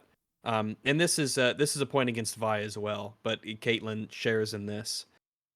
She turns into a super revenge-fueled character very quickly, I feel, and directs that towards just like Zon in general instead of like specifically Jinx. She says, "Oh, we gotta get Jinx, gotta get Jinx," but the way she goes about that is to like essentially wage war against Zahn. I Yeah. feel like her descent into this dictator mindset is it's done way too quick, and it's a bit too awkward. I feel like we've dropped the fact that she's a good detective. That's just not a part of her character anymore. Well, hold on. What do you mean? So she goes into the prison, and there's a vague scratch on the floor, and she knows that it was a giant metal robot. She knows that it's a giant wolf monster that must have done this and set everyone free. Yeah, of course. They've hyper detectivified her. Yep, she's even better at it now. Her dictator powers leveled her up. I guess not. Yeah.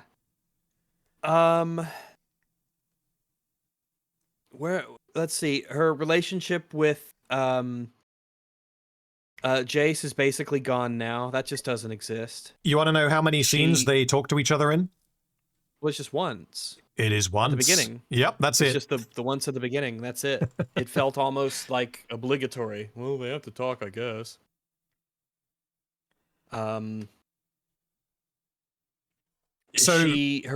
Yeah. Yeah, well, I was going to say everything relating to Ambessa. She is manipulated by Ambessa. She flips away from Vi because Vi tried to save a child. And we can inform that because she's really, really angry with Jinx and is fueled by revenge. She kind of allows herself to be manipulated by Ambessa, but acknowledges that she doesn't fully trust her, and then changes her mind and flips back to Vi and betrays Ambessa, and it's never clear why. Don't know why. No clue. No reason is given. It's like she's operating off the information that the audience knows that Ambessa's no good. And now Caitlyn just knows that because holy shit, we need the plot to happen. Yeah, the closest we get is that Vi calls her Cupcake, and then we get a close-up shot of Caitlyn's eyes, and it seems to be suggesting that she really, really misses Vi, which, yeah, okay, fine. But that's it. That's all we get. Like, in the same way, there's so much, basically everything that Caitlyn does in Season 1 can be informed by her desire to get revenge to bring Jinx down because Jinx killed her mum. That's fine, but that's all we get. Everything she does is singularly justified by that. And we never really explore, like, well, does she think that she's going too far? Is she getting in bed with, like, the wrong people? She just, I guess, realizes that and then stops doing that in episode 6. Flips instantly. Black and white change. Yep. And then in Act 3, she forgives Jinx, which I don't really know why she does that. But the fact that she does that means that she is essentially boiling down Jinx's crimes to how they affect her personally. And she's saying, well, her dialogue is that I essentially don't have the energy for this anymore. Like, I'm too, what's the line from American History X? Life's too short to be pissed off all the time. Like, that's fine in American History X, but here in Arcane, it just doesn't work because Jinx is a serial killer who has not just wronged her. Like, what exactly killed is a lot of people? Exactly. What is Marcus's daughter going to think about Jinx being like, I'm just too tired to stay pissed off with you, and letting her go? She lets her escape justice because she's bored of being angry with her, essentially. It's a complete reversal of her character. Not just between season 1 and 2, but like in this season itself, the flips with her. Also, her marksmanship is very inconsistent. I feel the fact that she gets fooled by the reflection, which makes no sense, kind of makes her a dumbass. That's true, but that's more because like the physics of it don't line up, rather than because Caitlyn is dumb. The writers are lying to the audience there. I don't think basically, yeah. She enables too much to happen, and once again, terrible at best. Yeah, she's down there. Whether she's in breaks the show. So Caitlyn has the most screen time of any character in Arcane Season 2. She is the main character of Arcane Season 2. Vi takes a bit of a backseat, as does Jinx, to Caitlyn, because of how hyper-focused Act 1 is on Caitlyn. And I don't know why they decided to focus the story of Season 2 on Caitlyn, because she was a fine character in Season 1. She was a very good character in Season 1, but why her? You know, like there are things that you could have done, and her wanting her actions, broadly speaking, line up as something that she would want to do, but then it just goes off the fucking wall by the time you get to episode 3. She just wants to skin Jinx alive and will do anything to let that happen. And we're just told that is what she thinks, and we never understand why. And then she changes her mind and we don't understand why. And then she forgives Jinx and we don't understand why. So I think it's just a massive failure of storytelling, given the amount of time they spend on this character.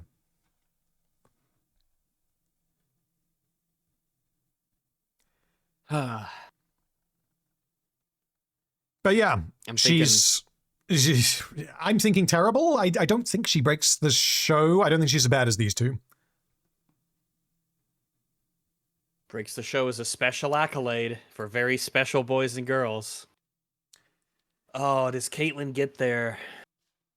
Yeah, you gotta earn it. You gotta earn your breaks the show. You gotta earn your breaks the show. I'm fine with her being on the bottom of terrible for now. You would say she's worse than Vi? I would actually say she's better than Vi because, I don't think there's anything Caitlyn does that is as bad as some of what Vi does. Whereas, again, broadly, Caitlyn's actions... Right. They're both terrible, but Vi is a special terrible. Yeah. The issue is that Caitlyn's position is one such that she can affect the plot a lot more. But does she affect the plot enough with her terribleness? We can leave her there for now, but I'm thinking about it. I think there's a good argument for breaks the show, but a good argument for terrible as well. Leave her there for now. I think we're going to have to revisit terrible breaks the show anyway at the end, so... Okay. Next character is Oriana, and you don't know who Oriana is. This is Singe's daughter, who he resurrects at the end of the show, because he stole some goo from Victor and put it in his daughter, and now she's a robot person. And she's non-character. Yep, we got nothing. She fills the same role that Ren does, Marcus's daughter, and yeah. That's all we got. Right, next character is this one. It's Grogu. It's the random kid. Oh, fuck. This is going to be difficult because it's one of the 3 at the bottom. It is one of the 3 at the bottom. She is at best terrible. Gosh, that's becoming like the motto of this tier list is at best terrible. Yeah. Okay, so let's see if she's non-character. She is extremely young and impressionable. Hold on. Well, just to interrupt you very briefly, we can't use the criteria of what would a conversation with her be like because she can't speak. Well, she can sort of like wiggle her hands around, I guess. She can do jazz hands and that might count, I guess. Yeah, that's true. What is it, boy? Timmy's stuck in the well. So, what is her characterization? She really, really looks up to Jinx and wants to be like Jinx and emulate Jinx, and she is totally 100% enamored and caught up, swept away in admiration for Jinx. Her youth makes her extremely impressionable to where she has emotionally, in a very unhealthy way, latched onto the psycho murderess that is Jinx. Which isn't a problem necessarily. That's what happens with kids in that position. That is just part of her character. It's an explanation of anything. If anything, she is a tragic victim of Jinx's influence. And just goes to show bad parenting. It's a thing. Because what else does she do? Like, her arc is that she wants to push Jinx into being the savior of Zorn, which ends up working because everyone decides that she's the savior of Zorn. She then walks around with Jinx a bunch in episodes 5 and 6, and then she decides to blow herself up to protect her family, but also killing one of them, as in Vanda. Yeah, that's kind of it. That is her harnessing her explosive potential for good, is blowing herself up and accomplishing nothing in the process other than killing herself and Warwick. So, Is She that enough characterization to get her into terrible or breaks the show? Is it enough characterization I would to say get her so. out of non-character? I would say so, agree. because it's a similar concept to what they did with Skye in season 1, in that she is super like critical to another character. But like on her own, there's very little to her. The difference is that in season 1, Skye was in like 2 scenes, whereas this kid, Isha, is in... This kid has more screen time than Milo and Clagger in season 1. Like, substantially more. Certainly feels like it. God, she's she's like this I mean, she's this bizarre like wrench thrown into the cogs of this show, and it just like crunches it up, and I feel like that breaks the show. Does she break the show? She acts in character when she does what she does. Yeah, I can At totally least in buy her everything that mind. this character does. The disconnect... So I think that puts her in... Is she a bad character? This is why this is difficult. I think this is going to be one of the most contentious ones. She might actually... Are you thinking bad? What's bad about her character?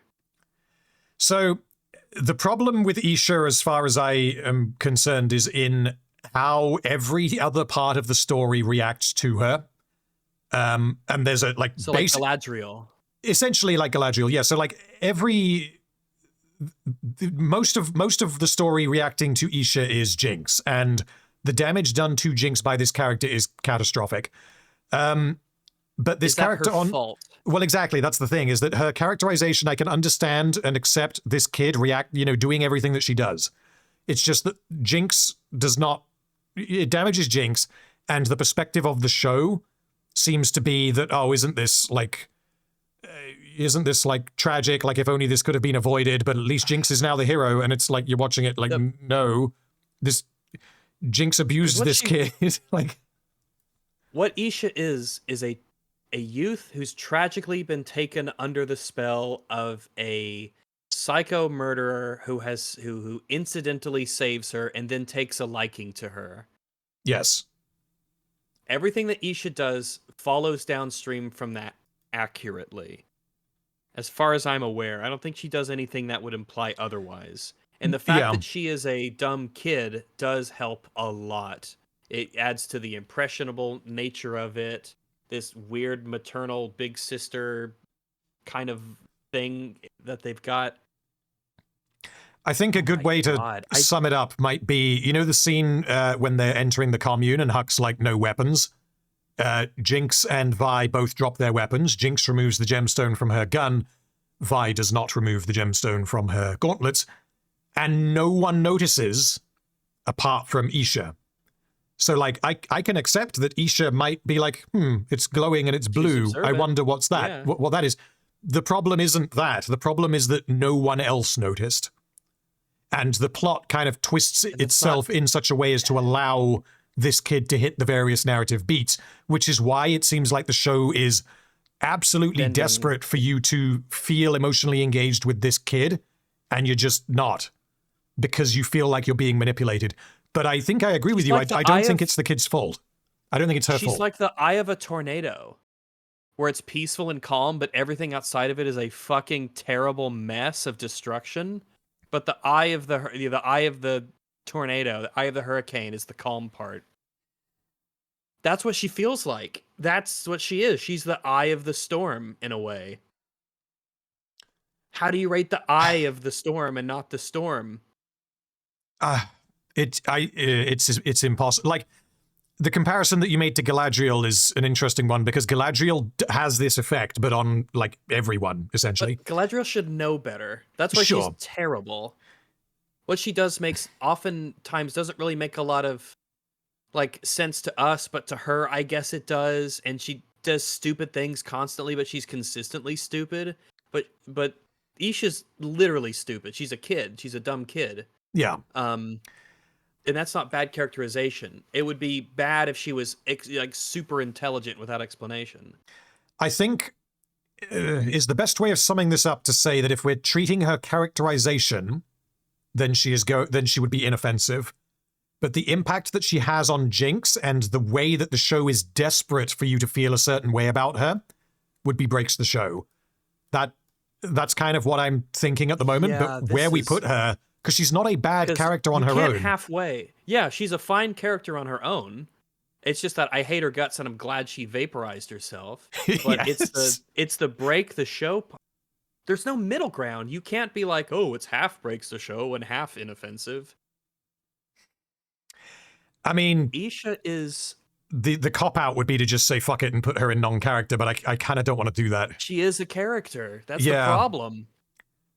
They specifically made Isha to fuck with our tier list. They knew that it would be coming. I can add another tier, I just don't want to. I don't want to have the Isha tier.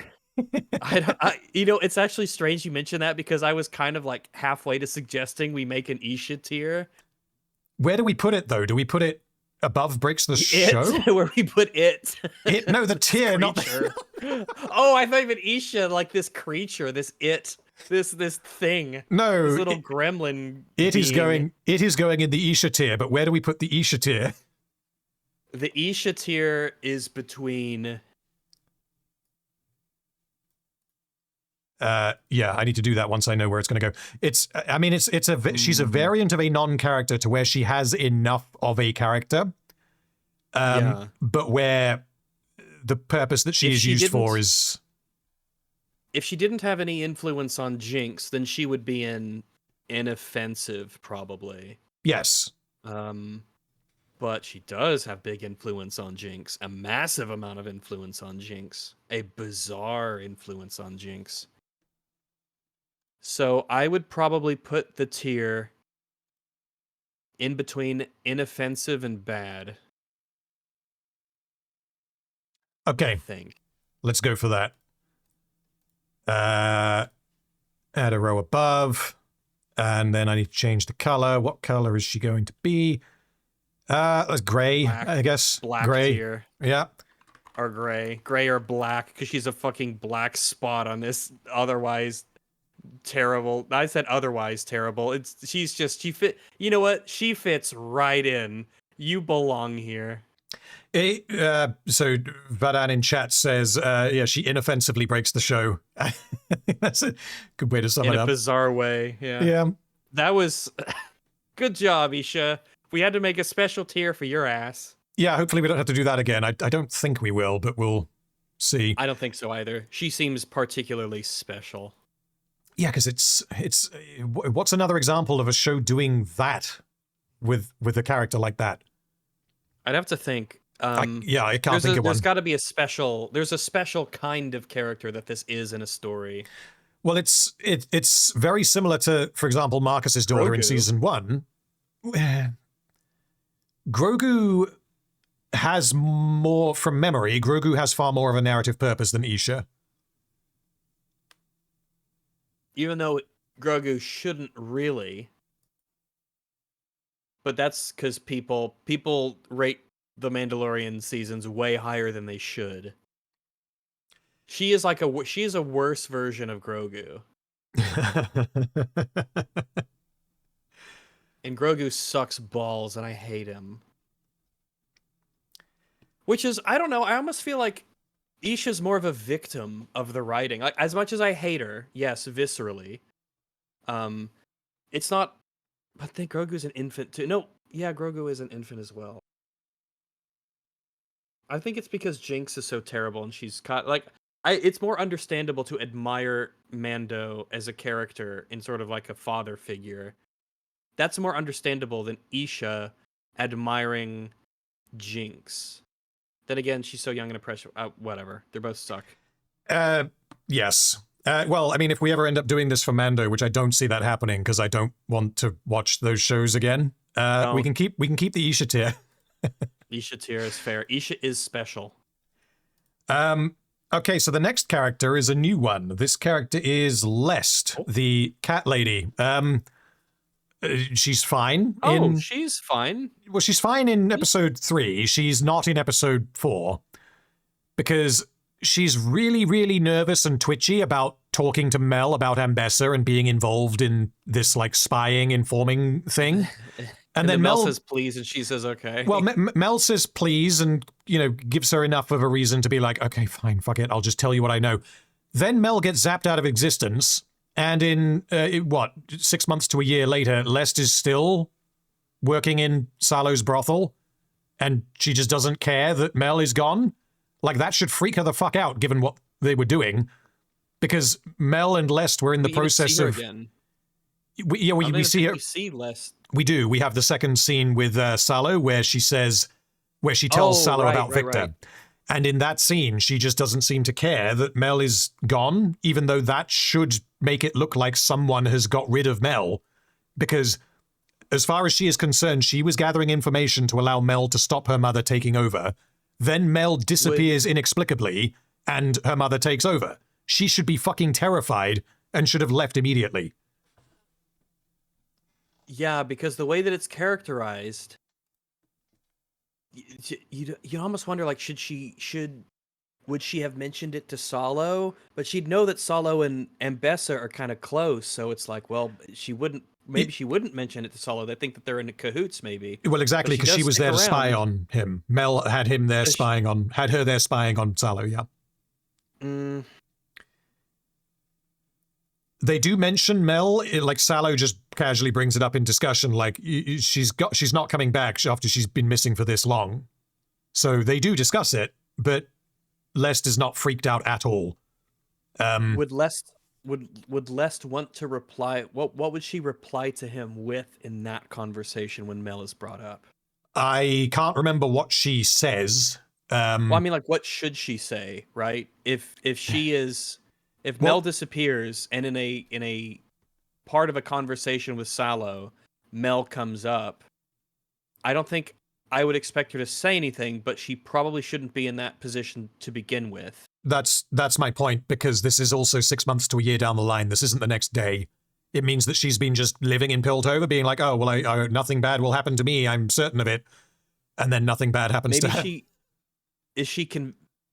I mean, like, that's the thing. Like, I could see why maybe if she was convinced of the fact that she was some nobody who'd covered her tracks and couldn't be something, but none of that's in the show, so.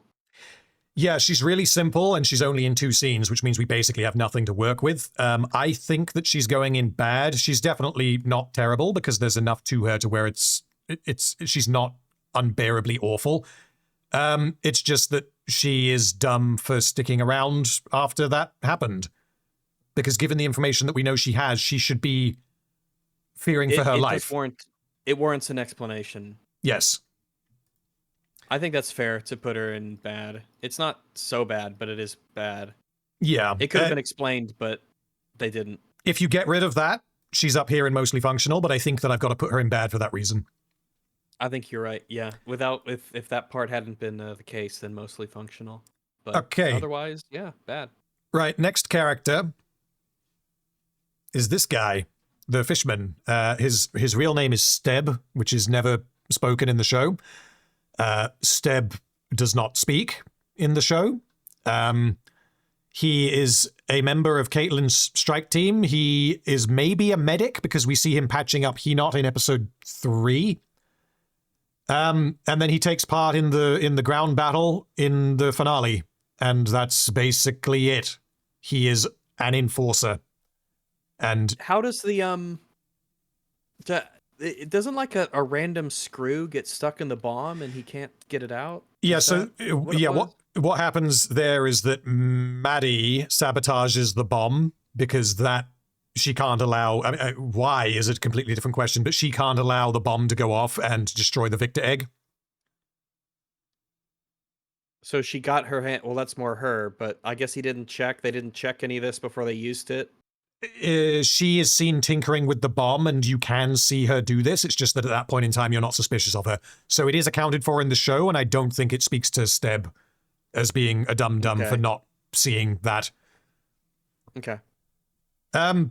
Yeah, there's basically nothing to him. I mean, his characterization, he's a non-character, but he does do a lot. He is an enforcer. He is a man in uniform with a gun who does the things that you would expect him to do. So he's either inoffensive or he's a non-character. There are no individual moments that make you go, okay, this guy has some personality. I feel like non-character. I think that if you do not have any sort of personalization to speak of, I just don't know what any of his thoughts are. I guess it's like, well, I better defend my home. Yeah. I'm an enforcer. I'd better do enforcer things. If that's all we know, I think it's going to be non-character, because his role would have just been another person in his place. If it had been another enforcer, then they would have done exactly what he does, barring any characterization that would say otherwise. I'm going to go with non-character. I think I agree. We'll stick him... Yeah, he's got to go in the middle because he not has more characterization. Yeah, I mean, he has as much characterization as generic enforcer wearing mask. But I thought you were going to say he has as much characterization as the girls stuck in the sarcophagus. And I'm like, I think that's technically not quite... That's not exactly true, but it's almost true. Well, they have the same amount of dialogue. Okay. Like, well, I guess he's pro-Piltover. Which is, I don't know that about her, technically, so... Yep. Okay, next character is this character, Felicia. So this is Vine Powder's mother. She appears in a flashback in episode 5 of season 2. And I'm pretty conflicted on her because she heavily damages Vander and Silco, but I don't think that's her fault. I think that as a character... I think that as a character, I got no problems with her. She's nervous about being a mother. She hasn't yet told the husband. She's having a chat with her friends and is kind of telling them, you guys need to sort out this shit because I want my kids to grow up somewhere nice. That's basically it. And I don't take any issue with her actual characterization. It's how she's used and the down-the-line impact that her scene has. That's where the problem comes in. I think she's... So, what are we going with? Because I'm thinking... She's definitely not a non-character, so if we start her at inoffensive, she's either going up or down. I feel like I'm thinking inoffensive to mostly functional.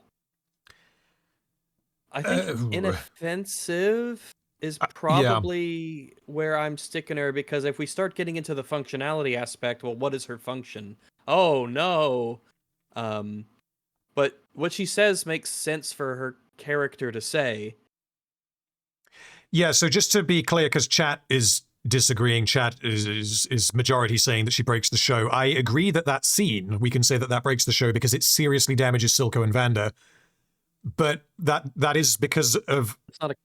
That's not her fault. If we're viewing her as a character in a show, it's not her fault. It's that the writers decided to do that, to use this character to do that to Vander and Silco.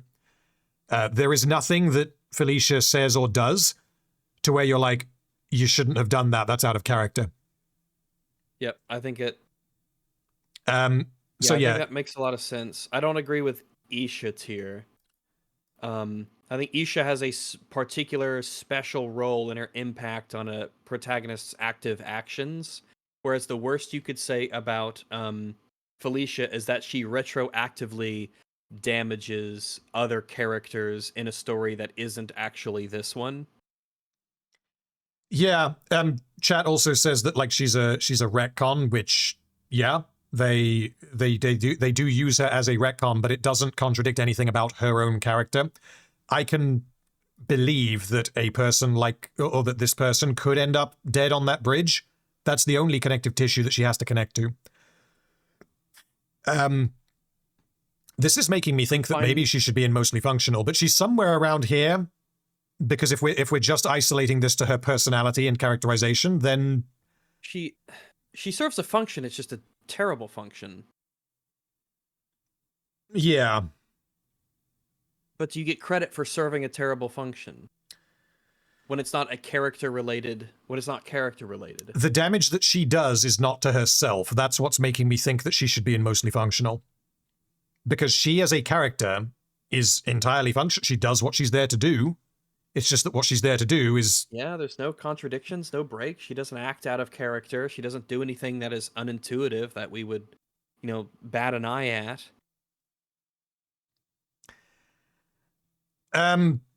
Yeah. If she, It's not she her that fucks- does the damage, it's the scene that she exists within. And if we're distinguishing her characterization from the scene itself and the function that the scene serves, then I think I would probably put her in mostly functional.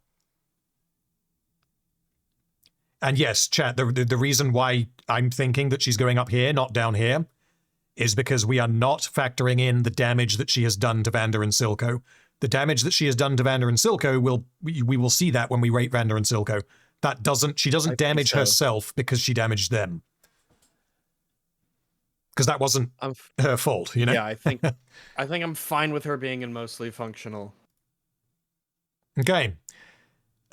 Which so far means she's the best she's the best character that exists in season 2. Oh boy. Which says a lot. Yes, it does. Already, our distribution of characters is a bit of a departure from the season 1 list, but yeah. well. And if you could overlay screen time onto this, all the ones with a lot of screen time are down here at the bottom. So Interesting. Yeah. Okay. Interesting. Where have I seen this before? Next character is Mel, who was right about there in Top season of 1. I think. She was top of excellent. Top of excellent. So, yeah, Mel in season 2, she's a wizard now. She's a mage. But she doesn't. Wizard, Mel. Yes, but she doesn't know this at the start, and she's just like, oh well, that was lucky. But anyway, and just doesn't do anything about it. Doesn't consider it a little bit weird. Doesn't investigate. Yep. Doesn't really look into it. Almost seems like she knows, but dismisses it from Jace. Jace is like, how are we okay when the people next to us died? And she's like, oh, these things just happen. Well, so that was my thinking in Act 1, but then Act 2 kind of clarifies that she didn't know until she woke up her powers in the prison, which means that implies she didn't like look into it or investigate or want to know, which seems not like her really. You think that she's kind of a like answer finder. She's a problem solver. She's a affirmative sort of person, but maybe she does think the randomness of explosion and carnage is such that this maybe, I guess. Sometimes you're sat in your room on the computer and a bomb goes off very close to you and you're just totally fine and there's a big circle of totally fine surrounding you and you're just like, happens all the time. Sometimes that's just how it goes. Sometimes that's the way of the world. Nothing weird going on here at all. Yeah, that's her in Act 1. In Act 2, she discovers that she is a mage, and that's it. Then in Act 3, she goes back to Piltover and fights against the Victor robot with Jace. And then she goes back to speak to her mother, because her mother has teamed up with Victor, and she realizes this because Victor tells her, for some reason. And she's like, well, that doesn't sound like something my mum would do. So she goes to confront her. And this is where she learns about the Victor Ball. But how that happens, I don't know. The only way that she can know about that is if Ambessa and Victor were like, or if Ambessa was like, this is the Victor Ball. Anyway, you can go now. And Mel then just presented, like that information must have been leaked to her that they had a Victor Ball and Victor was going to be in the ball. And then she leaves and presents that information to everyone in episode 9. And the fact that she does that is just, she's an idiot. They let her go after giving her information and didn't suspect that it was dodgy. Then she sits around ordering troops around during the battle, even though she's now a mage. Yeah, I don't know why that gives her like tactical acumen or why that she makes her a military leader. I'm sure the enforcers have a hierarchy of generals and division leaders and whatnot and commanders. Yeah, and the most damaging part, I think, for Mel from Season 1 is that we're told that her magic powers include her ability to sense others' inner selves, which means that everything she did in Season 1 wasn't that she was really clever and really good at, reading people and manipulating them. It's that she had a magic power that made her be able to do it. Yeah. Yep. So it seriously damages her. I think that she is of the main cast of characters, she gets off better than some of the others, but she's definitely not higher than terrible, in my view. Possibly bottom of bad. What are your thoughts? Bottom of bad. I feel like with how terrible is stacked up, Mel doesn't get that low. Definitely low. But she's above all three of these, that's for sure. Yeah. She's at least above those three. The Trinity of bitches. Okay, let's see here. Is she terrible? Does she break that? Does she cross the line into terrible? Well, the worst parts, it's difficult to assess because the worst parts for Mel is you've got everything with the Victor egg, which happens off screen, and you've just got to go with it. She received that information somehow and communicated it because she wasn't suspicious. Okay, fine. You've got her not questioning how she survived at the start. Apart from that, the most damaging part is the retcon that she had magic powers that made her good at politicking and stuff in season 1. That's really, really cheap. But the effect of that is that it means that we wouldn't, if we retroactively had to rate her from season 1, we'd probably put her down in like mostly functional to good, probably good instead of excellent, because she's just using her powers well, but it's like a cheat she's using effectively. She still has characterization and things of that nature, and all the other stuff would apply. It would lower her rating. So that's not... Like, it sucks, and it's lame that they wrote it that way, but it doesn't hurt her that much. It just makes her less... It makes her competent, not, like, really competent. Like, she's just using her powers as one would use them to get what she wants, effectively.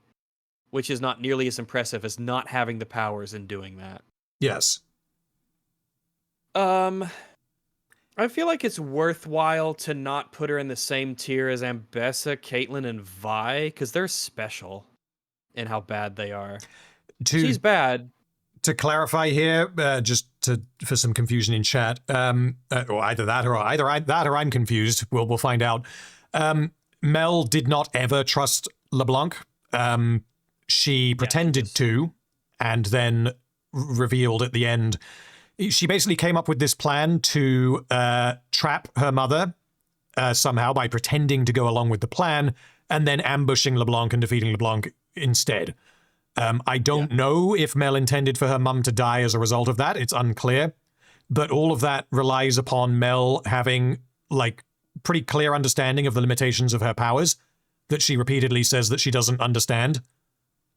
And that could have gone very wrong very quickly, because the last time LeBlanc abducted someone, they got teleported across the planet. Whereas, you know, if that had happened during the battle with Ambessa, Mel would just be standing there like, oh, she's gone. Like, what now? And taking the necklace, putting it on. That's dumb. What do we think of there? Yeah, that's really stupid. But and even with that in mind, I think that might be a calculated risk to get out of that situation, maybe. She just had to accept the risk of the necklace doing something really bad to her, because otherwise there's no way out, or she doesn't think there's a way out. Or alternatively, she used her magic empath powers and knew that the necklace wasn't going to actually hurt her. That's possible. Potentially. It's a cheap get out of jail free card, but I mean, that's what the writers have given us. Yeah, it's difficult to rank her because, I mean, you guys are saying largely breaks the show. I don't think that she breaks the show in the same way that either of these two do. And I'm leaning towards the bottom of bad. She's not terrible. She doesn't get that low, though. I agree. I think the bottom of bad, she's fallen a long way. She's fallen 1, 2, 3, 4 tiers. We don't count Isha tier, because it didn't exist before, but she falls 4 tiers. And she's at the bottom of that tier as well so far. I don't think she's as bad as Ambessa, Kate, and Vi. But she's definitely bottom of bad. One more thing, and she could have gone into terrible. Yes. It's all coming together. It really does feel like they were going to kill her off at the end of season 1 and then decided not to because they wanted to make her a champion in League. Because she really, everything that she does in season 2 feels tacked on, and her dying at the end of season 1 would have felt very natural. It would have been a shame, but it would have just, I guess, sold the tragedy of sort of what happened, her dying, and what it would have done to Jace. And her mother. And what it would have done to Ambessa. Yeah. It would have been really interesting to see, but... Okay, next character is Marcus, who gets to stay in Perfect, because that's where he was in season 1. Yep. No retcons for this guy. Yeah, which means that... well, no, let's not do that. So the next character is Rictus, who in season 1 was a non-character, because he... didn't do anything. He smiles in one scene. That's all we get for Rictus. And if we look at what chat is saying, you are saying predominantly perfect, but also excellent and good. He's towards unironically, he's towards the top. I think so too. I think that he is quite competent at his job. He is loyal. He is he makes sensical decisions for the most part. I think the worst thing he does is that when he goes to talk to Renee, he wears his outfit, his yes, his not very obviously Noxian armor outfit. Yeah, his obviously Noxian armor. But then the thing is, like, that could have been Ambessa's plan, and he was just like, "Won't someone recognize me?" No. Maybe it's so that it's like proof that he's a representative of hers, but there's better ways to do that than that. But I think that's the biggest wrong move that he makes. I mean, he kind of gets unfortunately paired against Warwick, who he just can't compete against in terms of combat. Yeah, but it feels like the writers accidentally made him sympathetic. Because he is he is a victim of the plot. Well, yeah, because like he is a very, very physically imposing man. He's very skilled at fighting, and he's Noxian for one, and he's also massive. And he's Ambessa's bodyguard. She trusts him more than basically anyone else. He has been training for his entire life to be really, really, really good at fighting. And then he loses because a werewolf jumps on him and tears him to pieces. Like, that feels very unfair. And yeah, it does. He took out Savika's arm with one spear throw. That's true. Yeah, he also took out the Chungus Chemtank man with a spear as well. Right. And had he got the jump on Warwick, like we could have had a fight scene with Ambessa and Rictus against Warwick, and then Rictus dies to save Ambessa. Like, that would have been such a good way to send the character off, even if the rest of that is shit. Like. At least we could walk away saying, well, Rictus was a good character. I like that guy. What a cool dude. Chad is correctly pointing out. But it could have been better. Chad is correctly pointing out that Rictus did fail to capture Savika at the rally. He just didn't follow the trail of goo. And if he had followed it, then he would have found Jinx. He might have been super busy with the rest of the rioters and stuff, fighting them, dealing with them. I think that's what they want you to believe. The problem is that, like, it should have been a sure thing. You spear her, you catch her off guard, you remove her robot arm. She's the highest priority target there. She should not have got out. We can dilute his own personal responsibility. Is that a credit to her ability, her familiarity with the area, having lived there her whole life, and her ability to escape capture? Possibly. We could chalk it up to that, but again, I feel like given that they got the jump on her, they injure her, and they really should want to capture her as a priority, them failing to do that indicates incompetence, and Rictus is never shown to be incompetent apart from that scene. I think it's fair to say that Savika would be really particularly good at avoiding capture. It's more her skill than their incompetence, I feel. Does the leaking goo trail, does that change anything? Because we don't see it until Savika arrives back at Jinx's lab. But if she's literally leaving like a Looney Tunes thing, then yeah. I mean, honestly, Yeah, maybe. that would potentially knock him down a tier, but it's... Yeah. So, I mean, the character is, of course, really quite simple. Yeah, he's quite simple, He is but in a good way. Yeah, he's very clear in his functionality within the story. And if we're not memeing, then I'm putting him right there. I'm putting him in good below Milo and Clagger. Fair. I think he does more than be mostly functional, but he's got little issues, but I think that still keeps him in good. Yeah, I don't want to put him on the same tier as someone like Grayson because I don't think they're comparable. Yeah, he's not Grayson level. No. But yeah, I hopefully chat won't be too angry that we put Rictus in good. It won't be another Waldreg scenario where I put Waldreg in bad. Okay. Next character is Caitlyn's mum, who was in... Where was she? She was at the top of Mostly Functional, I think? Yes. Okay, so she's going to stay there because she is not in Season 2, apart from as a corpse. And the next character... She is indeed. The next character is Maddie. Madeline. Okay. So chat is saying predominantly terrible. The only real question with Maddie is, when did she start working for Ambessa? Yeah. When and why did she flip sides? We have no explanation given whatsoever. It's not even hinted at. It just sort of happens. I suspect because it is a lazy and poorly constructed way to make the audience not feel bad that Caitlyn cheated on her. Yes. So... The part of it that I find quite funny is that what I think they were going for ends up making Maddie a very sympathetic character, but the nature of her like flip and her betraying Caitlyn, that is clearly meant to be a, oh, you bitch, you're going down moment. But yeah, what I think they were going for is that Maddie was in a relationship with Caitlyn for anywhere up to about a year, which is longer than Vi and Caitlyn even knew each other. It's possible that it was just a one-night stand, but we simply don't know. So then Maddie becomes worried. Then when Vi comes back into Caitlyn's life, and she is told as anyone would be. Yeah, sure. And she is told by Caitlyn to go and check on Caitlyn's dad, which Maddie doesn't do that. She then hangs outside the room and eavesdrops because she is worried that Caitlyn is going to dump her and go back to Vi.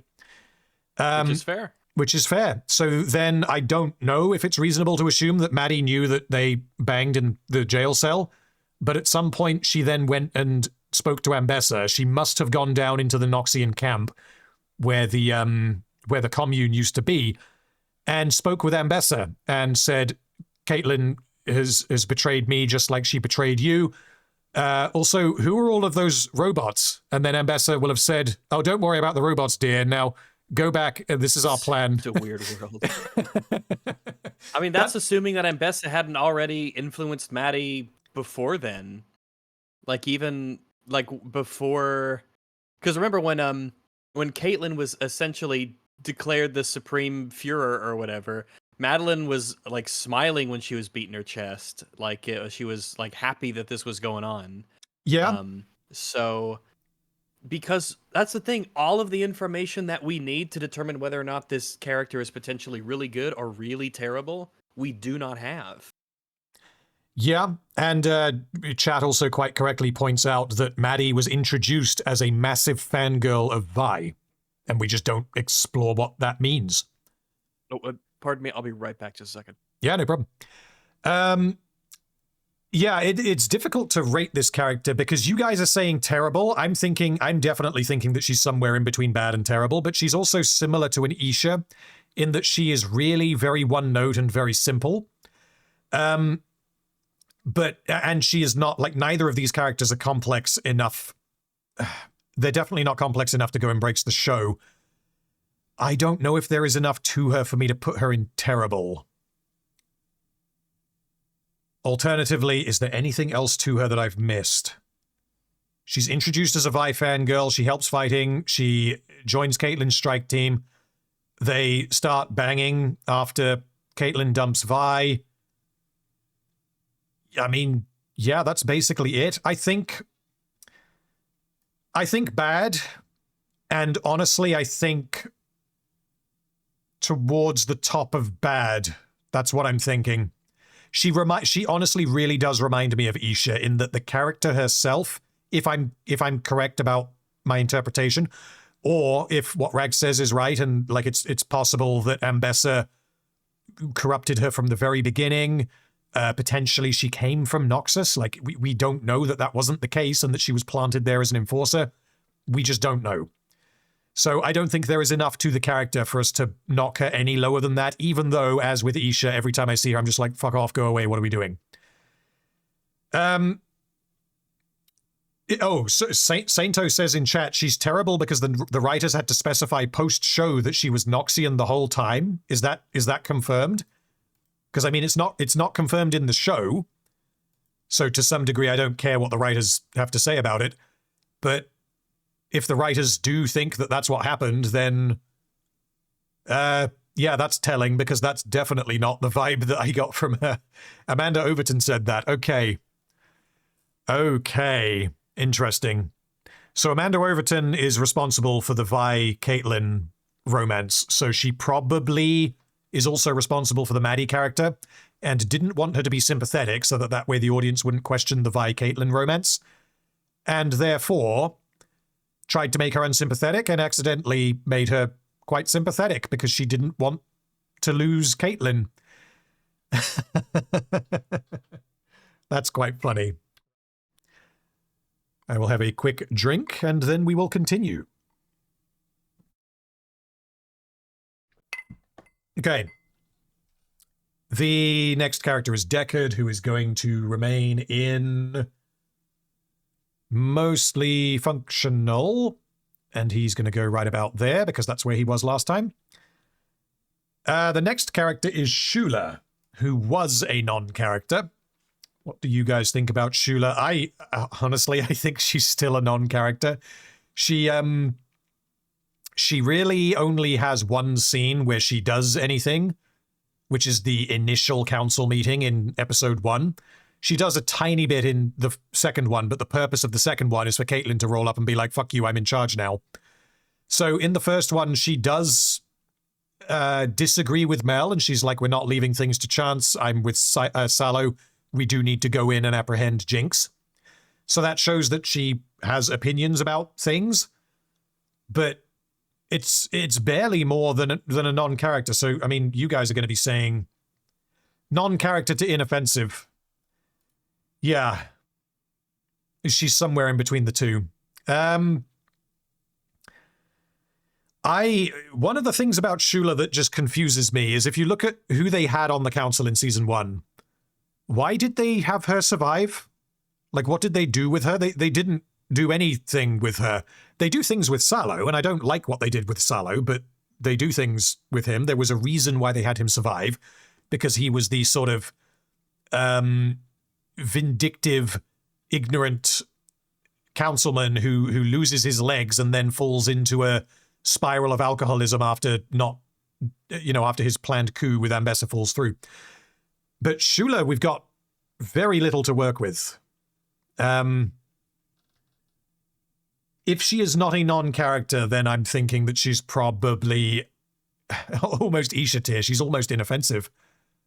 I feel she's a non-character. I just don't think we really get that much, other than she's kind of upset at Zahn, but willing to not go all the way and be sort of chillish and try something, but kind of it.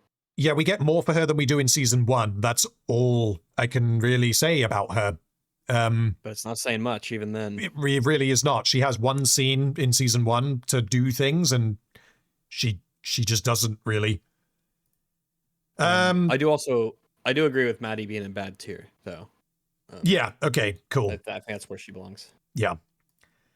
They owe us explanations. Why would she fight against Vi's side when she idolized Vi? What happened in the time gaps? What changed her? You owe us an explanation. Well, apparently it was confirmed by the writers that she was Noxian the whole time. which was that in the show? it's not in the show. It's possible, given what we get in the show, but it's definitely not. It's not impossible. Yeah, it's just not at all hinted at, or no. What's hinted at is that she was just in love with Caitlyn and didn't want to get dumped. So she made a deal with Ambessa, who she also looked up to. Okay. Next character is Tobias Kiraman, who is Caitlyn's father. He was in non-character before, and he is going to remain in non-character. Unless you can convince me otherwise. He doesn't do anything, he's sad, and then he's not in the show again. Yeah, there didn't have to be a role for him really in the story, but it would have been nice to get some characterization from him, considering so much of the story is about Caitlyn, and now that Cassandra's dead, it'd be nice to get something, but we just don't really get anything out of him. Yeah, pretty much. So, yeah, we'll leave him in non-character. Next characters are Hoskell and... Oh, Sallow we do need to do. So Hoskell is going to go in mostly functional, because that's where he was in Season 1, and he is not in Season 2. The next character is Sallow, who was here for Season 1. And Season 2, I think he comes off okay. I think so too. I'm trying to think of anything that would sort of break his character, or that doesn't seem like he would do. The only question marks is everything leading up to him going to Victor to, get his legs healed. Everything up to that, I think, it completely checks out. The question mark is, after that, is he still Sallow? Or is Victor... Is it a brainwashy magic thing? Are you the same person afterwards? It's like Huck. Henkel was his Huck, right? Huck. Is he still Huck? And I'm like, I don't know. He seems pretty different. That experience would change a person, sure, but I mean, I don't know. I mean, obviously you look very different and you sound I don't know. Yeah, it's they're very vague with how much control Victor has over Huck and Sallow, because it's possible that they were just that Sallow was convinced that, okay, Victor is essentially God now, and I need to work for him for the rest of my life to repay my debt. But that is a massive flip in his characterization, and the only thing we have to work with is that Victor healed his legs. Yeah, and what's it like to be connected to Victor in that way? Because when Victor dies, they all die. So what does that mean? I don't know what to say. Yeah, we just don't know. So we don't know if Sallow chose to work for him or if he had to, or we just don't know. The biggest problem with him is, all of the counselors, he doesn't notice, apparently, the giant circle of undamaged table in the council chamber. Because all he would have to do is he sat there just angrily ranting at everyone else because he's there in a wheelchair, and they're like, "No, we're not going to listen to you." All he would have to do is just look slightly to the left and be like, "Hold on a minute, is what's going on here? Why are you alive? Why are you alive and I lost my legs?" He has every reason to be very angry. To the floor, so he should know more than anyone else. But I feel like that's almost like a problem with just the world, is that no one notices when they should. It's just it's this blanket writing issue that they just say, yeah, no one noticed. No one noticed in this world. I'm like, oh, okay, they would though. We noticed, and we're the audience. So yeah, and they do make it clear. Investigators would.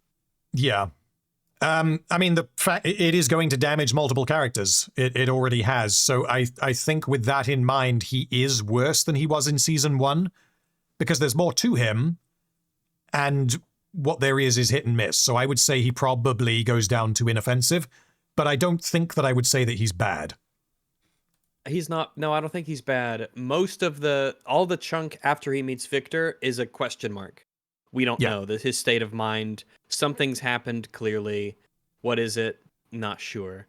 So I think the biggest hit is just the same thing that hits everybody else in the world, which is not noticing, or at least everyone, the council chamber stuff, which is not noticing the safety bubble.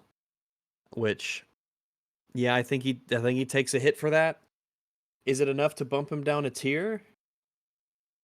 I would say, yeah, who's he comparable to? Because these two basically don't have anything, but I think it definitely knocks him down because specifically the way that Salo is characterized, he is vindictive and he is, he would be looking for a reason to be angry with the other counselors because he has lost his legs. He feels like he got off unfairly and that they are just miraculously okay, but he doesn't notice why. He doesn't question why. He just seems to be like, well, shit happens, I guess, and doesn't notice the obvious signs of damage in the council chamber. So I think that that's enough to knock him down. Okay, all right. Okay, next character is Heimerdinger, who was up here just above Marcus. Yes. And yeah, Oh, he's up and perfect. Yeah. So, yeah, what is there to Heimerdinger? So Heimerdinger is now a completely different character from the get-go. Yes. He reminds me of if the writers had not watched season 1 and they had just gone to the video game and been like, well, Heimerdinger's like goofy and funny and silly, so let's do that. But they didn't realize that they had already done something in season 1 that was not that, which is why he just feels like a completely different character. So he sneaks into Jace's office in episode 2 with Echo. And he does, I mean, forget the logistical issues of why that's possible. Heimerdinger just knows that it is because he helped build the city.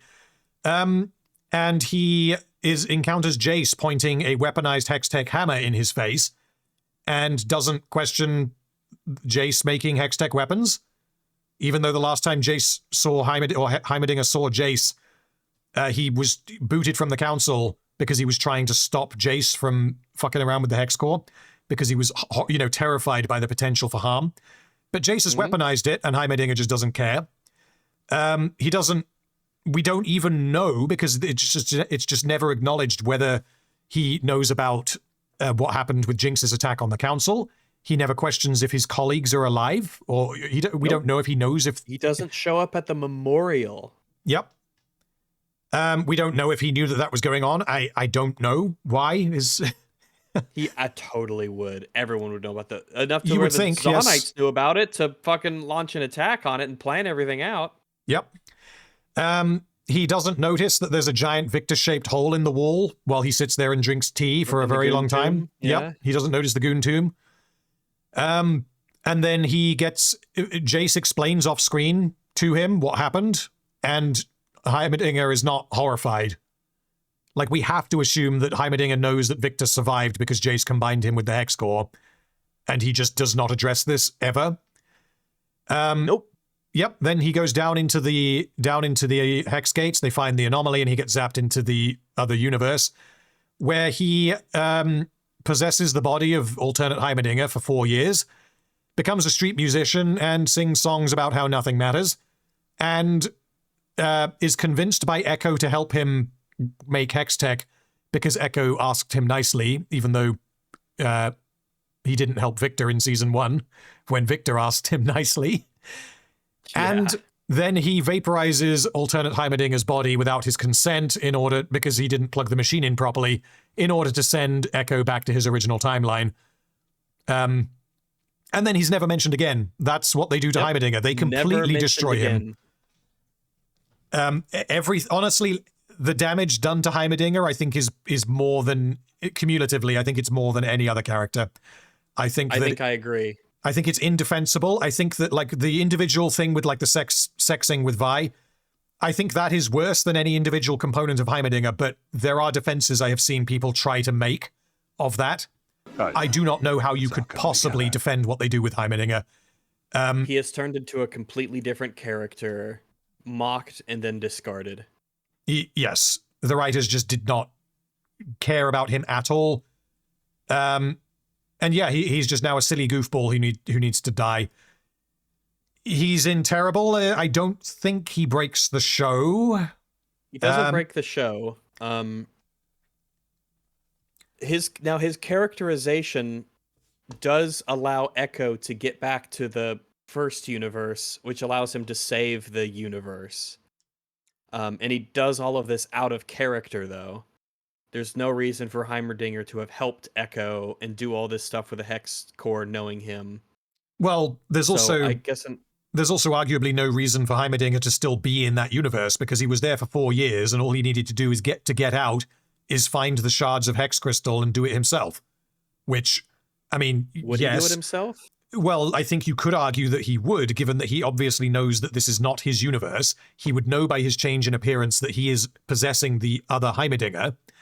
And he knows that everyone he knows and loves, the city that he built, is in serious risk. There's a bunch of like bad shit going down in his original universe.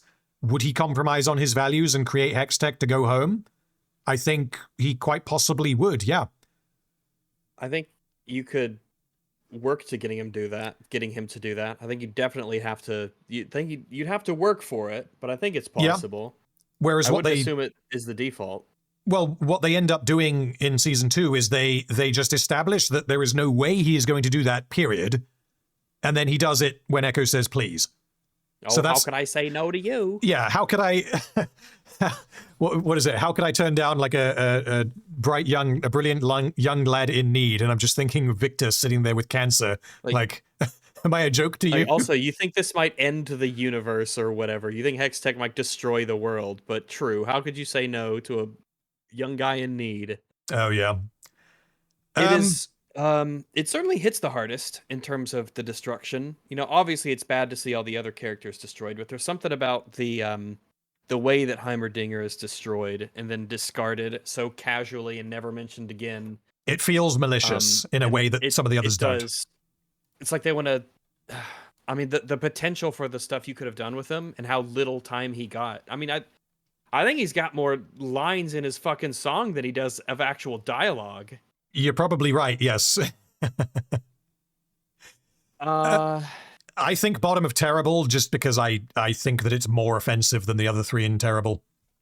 I agree. It tastes just the worst. Yeah. Okay, next character is Marcus's daughter, who is obviously remaining a non-character. Next up, we have Gert. Does anyone remember Gert?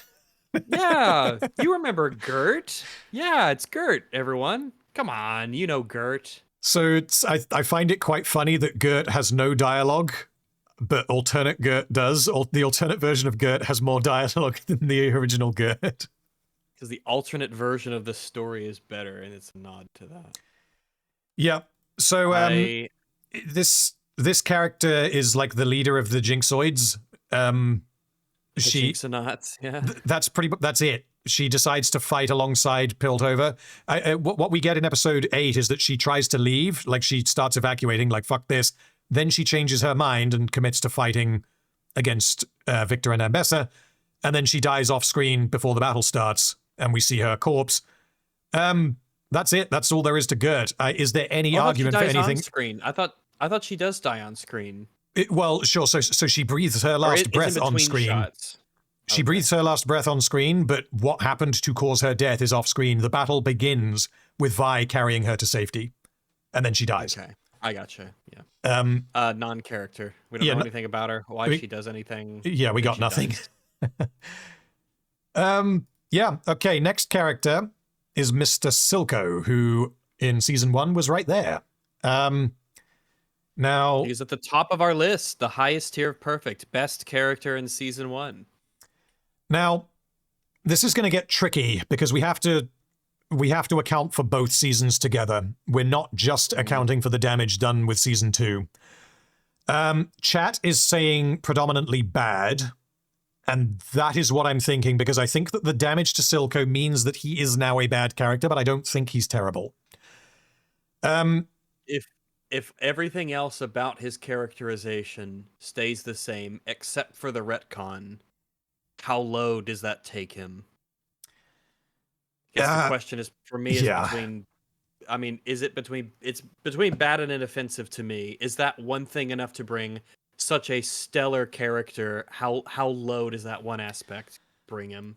Okay, so the damage The damage done to Silco, just to be clear, I may miss something, but the damage done to Silco is that we get the suggestion that all he needed to do is forgive Vander and everything would be okay. And that's not direct damage because Silco doesn't do that, but it is suggested with Jinx's line, and she obviously knew Silco. And it's also suggested in the alternate reality version of Silco that, yeah, they made up and everything was fine. So the perspective of the show is that if he'd read the letter, he would have forgiven Vander, which no fucking way.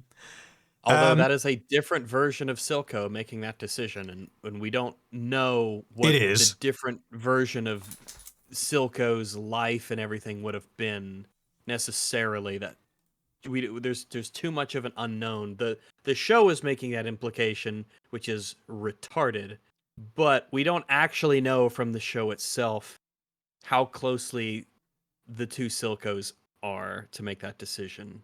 Yeah, if we're being purely mechanical, then there has to definitionally in a multiverse be a universe where Silco character assassinated himself. So like it doesn't, we can explain why that should never happen, but it did happen in one universe. We can't get around that. There's too many unknowns between the points of data that we have, so we don't know if it makes sense or not for him to make that decision or be that character. It's a different Silco. Yeah, which means we've got to limit it to the flashback scene in the last drop with Vander and Felicia. So what happens there is that he is told by Felicia that she is pregnant with Vi, and that Silco and Vander are both on the hook now to make sure nothing bad happens to her, and that they need to sort out this whole Zorn thing because she wants to give her child a nice life. She doesn't want her child to grow up in a hellhole. This means that when Silco met Powder in season 1, this was not a case of him like empathizing with her and seeing himself in her because of the whole betrayal thing and deciding to adopt her and taking pity on her and all the rest of it. That was at least partially informed by him having previously been told, you need to help me look after my children if anything happens to me, which he then does. So it neuters that. It doesn't destroy it, but it neuters it. And then you also have the fact that his decision at the end of season 2 to not give up Jinx is also partially informed by the fact that he promised Felicia that he wouldn't.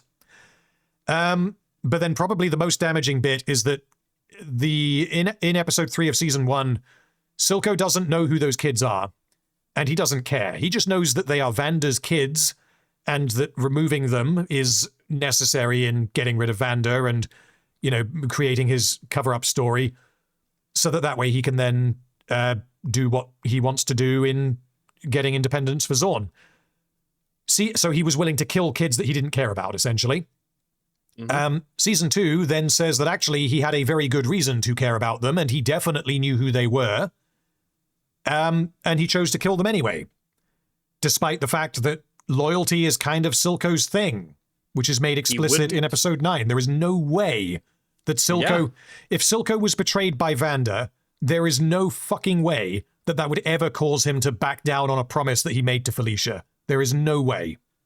Makes no sense. It's totally antithetical to one of the biggest elements of his character. I mean, the fact that he wouldn't give up Jinx, even if it would secure Zon's independence, just goes to show how deep that runs in him. There's no way, unless there was some major change that happened that we're just not privy to, there's no way he would have killed the kids that he promised Felicia he'd take care of. There's no way. The only possible wiggle room is to say that he didn't know who they were, but season 2 does enough to confirm that he absolutely knew who they were. There's no way that he didn't. So, yeah, the question is then, how bad does he go? And the fact that he is going to go down to somewhere down here should reinforce how impressive it is that season 1 had so many characters that we put up here, because all it takes is for one scene and you can like seriously damage your character. Yep. But they understood what they were doing in season 1. So he drops at least 4 tiers. Yeah, well, we can't put him in the Isha tier, but I guess we disregard the Isha tier. I want to put him there. I want to put him below Maddie just because it's funny, honestly. They do some pretty big damage to him, but it's like, how much do you have to damage such a stellar character to bring him down to bad? Is like, well, a lot, but did they do it? Oh boy. A massive part of like the emotional impact of the ending of season 2 is built upon Silco's relationship with Jinx, and this damages Silco's relationship with Jinx. That you just do not touch. Fair. So, yeah, that's fair. I think putting him in bad is appropriate. yeah. How the mighty have fallen. Sorry, Silco. You're a bad character Jeez. now. Yeah. It's a good thing season 2 isn't canon, because or else you'd be in bad tier. This is all hypothetical, assuming season 2 is canon, which I certainly don't accept. But there you go. Okay, the next character is Locke, who does appear during a music video montage in season 2. Yes. He punches things, and he gets punched, and I don't know why this man is out of prison, do you? Good behavior. Does he seem like the type? Listen, Locke knows he doesn't like being nice, but if it gets him out of prison, he'll play along, all right? He's a man of action, and sometimes the action is being good and well-behaved. I have no idea. He was one of Silco's big henchmen, personally. So it'd probably take him a lot to get out of Stillwater. But we have no idea. It's been a while. We just have no clue. I'm erring on the side of no. Yeah, I don't see how he can possibly be out of prison, because unless they freed him in episode 4, which is possible. That would be funny. But yeah, because he has been in prison for anywhere up to about a year. It definitely isn't longer than that, and it's probably less than that. Which means if he has been released, that the sentence for his crime, which was the distribution of shimmer and working for, a criminal organization, was less than a year. And I don't believe that. Given that Piltover seems to have a tendency to just throw people in prison and then forget about them, I don't believe that. But that's not a problem with Locke. That's a problem with the world building. Yep. One of many problems with the world building. The question is Locke worse than he was in season 1? I want to say no, but we get a lot less of him. We get no dialogue, so that probably puts him in no character, is my thinking. It would have been nice to get his perspective, as it would have been nice to get the perspectives of a lot of people following Silco's death, but that's just not the show that they made. I guess non-character. We have no idea what he thinks about anything. Yep. We got nothing. He exists to be punched by Vi. That's all he does in season 2. Okay, next character is Mr. Huck, who was in the middle of Mostly Functional. He was right about there. He was right below Renee, yeah. Where is he on this? Because the order has shuffled itself.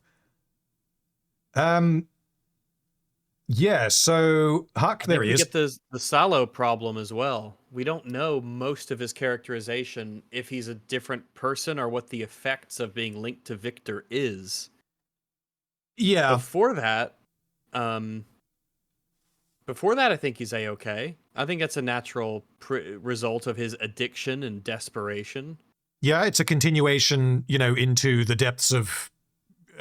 still a shimmer druggie, and he's not like a brave guy, but he's trying to feed his addiction and tries to, steal from Victor, and he does it in a very timid, weak sort of way that I think befits him.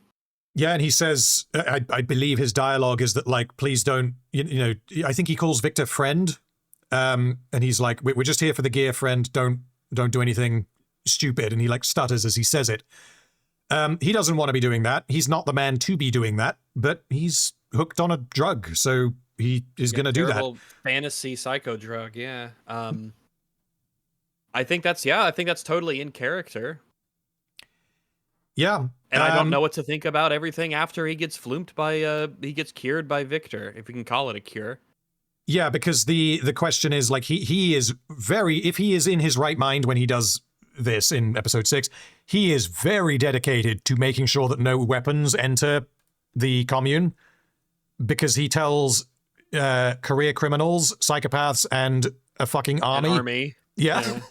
And he doesn't back down when a 8-foot giant man stands in front of him. Like, come on, really? He doesn't back down. So either that tells us that Huck has a spine made of steel, or that Victor made him do it. And I don't know. It's somewhere in the middle. I don't know either. It looks a little brainwashy because it's such a shift from him being so timid and weak to him being that brave and probably like willing to die there if they didn't surrender their weapons. It was like, it could happen, but I don't know if that's him. It seems so different. He seems so different. So does Salo. Yeah, I think I'm willing to say, I think it's probably easier if we just don't acknowledge everything after he got cured, which means we've got basically Fair. 2 scenes to deal with. Because we can't, regardless of how much control Victor has over Huck, that doesn't damage Huck as a character, so it's not going to impact our decision, I don't think. Yeah.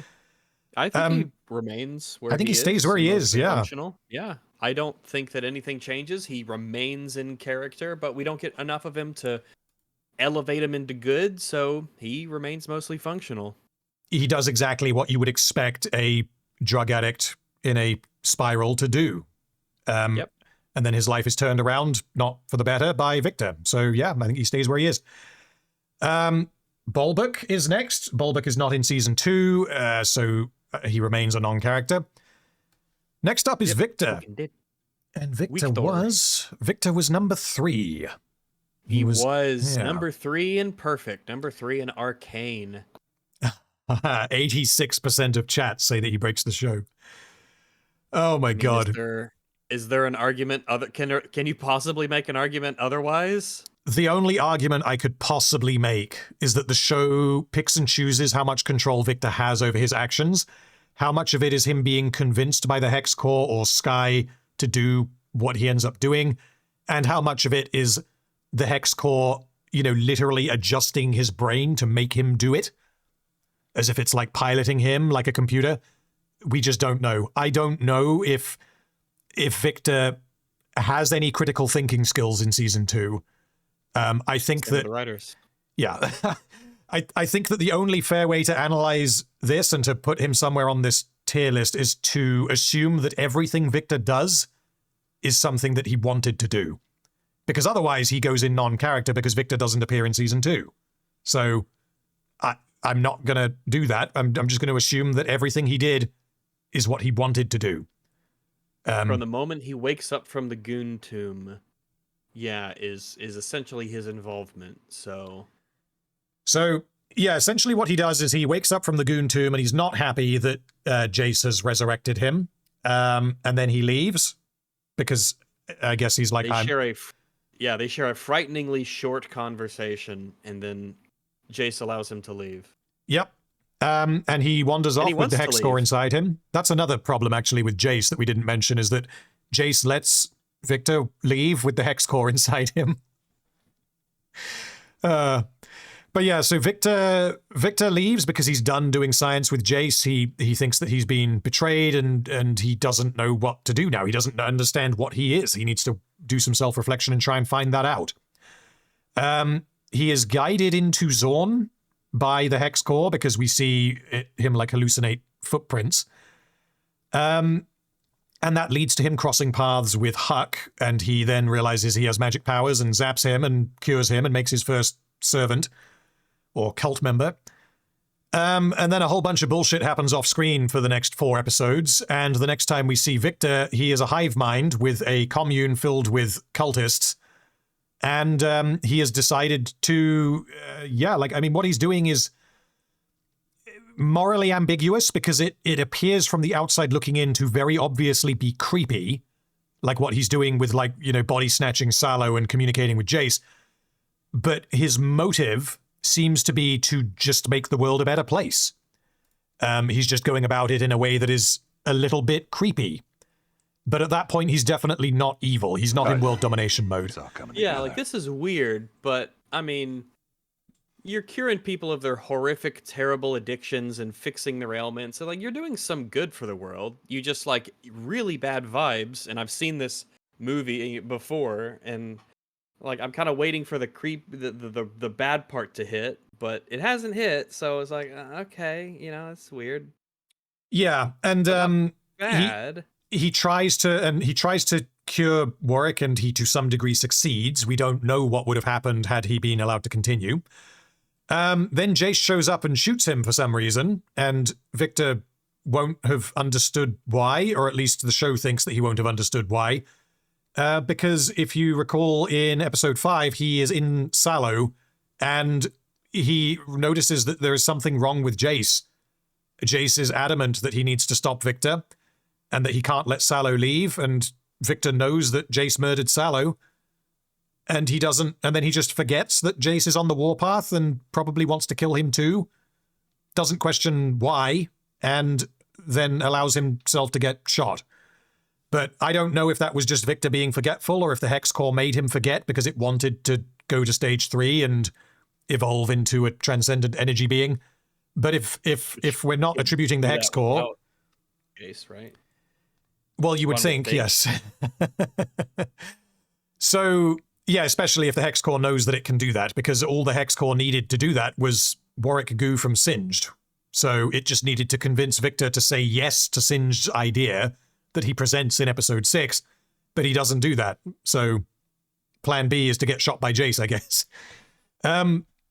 So, yeah, he gets shot by Jace and dies, and then he gets resurrected by Singed, who pumps him full of Warwick Goo. And then he decides to access the anomaly, believing that that will be necessary to get himself a new body.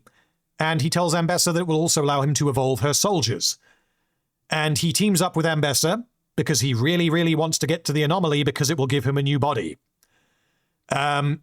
So how does he go about getting to the anomaly? You would think that the way that he would do that is to just do it. But he doesn't. He tells Jace, "Hello, Jace, I'm going to access the anomaly. Please don't stop me." Which obviously gives Jace warning and makes Jace try to stop him. And then it's revealed at the end of episode 8 that actually he doesn't even need the anomaly because Singed is able to evolve him anyway. So he does. And from that point on, Victor is like, let's fucking go. It's time to lobotomize the universe. Until Jace gives him a hug, he reads Jace's mind, realizes that's probably a bad idea, and then they get sucked into a black hole. That's Victor in season 2, pretty much.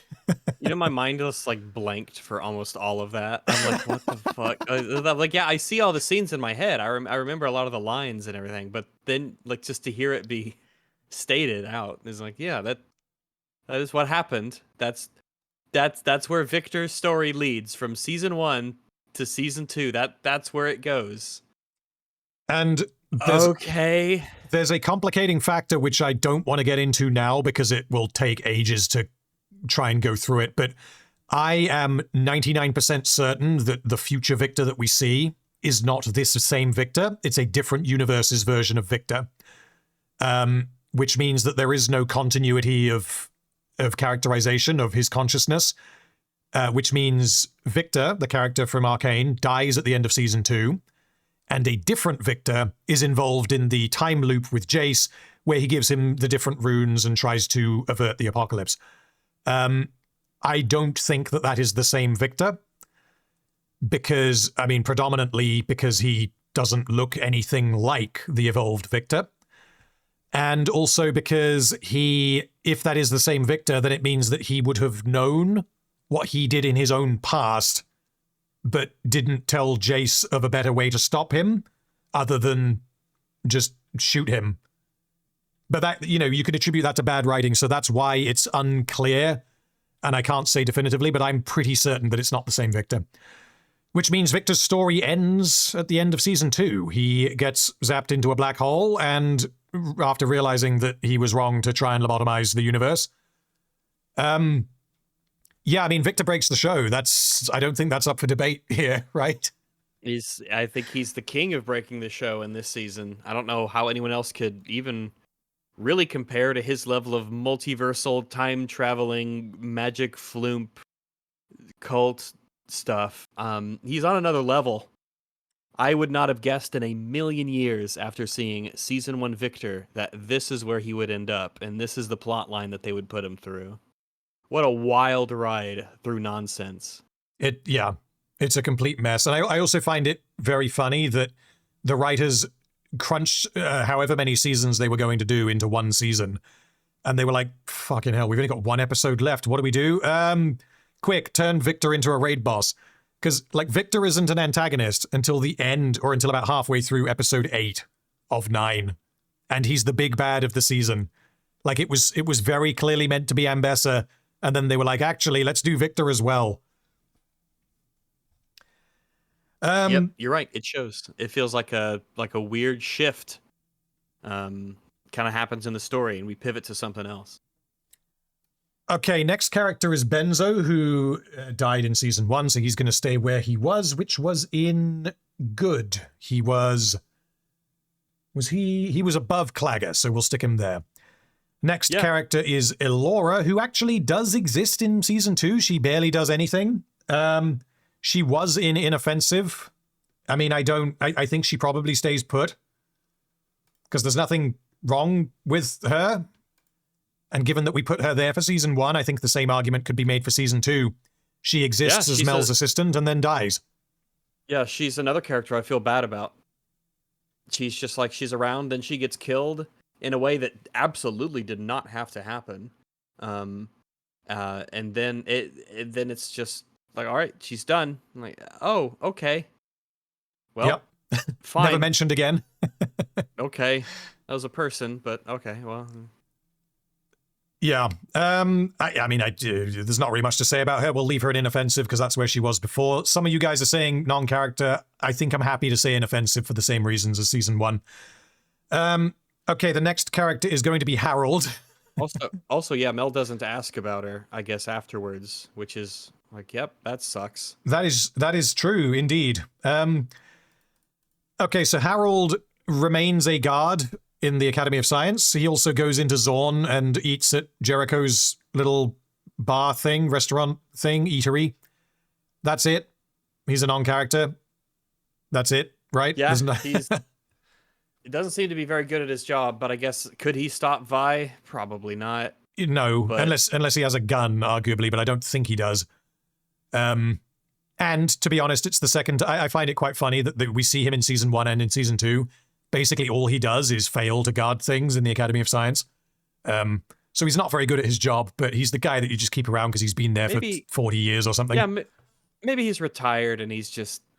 Or quasi-retired. They just... Yeah, you know, he just moonlights a bit as a guard. Yeah, a lot of the times, just the fact that he's there is enough to deter people. They just don't want confrontation. Yeah. So, I mean, yeah, there's not enough of him for me to call him a character. Okay, next one is going to be Singed, and this is going to be interesting. So Singed for season 1 was right about there. And here we go. So, yeah, there's a pretty even spread across basically everything. The problem that I have with Singed is that his plans make absolutely no sense. He just plugs things into each other and makes giant monsters and claims that it's going to save his daughter, but never asks Victor to help him save his daughter. He tries to bust himself out of prison by summoning a rampaging monster to break him out, even though it would just kill him, surely. Yeah, what a bizarre plan. Like, why did you design it such that... Because originally I thought it was, like, it's his blood specifically that summons Warwick? They don't make this clear. So it's his blood that activates Warwick. Because you can see when he slices his hand at the thing, he hasn't just sliced his hand, he's actually carved like a little shape into his hand. So it looks like he has done a thing that somehow activates Warwick. But then in episode 5, we clearly see that Warwick reacts to blood that is not singed, which means that the whole lust for blood is a factor. So that's the part that is really stupid. Any blood, and like when you know that there's this big conflict, even without a conflict, just like people cutting themselves by accident as what happens, is like blood. People are full of the stuff. Everyone, if you designed it such that he would just kind of go crazy at blood, that's an incredible indictment of his intelligence. He's supposed to be a super smart scientist guy. What are you thinking? What's the plan here? What are you doing? You don't seem like the type who wants to sow mass chaos. That seems uncharacteristic of you. Yeah, and like I think a large amount of the problems that I have with Singed is how he impacts the plot, like all of the logistics surrounding what he does and how he's able to do it. I think that his characterization is... It's definitely not good because there are so many just weird things that he does where it's like, why would you do it that way? Yeah, like why would you go to the rally just to get Yeah. captured, to summon Warwick to go to the prison and bust you out so that you can just get back to where you were? Surely, if you wanted to contact Mbessa, you could have done that any other way. You're a smart guy. That's your decision. If anything, that might make her extremely wary of you and make her want to destroy you because you're a potential thorn in her side. So or you can't be trusted. Yeah, the really, I guess the question, as far as I'm concerned, is: does he go in bad or does he go in breaks the show? Do you think he goes elsewhere? I'm thinking he's definitely at least bad. He does too many stupid things to be above there. Break the show. Break the show. The argument for breaks the show, I think, would be that his singular justification for everything that he does is that he wants to resurrect his daughter. Very little of what he does seems to be in service of that goal. Yeah, it's about the mutation in Warwick and turning him into a super killer mega monster, which is like, listen, that's totally cool and very metal. But like, what is this? I mean, and maybe this is a hobby and has nothing to do with the daughter bit, but seems to be, yeah. He doesn't visit Victor, even though he knows that Victor is the Herald now and has insane healing powers. They had not met prior to, or they hadn't seen each other since season 1 when they met in episode 6. You also have him turning Victor into a demigod because, again, he just likes creating monsters to see what happens, I guess, which is fine. And then but then he's just, lying to himself by saying, I'm doing this all for my daughter. Like, no, you're fucking not. No, you're not. But then he takes the goo out of Victor and gives it to his daughter, and it works. So I don't know. Shouldn't he be really, really concerned about like the effect that Warwick's going to have on the world that his daughter wants to live in? And so you make Victor the super mega magic angel person who changes the world and lobotomizes everybody. This is bad. This is really, really bad. Why would you facilitate this? He doesn't care about what will happen after Warwick, after he creates Warwick, and he doesn't care about what will happen after he creates Ascended Victor. He just wants to make cool shit. And like that would be fine if that was his thing, was just making cool shit and seeing what happens. But he is so unbelievably reckless given that he has the daughter. And so that's... He's supposed to be very intelligent. He is supposed to be very intelligent. And it does all end up working out for him perfectly. So you could say that this was some 7-dimensional chess move. Yeah, like there's no way that he could have seen that all of this was going to work out exactly as planned. But the show seems to think that, yes. This bad. Yeah. He read the script, had an aneurysm, and was like, no, I'm changing it. I'm going to evolve Victor. He would have been smart enough to think it was a trap. So an argument could be made for terrible. But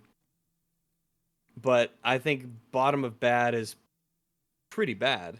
It's pretty bad. Do we think he's below Mel?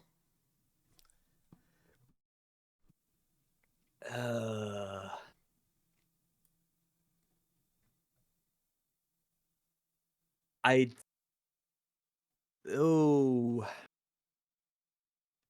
think Mel has fallen further, and that should mean something.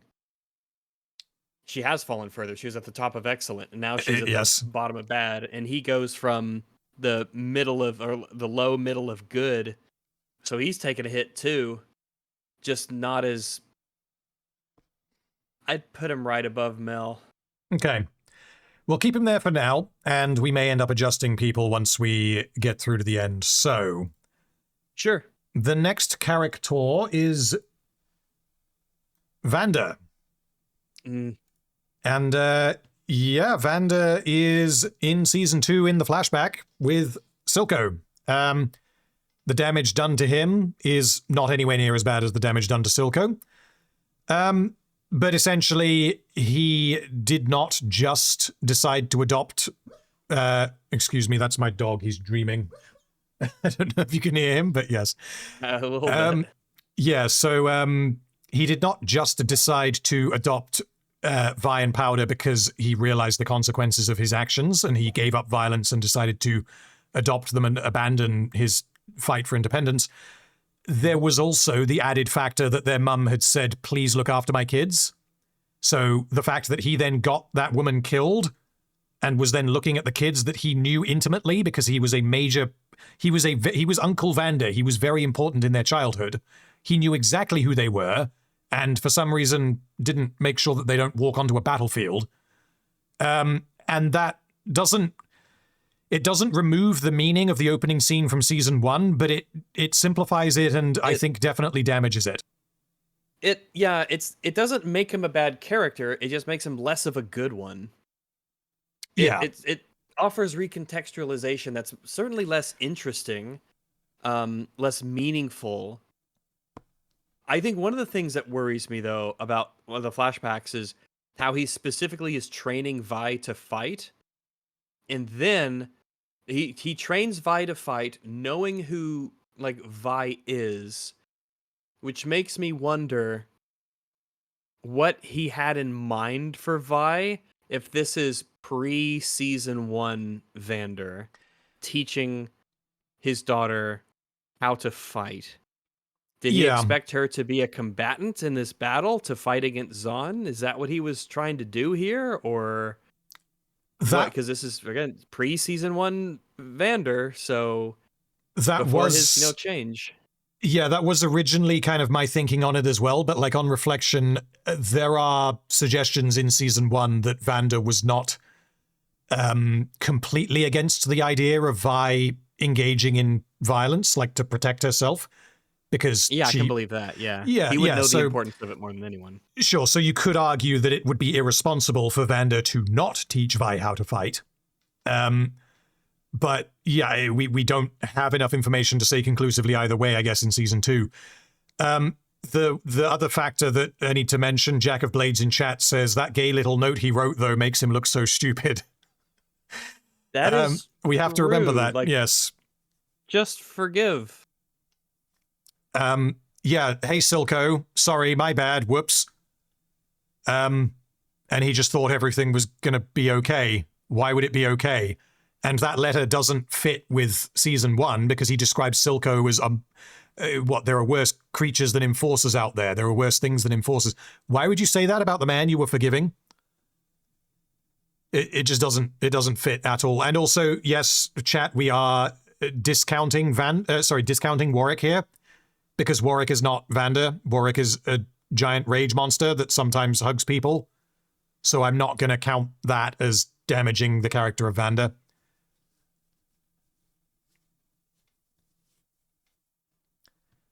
I'm just sort of mulling it over.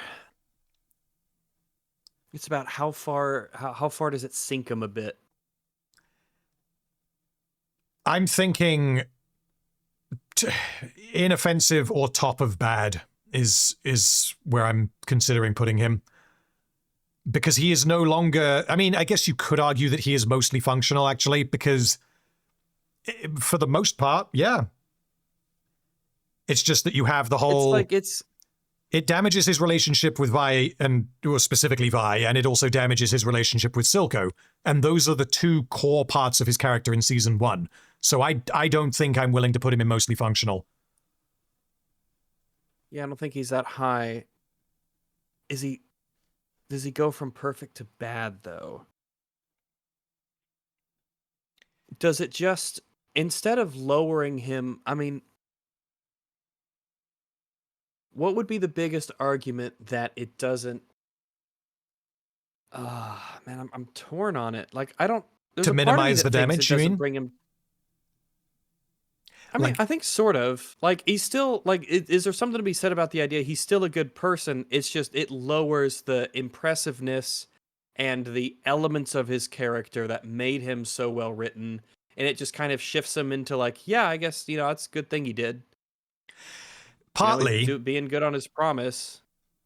Yeah, partly. The issue, I think, is that his relationship with Silco is damaged because he just didn't have any conviction. Whereas in season 1 he did. Season 2 instead says that he wrote a letter and was expecting Silco to just show up in the last drop like, hey, I read your letter and I accept your apology. Let's live happily ever after. That is so naive that he would ever think that. Damn. And then you've got the Vi stuff as well, specifically relating to Vi, because we never really get anything for Vander and Powder, that he just adopted her because obviously that's what he would do. He knows who this kid is, and her mum's now dead. Well, here, let's think of it this way then. With that, you just said, does that, if we put Vander at the top of bad, he is really close to Silco. And I feel like Silco's damage is way bigger than Vander's. I agree. Is it worth having him in the bottom of inoffensive for the distinction, or do you think that they're just both plain bad? Or that even though Silco fell further, that's just goes to show he's not lower because he started out so good? The thing is, it's making me want to push Silco lower, but that's why this is so difficult to rate, because we're dealing with two characters that were up here and now they're down here. Like, how do you quantify the damage that has been done? Because with characters like Jace and Caitlyn and Vi and Donga, you get a continuation of their story, and you get the good bit followed by the bad bit, which now means that the character is complete nonsense. Whereas with Vander and Silco, you get the good bit, or the amazing bit, and then you get this little scene in season 2 that says, actually, the reason why that happened was because of this. And it retcons it and diminishes the value of what was good. So it's so difficult to rate. I do think that he is probably a bad character, but I could understand putting him in inoffensive, because I do find it offensive what they did to Vander. I guess you're right. That's the thing. I mean, if inoffensive is almost like a balance of, it's like a so-so tier, the meh tier, the mix tier. I don't have strong feelings tier, which, I mean, I do. I think Vander is now bad. Or at least I think Vander in season 2 is bad. You and have unfortunately feelings about him, like, subjectively, or you don't have strong feelings about him in terms of, like, the balance of the good and what was done to it with the bad that they introduced. God, this is tough. This is one of the tougher ones. It's really difficult, because if we were just looking at season 2, he would be here. He would be right here.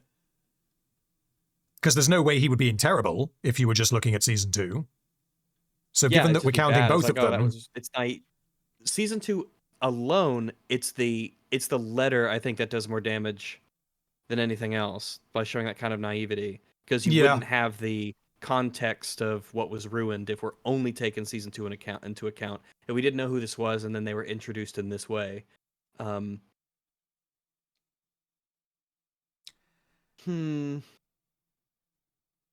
It's also difficult because we've got no one to compare him to in inoffensive, because they're all very thin characters.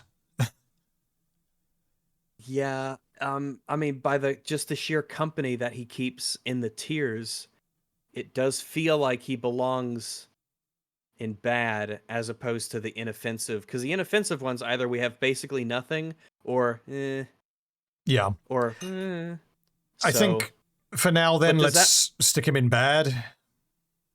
And I feel like that almost necessarily means Silco has to be lower. Yeah. We'll leave him where he is for now, but at the end we may move him down. Okay. Yeah. Next character was Amara, and Amara in season 1 was at the bottom of mostly functional. And you guys are saying non-character or bad? I think bad. She's too incompetent. She's tremendously incompetent. She is. Yeah. I've seen it speculated that Amara that we see in season 2 is not actually the Amara from season 1. This was a body snatch by LeBlanc. Okay, that's not in the show, but okay. So I'm just going to treat this character as if she was always a Black Rose agent, because that is what the show seems to tell me. I would assume that she was always a Black Rose agent. It would be weird if in between seasons she got inducted and then got this incredible power and then was sent to do this mission. That seems really weird. Yeah, or that this, they killed the real Amara and then LeBlanc showed up disguised as Amara. That's, I mean, okay, maybe, but there isn't really any reason to believe that. Yeah, that would obviously be in the show. So the retcon with Amara being a Black Rose agent means that she is at the very least bad. I don't think that she's a non-character. I know a bunch of chat says that she is. I think that there's enough of her. Yeah, there's definitely enough of her. It's just that everything about her is incompetent. So which incompetence is generally just enough to get you into bad. I think she's just bad at her job.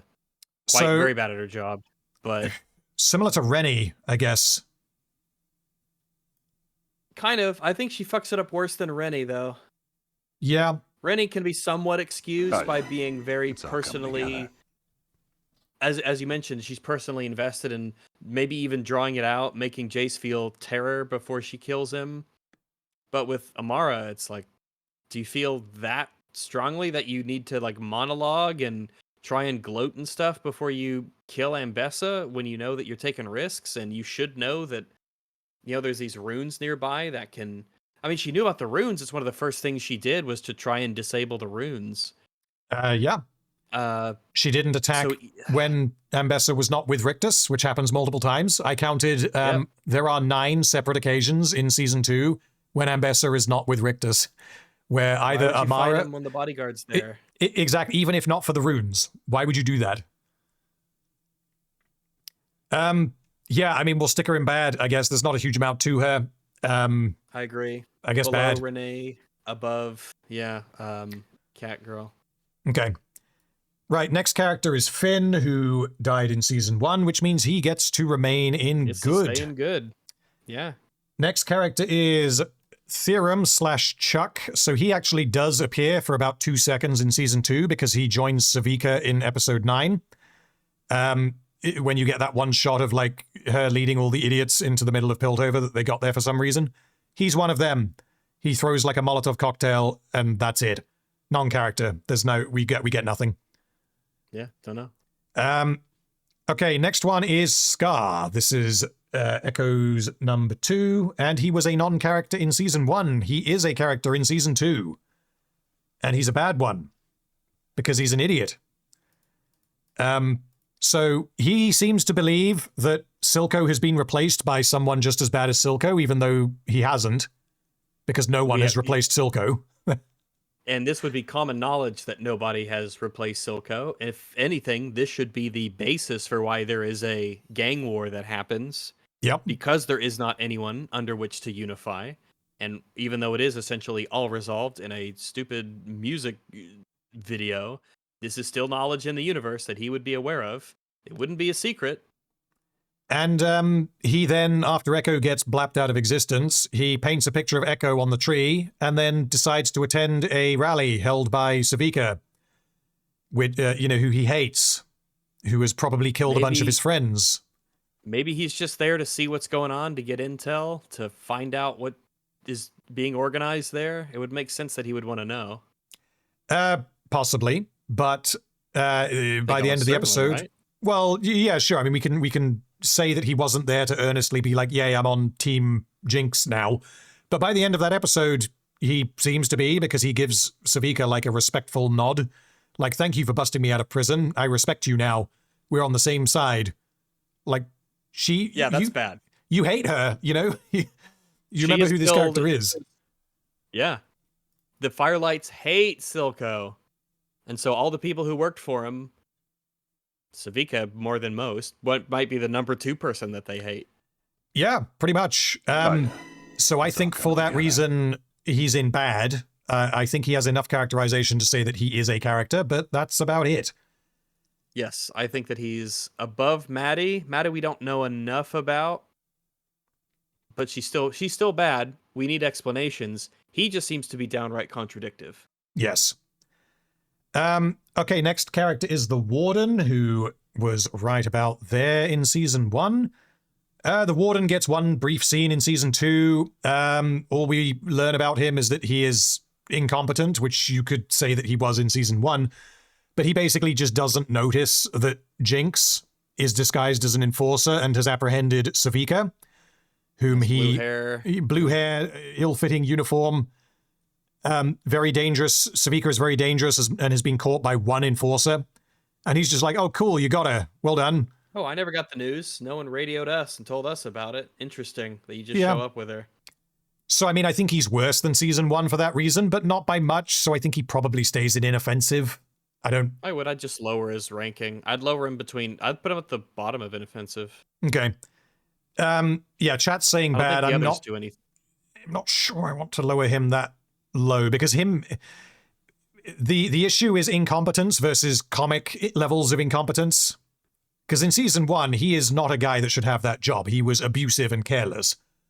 But, you know, a prison warden being abusive and careless is not a problem. That's a thing that can absolutely happen. Someone like that could get that job. Yeah.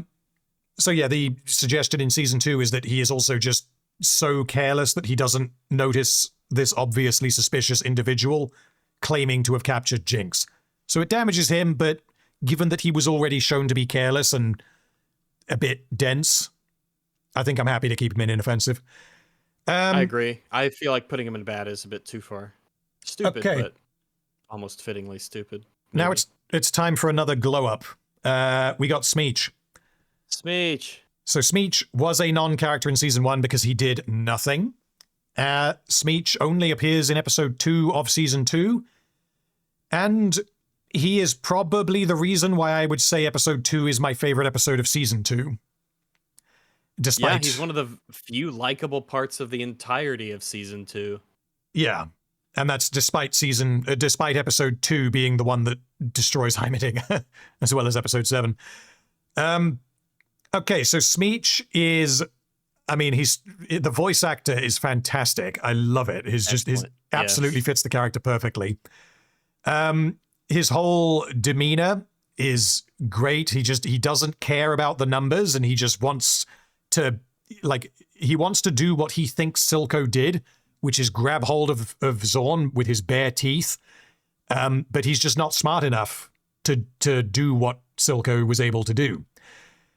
Which is why he ends up essentially pissing off the wrong person, Savika, by, bird without wings, just a funny-looking rat, which I quite like that line.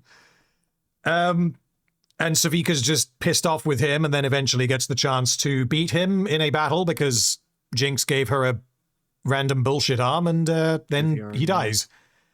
But yeah, Smeech was willing to cooperate with the Enforcers because he made a deal with Caitlyn to hand over Jinx, which is what he was going to do until Jinx got in the way, and Savika, which it is interesting that that's different to the perception of the other Chem Barons, including Savika, for some reason. So Smeech was able to do the things that they were not in order to gain power.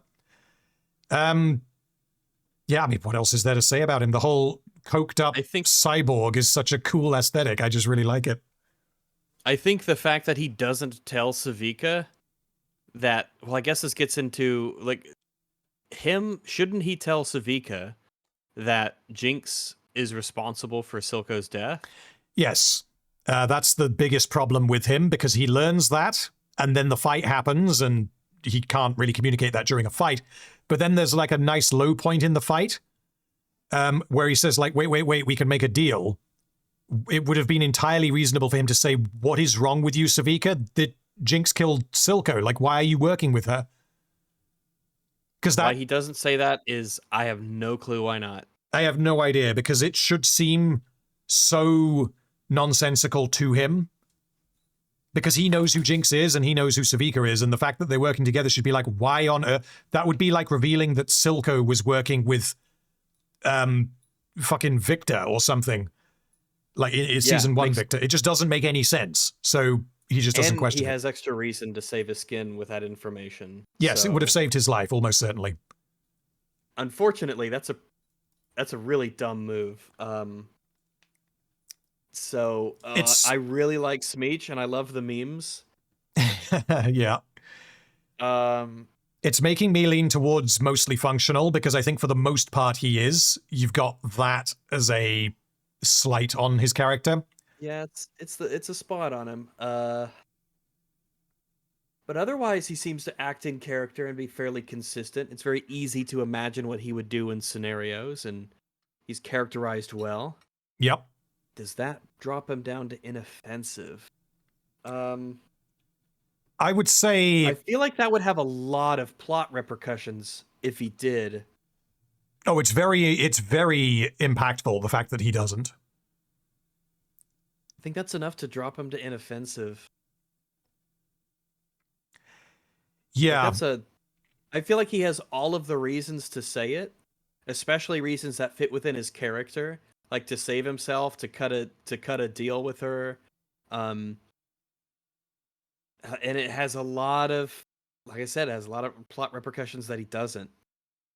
I think that's as much as I love Smeech in terms of his design and aesthetic and everything and all the little mannerisms and such and the animation.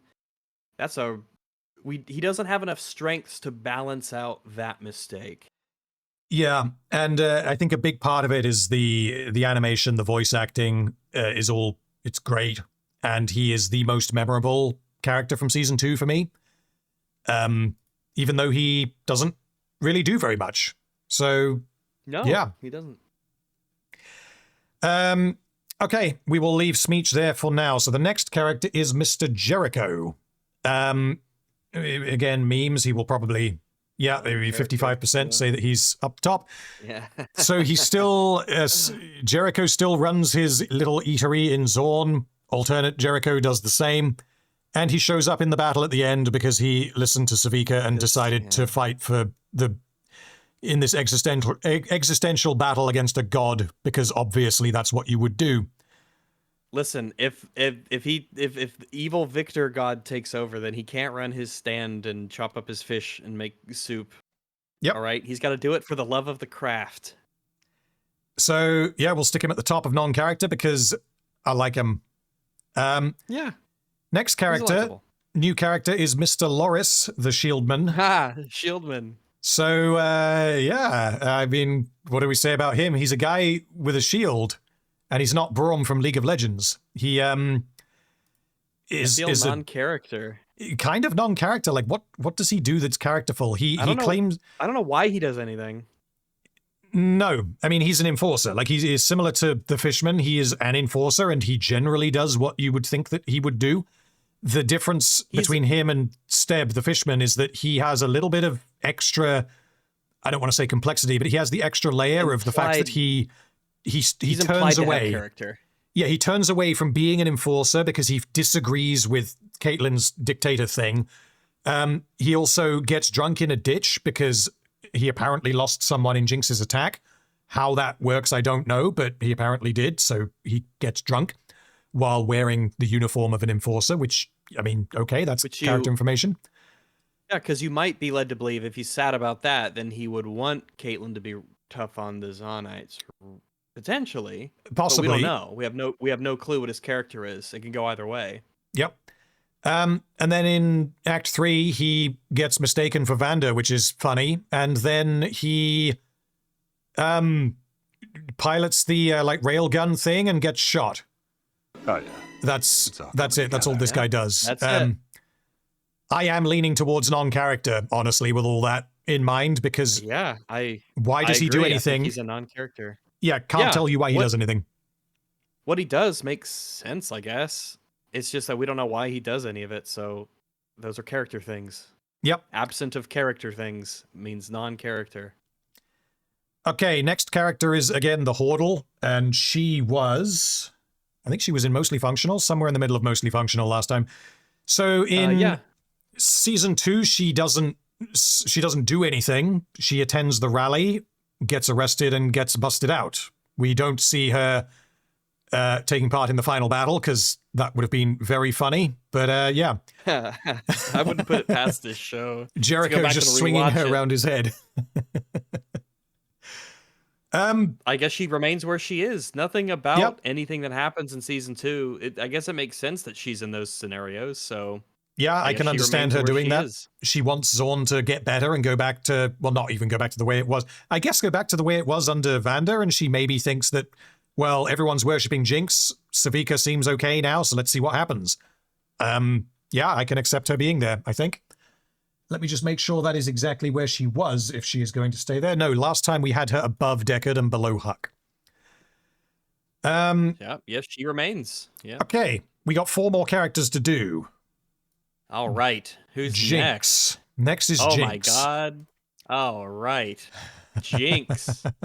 Jinx went from number 2 in all the show, an incredibly well-written character who is an extremely rare example of the sort of crazy fighter lady archetype done extremely well.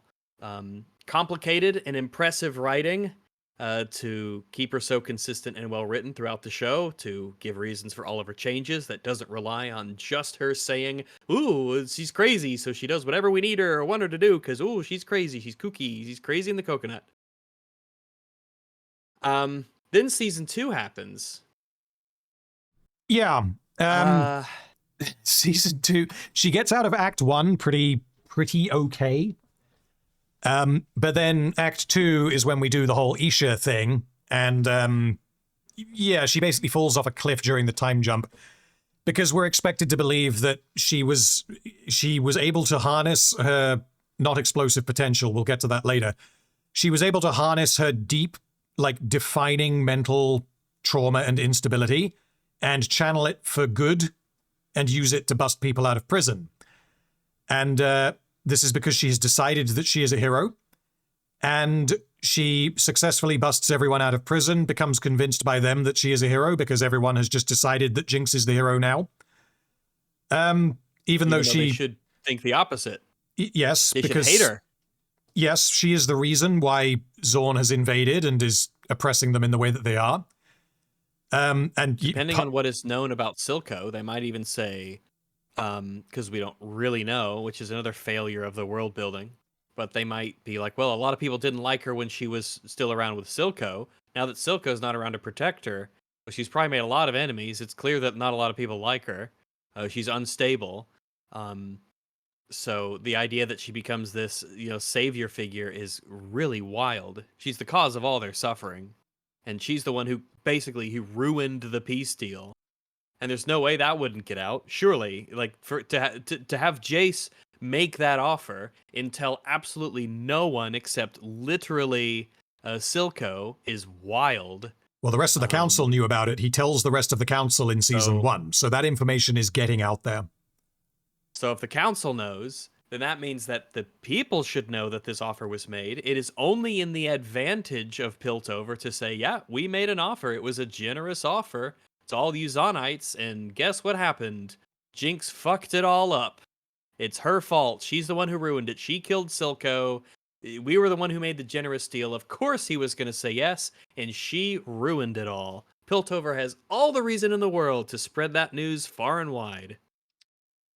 Yeah, and of course you got the relationship with Isha, which is very funny, but it's not supposed to be.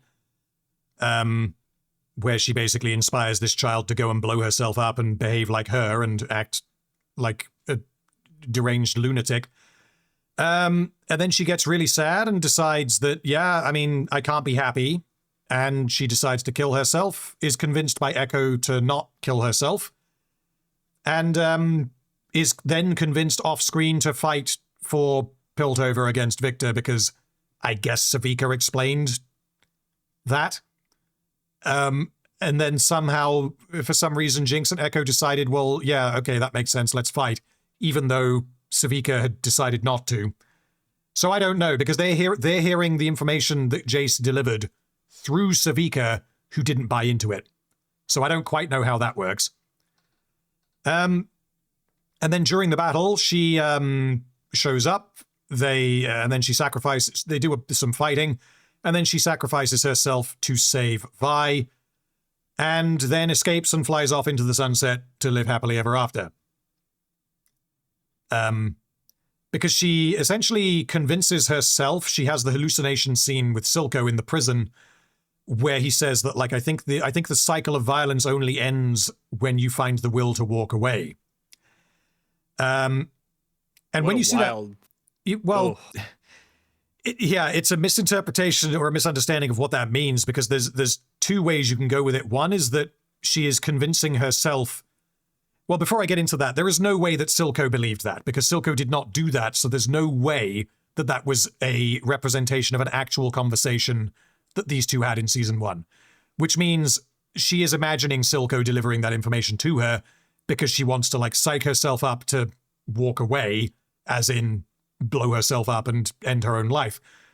But then she changes on that and decides, no, I just need to walk away, as in literally I need to just leave and get away from everyone because I am the cause of so much pain and suffering. But that's not how that works, because she essentially, by walking away, she creates this shitstorm that is Zorn and Piltover's conflict in season 2. Yeah, she And causes then it, walks away from it, and escapes accountability. Leaves without facing any consequences for her actions. Caitlyn lets her do it because Caitlyn is too tired of being angry. Yeah, so everything's okay if you forgive each other and if you walk away, is kind of what we've got to get from season 2. I mean, the fact that she's a vessel of this thematic element puts her and breaks the show, I think, by itself. Like, she is I think so. She delivers this incredibly potent end of the season theme, which is devastatingly poorly characterized, spits in the face of everything that's been led up to thus far as her character goes. When you look at her at the end of season 1 and then you see this new character, even from the get-go, it's like, oh, you're different. You've changed a lot in not a lot of time. And then by the end, breaks the show. Yep. Absolutely breaks the show. Ruin. This is the biggest. Oh, no, both her and Victor. Victor have fallen the same amount. Interesting. Yep. They're side by side. They went from perfect to breaks the show. Technically Jace as well, but Jace is slightly further away from them. But yeah, I think Jace is not quite damaged as much as Victor and Jinx. But they're comparable. Even though he's ruined. But he's absolutely ruined, yeah. Okay. Next character is Skye. And where did we put Skye in season 1? We put her in mostly functional. As far as I know, she was a hard one to rate. She was an odd one. She would probably have had her own tier. She should probably have gone in the Isha tier because it's comparable purpose done a lot better with Skye, because Skye has, 10% of the screen time that Isha has. Yes. So with Skye, it's difficult to rate her because the show is unclear as to whether she exists. Is she Skye, a continuation of the character that got vaporized in season 1? Is she a metaphorical representation of Victor's humanity? Or is she the Hex Core tricking him? We don't know. And I don't think we can answer that question. Would the Hex Core need to trick Victor with Skye? Or would Skye, if she was alive, she would just believe? Well, I guess we don't know. I don't know. That's kind of what I mean, is that we can't... If she does something that Skye from season 1 would probably not do, is that the Hex Core? I don't know. So I think it's impossible to rate her. We should probably just put her where she is. Out of curiosity, did they ever confirm this out of the show as to if she was apparently the writers have said that she was the Hex Core tricking Victor, which I don't like that as much as saying that it was actually Skye. I think it's more interesting if it's Skye. I mean, even as they did it, I don't like it, but at least I think it's more interesting if it really is Skye after she's been sucked into the Hex Core and been made part of it, even in a way that Victor isn't a part of it. Yeah, because also there's 2 specific deliberate cutaway shots where we see just the camera focuses in on Skye's reaction to something, and she's worried about what Victor is doing. But that's only there for us.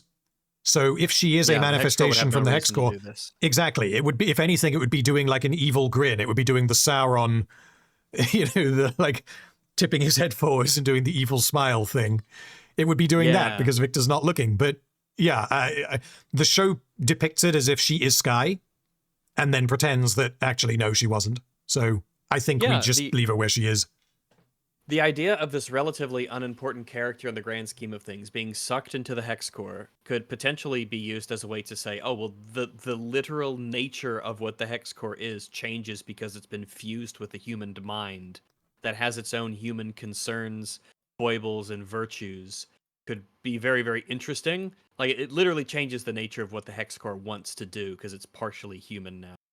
But that's not something that they get into when it could be interesting, and she could have been potentially one of the most important characters of season 2. Yeah. Just because she got sucked to the hex core, and the hex core is so phenomenally important in the plot. Yeah, like you say, there could have been a more of like a back and forth between the struggle of humanity versus quote unquote machine, but we just don't have that. The pure utility of the machine, Yeah. Okay. Like they complement each other, and she's what enables that, or I don't know, whatever. She's basically impossible to rate, so I guess we'll leave her in mostly functional. Remains. Yep. Yep. Okay, next character is Echo, who was... she was just above Grayson in excellent. So... Yeah, Echo he was up there. I need to try and find a charger quickly. I will keep my headphones on, but if you have anything to say about Echo, then do go for it. Sure. I think that Echo is, as I had mentioned before when we were doing our Season 1 rankings, I was particularly looking forward to the Donger and Echo and their relationship, what they talk about, the difference, the immense, vast difference in their ages, and what that meant for the potential exchange of perspectives and opinions on things. Echo's perspective on the Zon and Piltover conflict could be wildly different from not only a Piltoverian's perspective, but imagining that, Donger has been...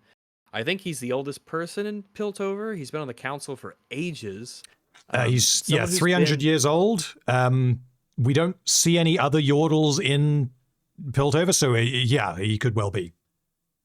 The idea that you have someone like that who is so entrenched in the Piltover life, meeting someone who grew up in Zon and is surrounded by that Zonite culture and who's been fighting this battle against Silco with his band, you could have done a lot with Heimerdinger and Echo.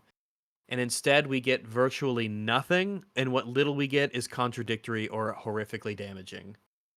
I would say that maybe the strongest moment in all of Season 2 is a tiny, tiny little moment where Echo becomes overwhelmed with emotion upon seeing Benzo in the alternate universe. That in isolation is maybe the best moment in all of Season 2, because it's a very reasonable reaction for someone to see that happening. However, all of this is surrounded by the fact that Echo, pretty much all of Echo's characterization, certainly the vast majority of it, is a multiverse story that's told shockingly poorly. Yeah. I mean, it revolves around... In Act 1, he basically doesn't do anything. He notices that there's goo on the tree, speaks to Jace, and gets zapped into a wormhole. And then we have the multiverse thing in Episode 7, where he pilots someone else's body knowingly, takes advantage of alternate Powder, who just so happened to be in a relationship with alternate Echo. So he's able to do that. He fucks around and invents a time machine. He acts like an idiot and accidentally insults people multiple times because he forgets that they are different people. And then, like Mad Season says, Echo essentially pulls a Wonder Woman 84 at the end of the episode. I don't think it's anywhere near as bad as in Wonder Woman 84, but it's definitely in the same ballpark because she is unable to consent to this. And if she knew... Yeah, he never tells her.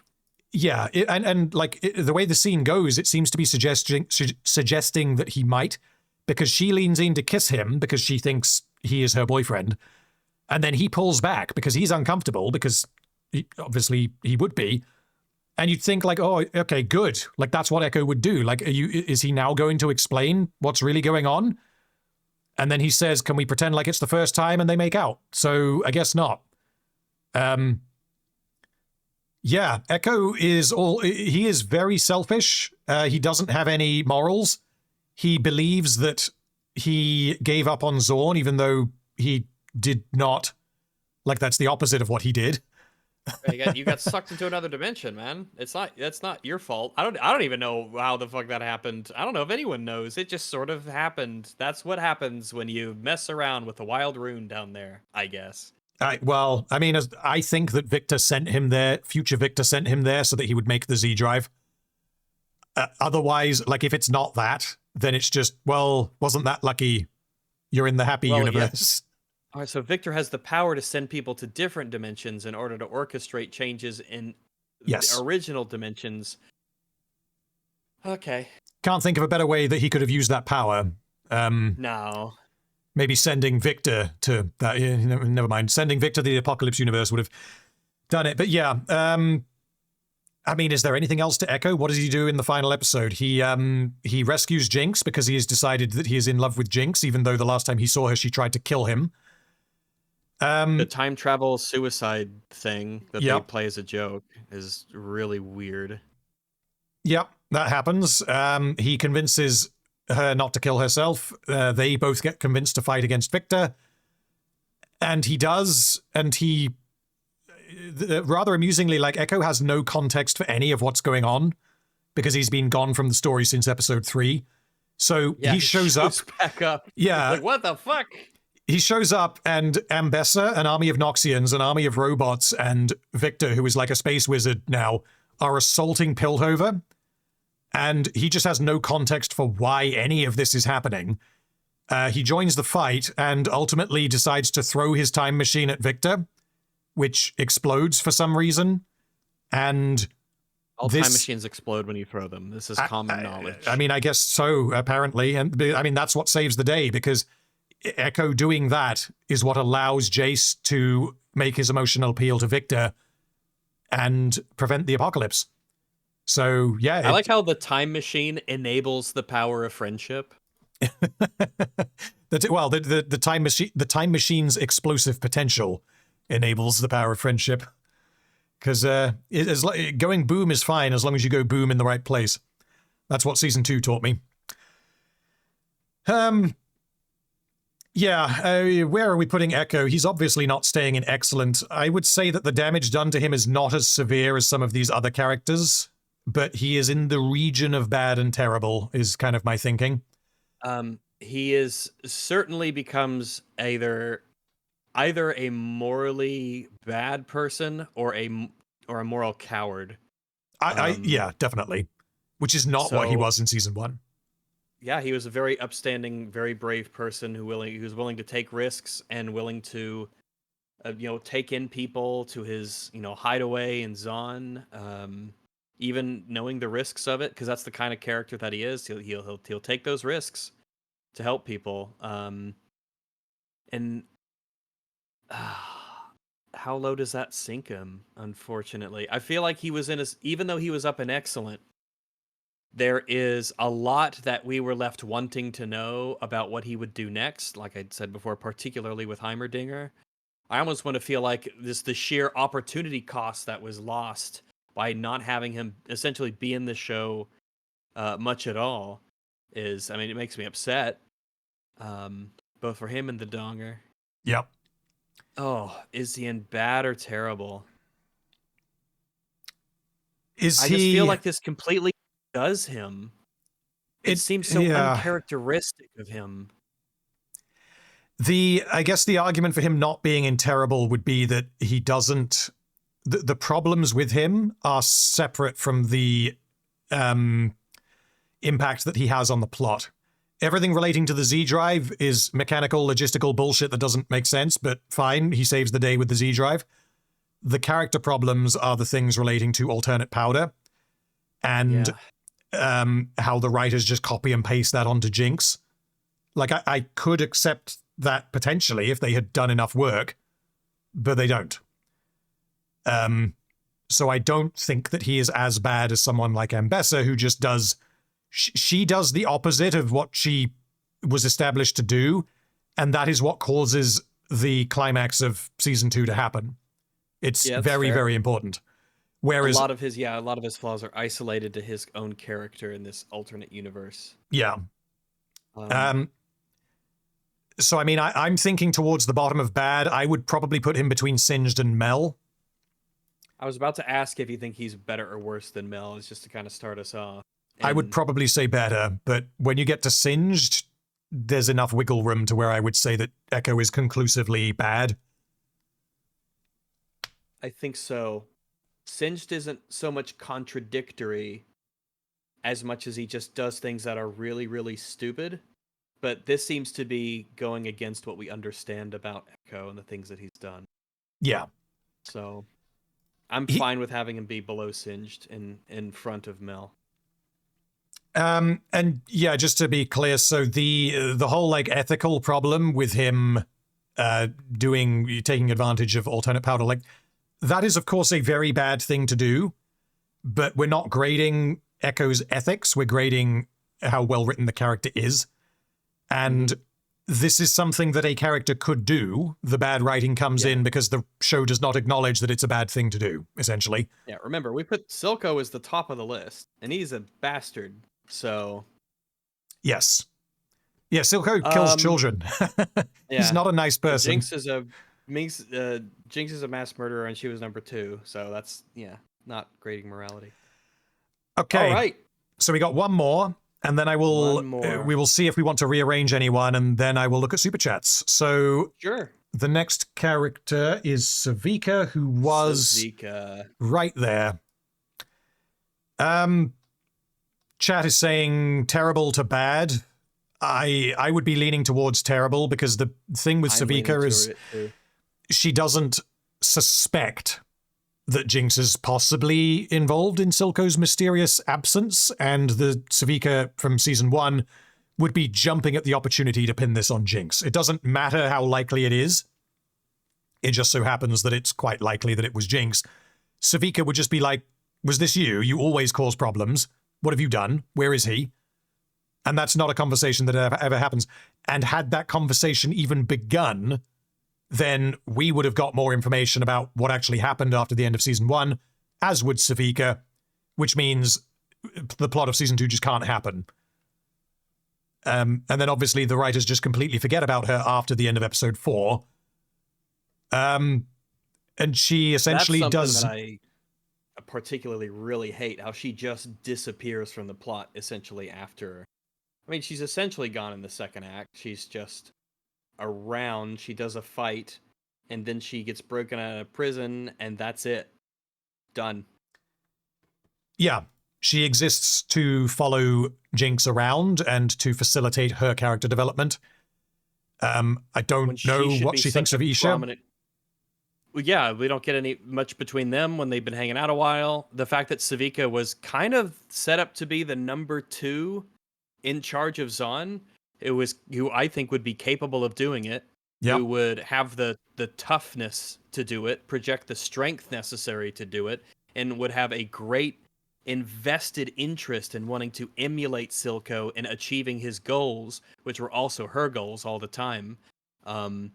She would be like, she should be the one in charge. She should be the one who's working to unite the Kim Barons under essentially her.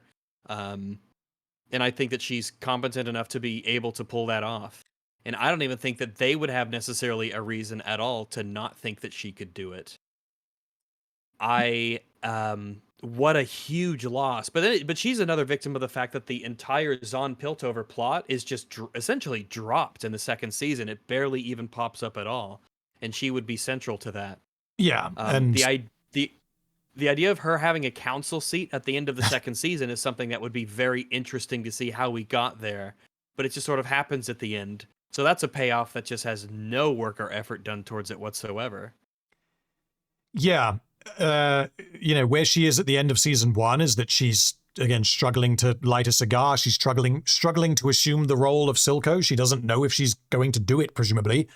But she's now in this situation where she's just on her own. She doesn't have anyone. I mean, I guess by that point, she probably doesn't know that that's what's happening. But if that scene was happening slightly in future, then she would have realized, oh, well, Silco's gone.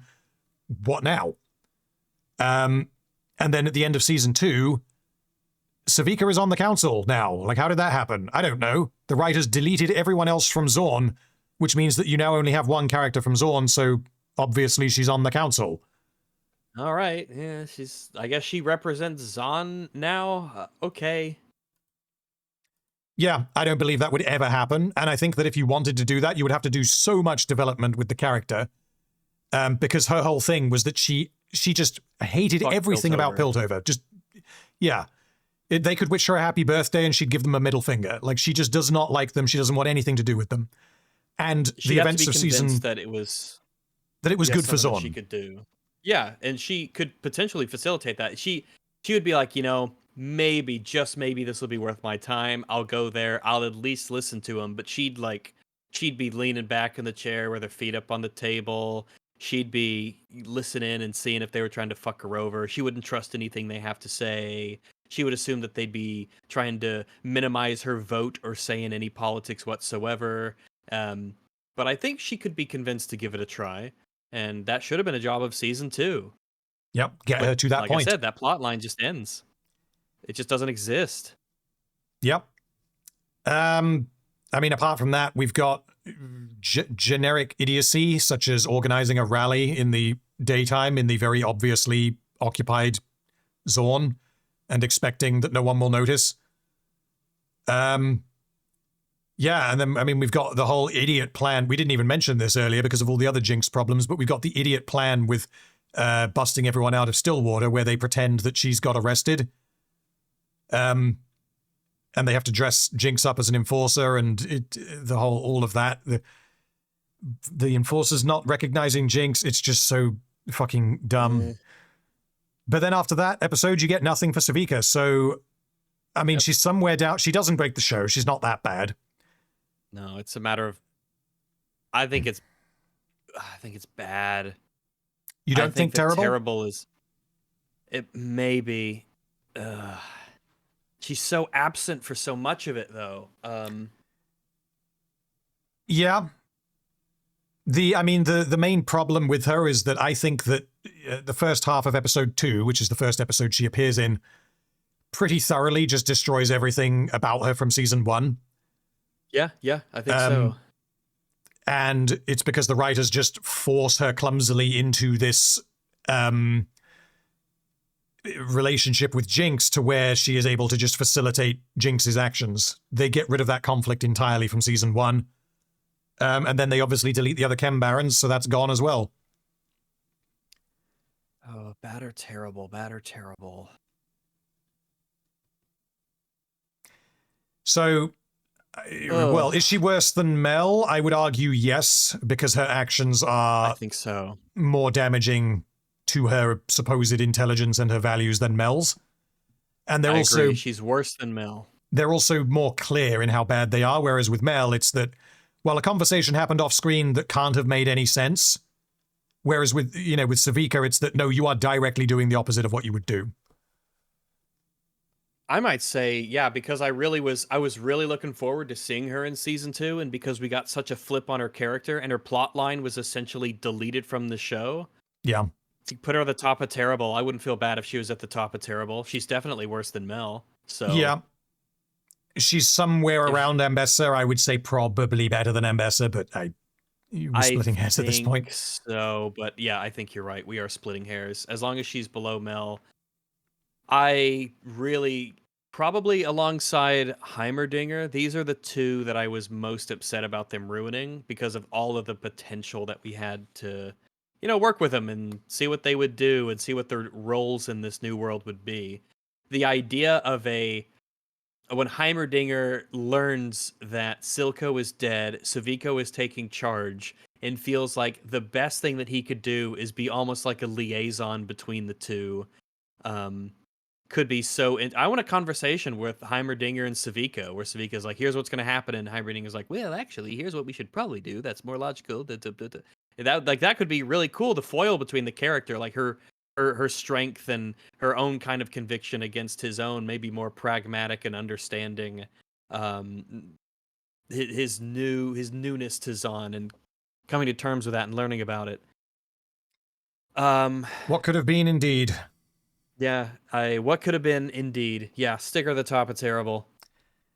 Yeah. What a weird looking list. I can't believe that the only survivors were basically in perfect to excellent were Marcus and Grace and yeah, you remember that scene in season 1, episode 1, where those two scary looking enforcers walk up to Benzo's with their masks on? You ever think that you'd be in a situation where you're like, man, those two were the best characters in Arcane? Yep. You didn't know it at the time, but after 2 seasons, they somehow are the 2 best characters. Wow, that's wild to think about in retrospect. If I ever watch the first season again and I see those two together, I'll be like, oh my god, it's the two goats. We So just never knew. it will be difficult to see. Oh, can I do, if I put that here, hold on. Yeah, there we go. So it's kind of zoomed out, but the one we've got on the right, that was season 1. The one we've got on the left is season 2. Or the one on the left is both of them together, I guess. Okay, yeah. So the characters, excluding characters that do not appear in season 2, the best characters you've got from season 2 are Rictus, Sky, but I feel like she doesn't count because what do you do with Sky her? doesn't count. Yeah, if we can't determine whether or not she's her, she doesn't get season 2 credit. You've got Huck. Yep. You've got the Hordle. You've got Vian Powder's mum. Felicia. Yeah. You've got Smeech, Sallow, the Chem Barons, Elora, the Warden, and then you get into all the bad ones. Yep, those are the only ones, and they fill up inoffensive and mostly functional, and a lot of them don't even budge because they're basically not present. They're around, or they're displayed, but they're not, participants really in the story. Wow. Yeah, Zach has just counted these up. So 4 characters improved, 1 of them stayed in the same tier, and 15 of them got worse. And 15 of them didn't just get worse, they got significantly worse. They were destroyed in a lot of cases. Yeah, and it's important to, if we've got Savika, Ambessa, Caitlin, Vi, Heimerdinger, Jace, LeBlanc, Jinx, and Victor.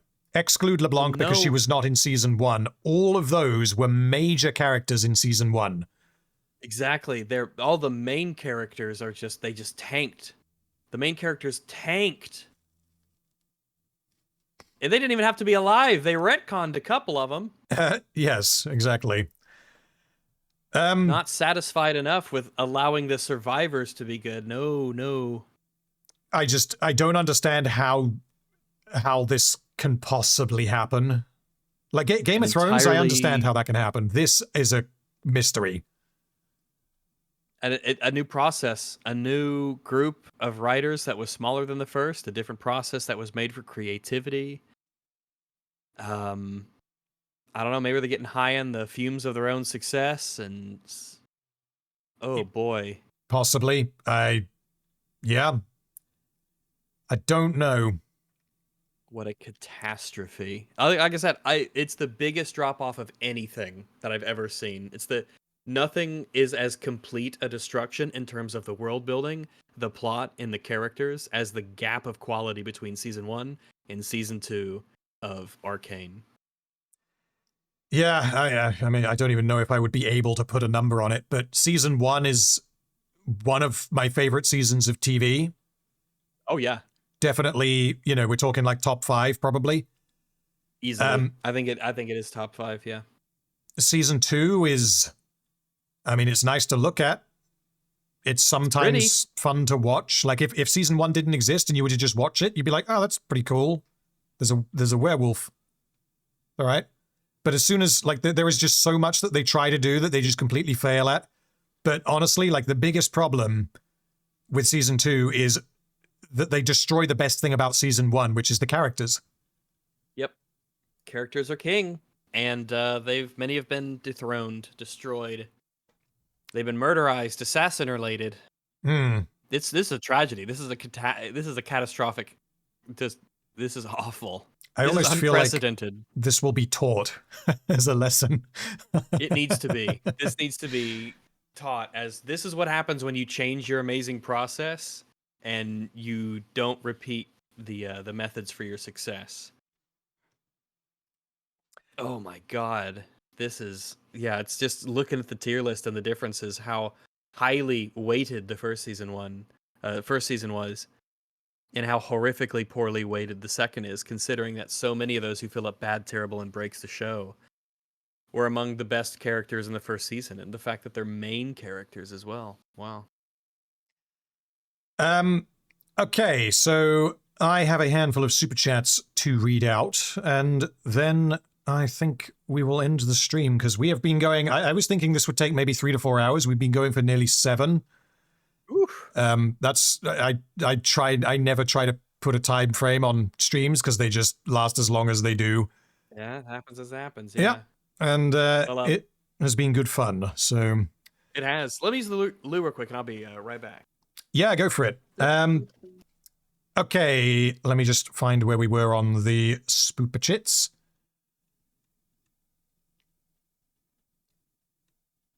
Okay, yeah, super chat from Mad Season. Ambessa doesn't know what a triangle is. That is absolutely true, and it also seems that Arcane doesn't know what a triangle is, because the show doesn't seem to understand how to count to 3. Because we get the line in episode 6, rage, compassion, and hate, 2 sides of the same coin. Like, motherfucker, that's not a coin. That's a triangle. Yeah, so I don't know if that's Ambessa's fault or if that's just the writers, but yes. Bartlemage Mucha says, if he had attended the council meetings, and it's worth adding that according to his characterization in the first season, he certainly would have attended them, he could have stopped many of the events in the first season. Yeah, this is relating to Jace, of course. So if Jace had attended, then it would have affected the votes that went through regarding what to do following Jinx's attack.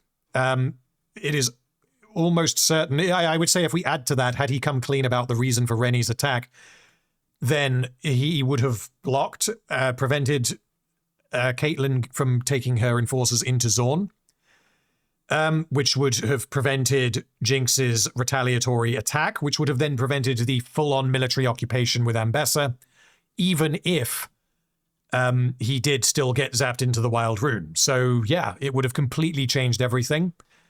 And the writers had to have him not be there, simply. Right. Next super chat is from Zodlander saying, most shows or movies fuck up their characters when they introduce time travel to solve things.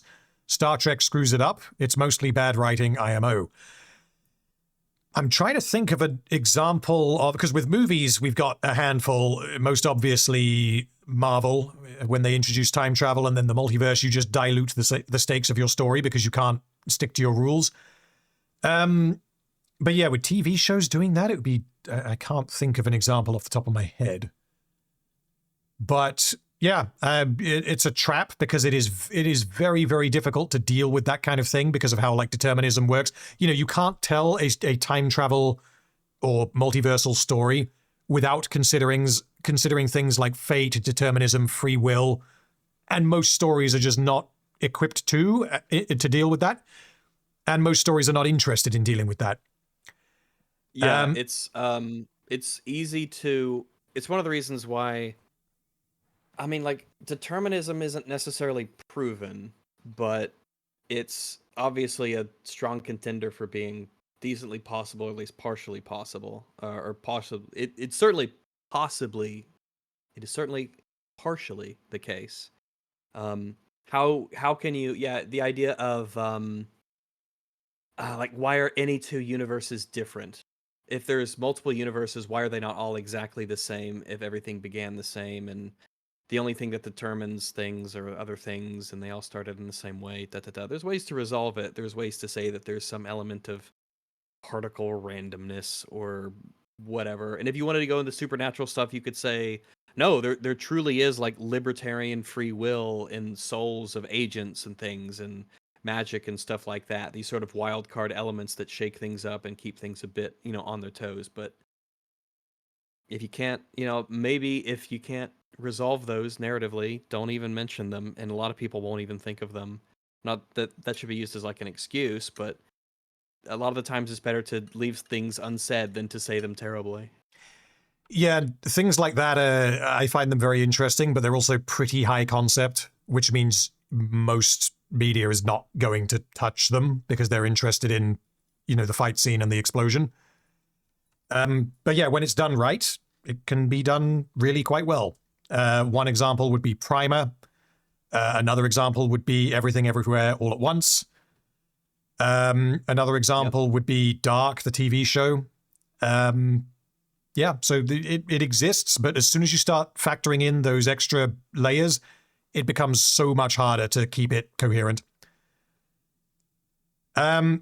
Next super chat from What the Film saying, when will you play God of War Valhalla? I will play it when I have time. I kind of want to replay Ragnarok first, though,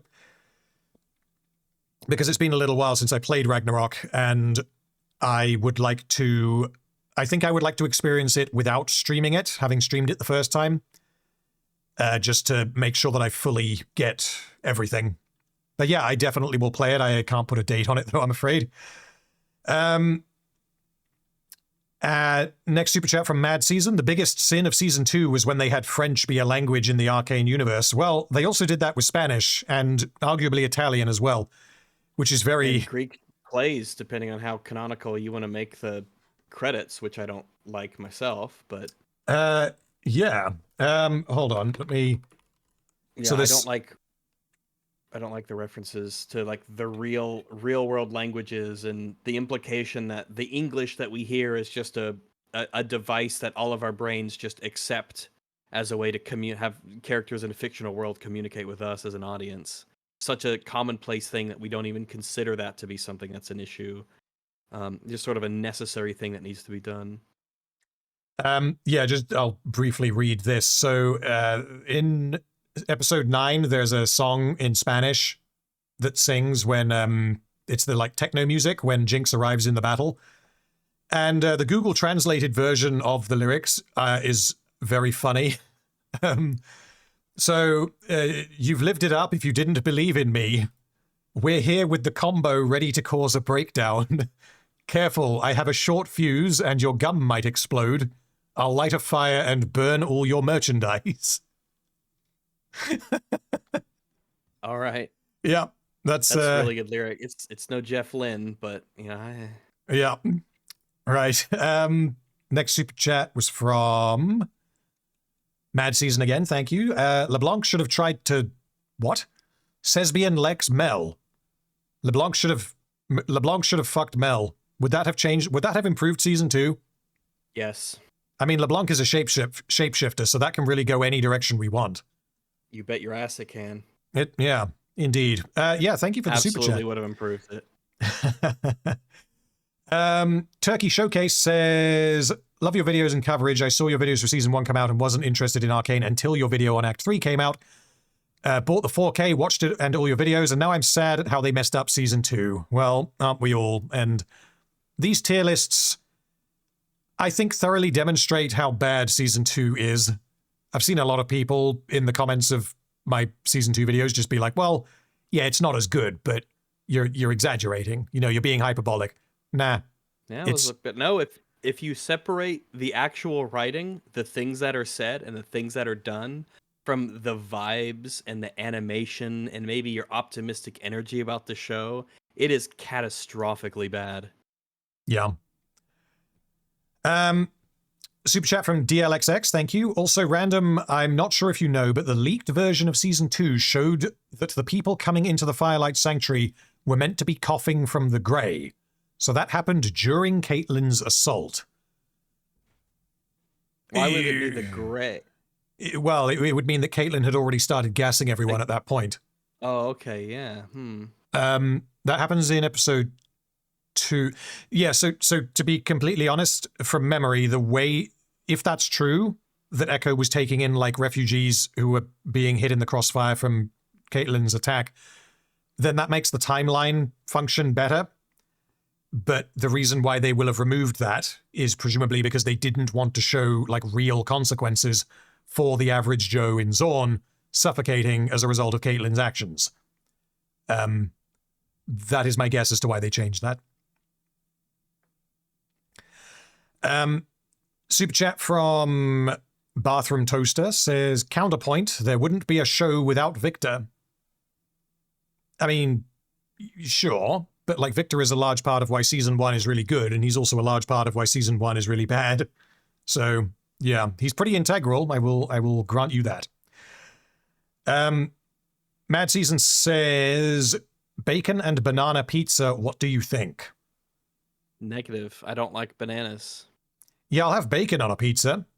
Love bacon on a pizza. It's one of my favorite toppings is bacon. My favorites are like grilled chicken. I love grilled chicken on a pizza. mushroom, zucchini, bacon, any meat, basically any meat. But yeah, I love bacon on a pizza. But bananas, I don't like bananas. Yeah, I I do not wouldn't. find them appealing. I wouldn't go bananas. I wouldn't go pineapple either. I think that's weird. On a pizza, if I was just choosing my perfect topping, you got pepperoni, jalapenos, I guess ground beef, probably some bacon, maybe some ham, meatballs, all that good stuff. Again, lots of meat. Yeah, I love a meaty pizza. But I like some plants. Just chuck some like spinach and zucchini on there and some mushrooms, and I'm all for it. But here's a mistake that a lot of people make when they put mushrooms on a pizza. They don't cook them enough. You got to cook the mushrooms. First off, don't worry about overcooking mushrooms. You can't. Second, if you put like undercooked mushrooms on a pizza, like it's fine, but they kind of stand out. So, got to cook those mushrooms enough. I can't say I'm a fan of mushrooms, to be honest, but yeah, I will usually have the meat instead of the mushrooms. Yum. Okay, next super chat from Mad Season. Last year was interesting for television. A terrible season 2 for Arcane and Squid Game. A disappointing season 2 for House of the Dragon. But at least we had Smiling Friends season 2, Shogun, and The Penguin. I don't think season 2 of Squid Game was terrible. I think it was a mixed bag. There was some really good stuff in there. There's also some bad stuff, but it was a bit of a mixed bag. It wasn't as good as season 1. But I've not seen either of them still. You recommend them?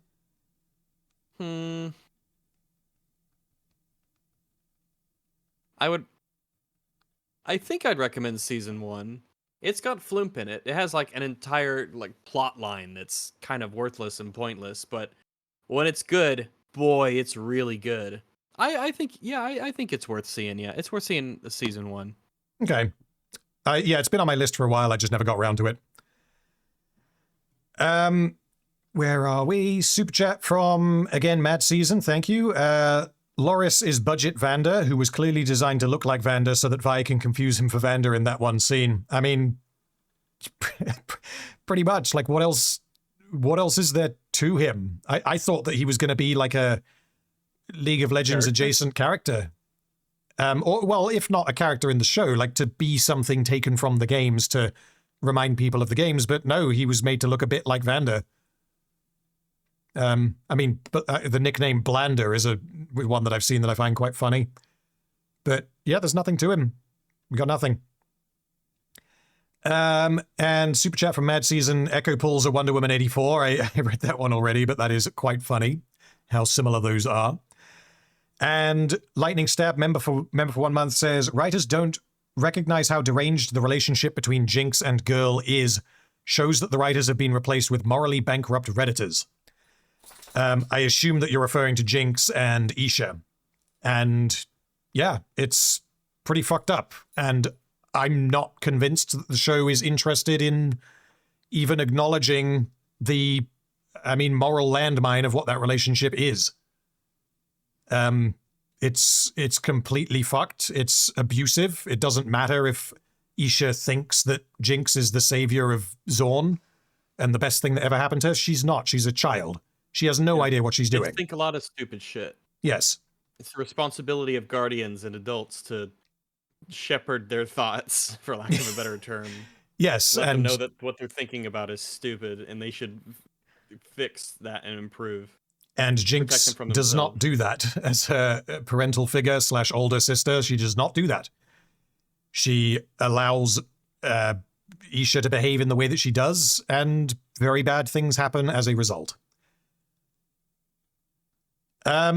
Okay. I mean, that's it for Super Chats. Thank you, guys. I did notice during the stream as well that Mad Season gifted 50 subs, so thank you for that. You are indeed mad. But yes, thank you. For some reason, it didn't pop up on my list, but I did notice it, and thank you very much. So everyone who's now a member, you have emojis, including Rictus. Yeah. So enjoy them. Yeah, I mean, it's 2 a.m. now. I should probably be heading to bed, but yeah, before I go, is there anything that you want to plug, Rags? Thank you for joining and sticking around for essentially 7 hours. But yeah, do you have anything to Hey, plug? no worries. It was good to refamiliarize myself with this, and glad to be entrusted with joining you on a tier stream. Hopefully, my input helped to sort of settle things where they were. Let me see. I guess tomorrow, EFAP. I think we're talking about Daredevil, Born Again. So if you're interested in that, come on and join us. Or even if you're not interested in it, we're gonna have a lot of fun talking about how incredible that show is. So be there. Awesome. Yeah, I will be busy tomorrow evening, so I will not be able to tune in. But at some point, I will make sure I catch up on the EFAP coverage of Daredevil because, yeah, it will Another be thing that ruins. It's another thing that apparently has got very bad, and I did quite like seasons 1 and 2 of Daredevil. But I do too. I think you'll really like season 3 if you ever are interested in finishing it up. I probably will. I think I liked season 2 enough to where I will do that. And then I might check out the EFAPs. I will see. Yeah, as far as what I've got next, I've done a lot of work on the Arcane Part 3 video. My plan, copyright permitting, is to get it out a week today. So, I mean, copyright permitting, that should absolutely be possible. And then after that, I'm going to take a little break, and then we're going to be going full steam ahead for Return of the King extended theatrical comparison video. So, yeah, people have been apparently waiting for that one, and sorry that it's taken me a long time to do. A lot of things got in the way, including Rings of Power and Arcane. So, yeah, that's what's next from me. But yeah, we will leave the stream there. Thank you for joining. Thank you again, Rags. And thanks much. You're welcome. yeah, I hope everyone has a good rest of the week and a good weekend. See you later. Bye-bye.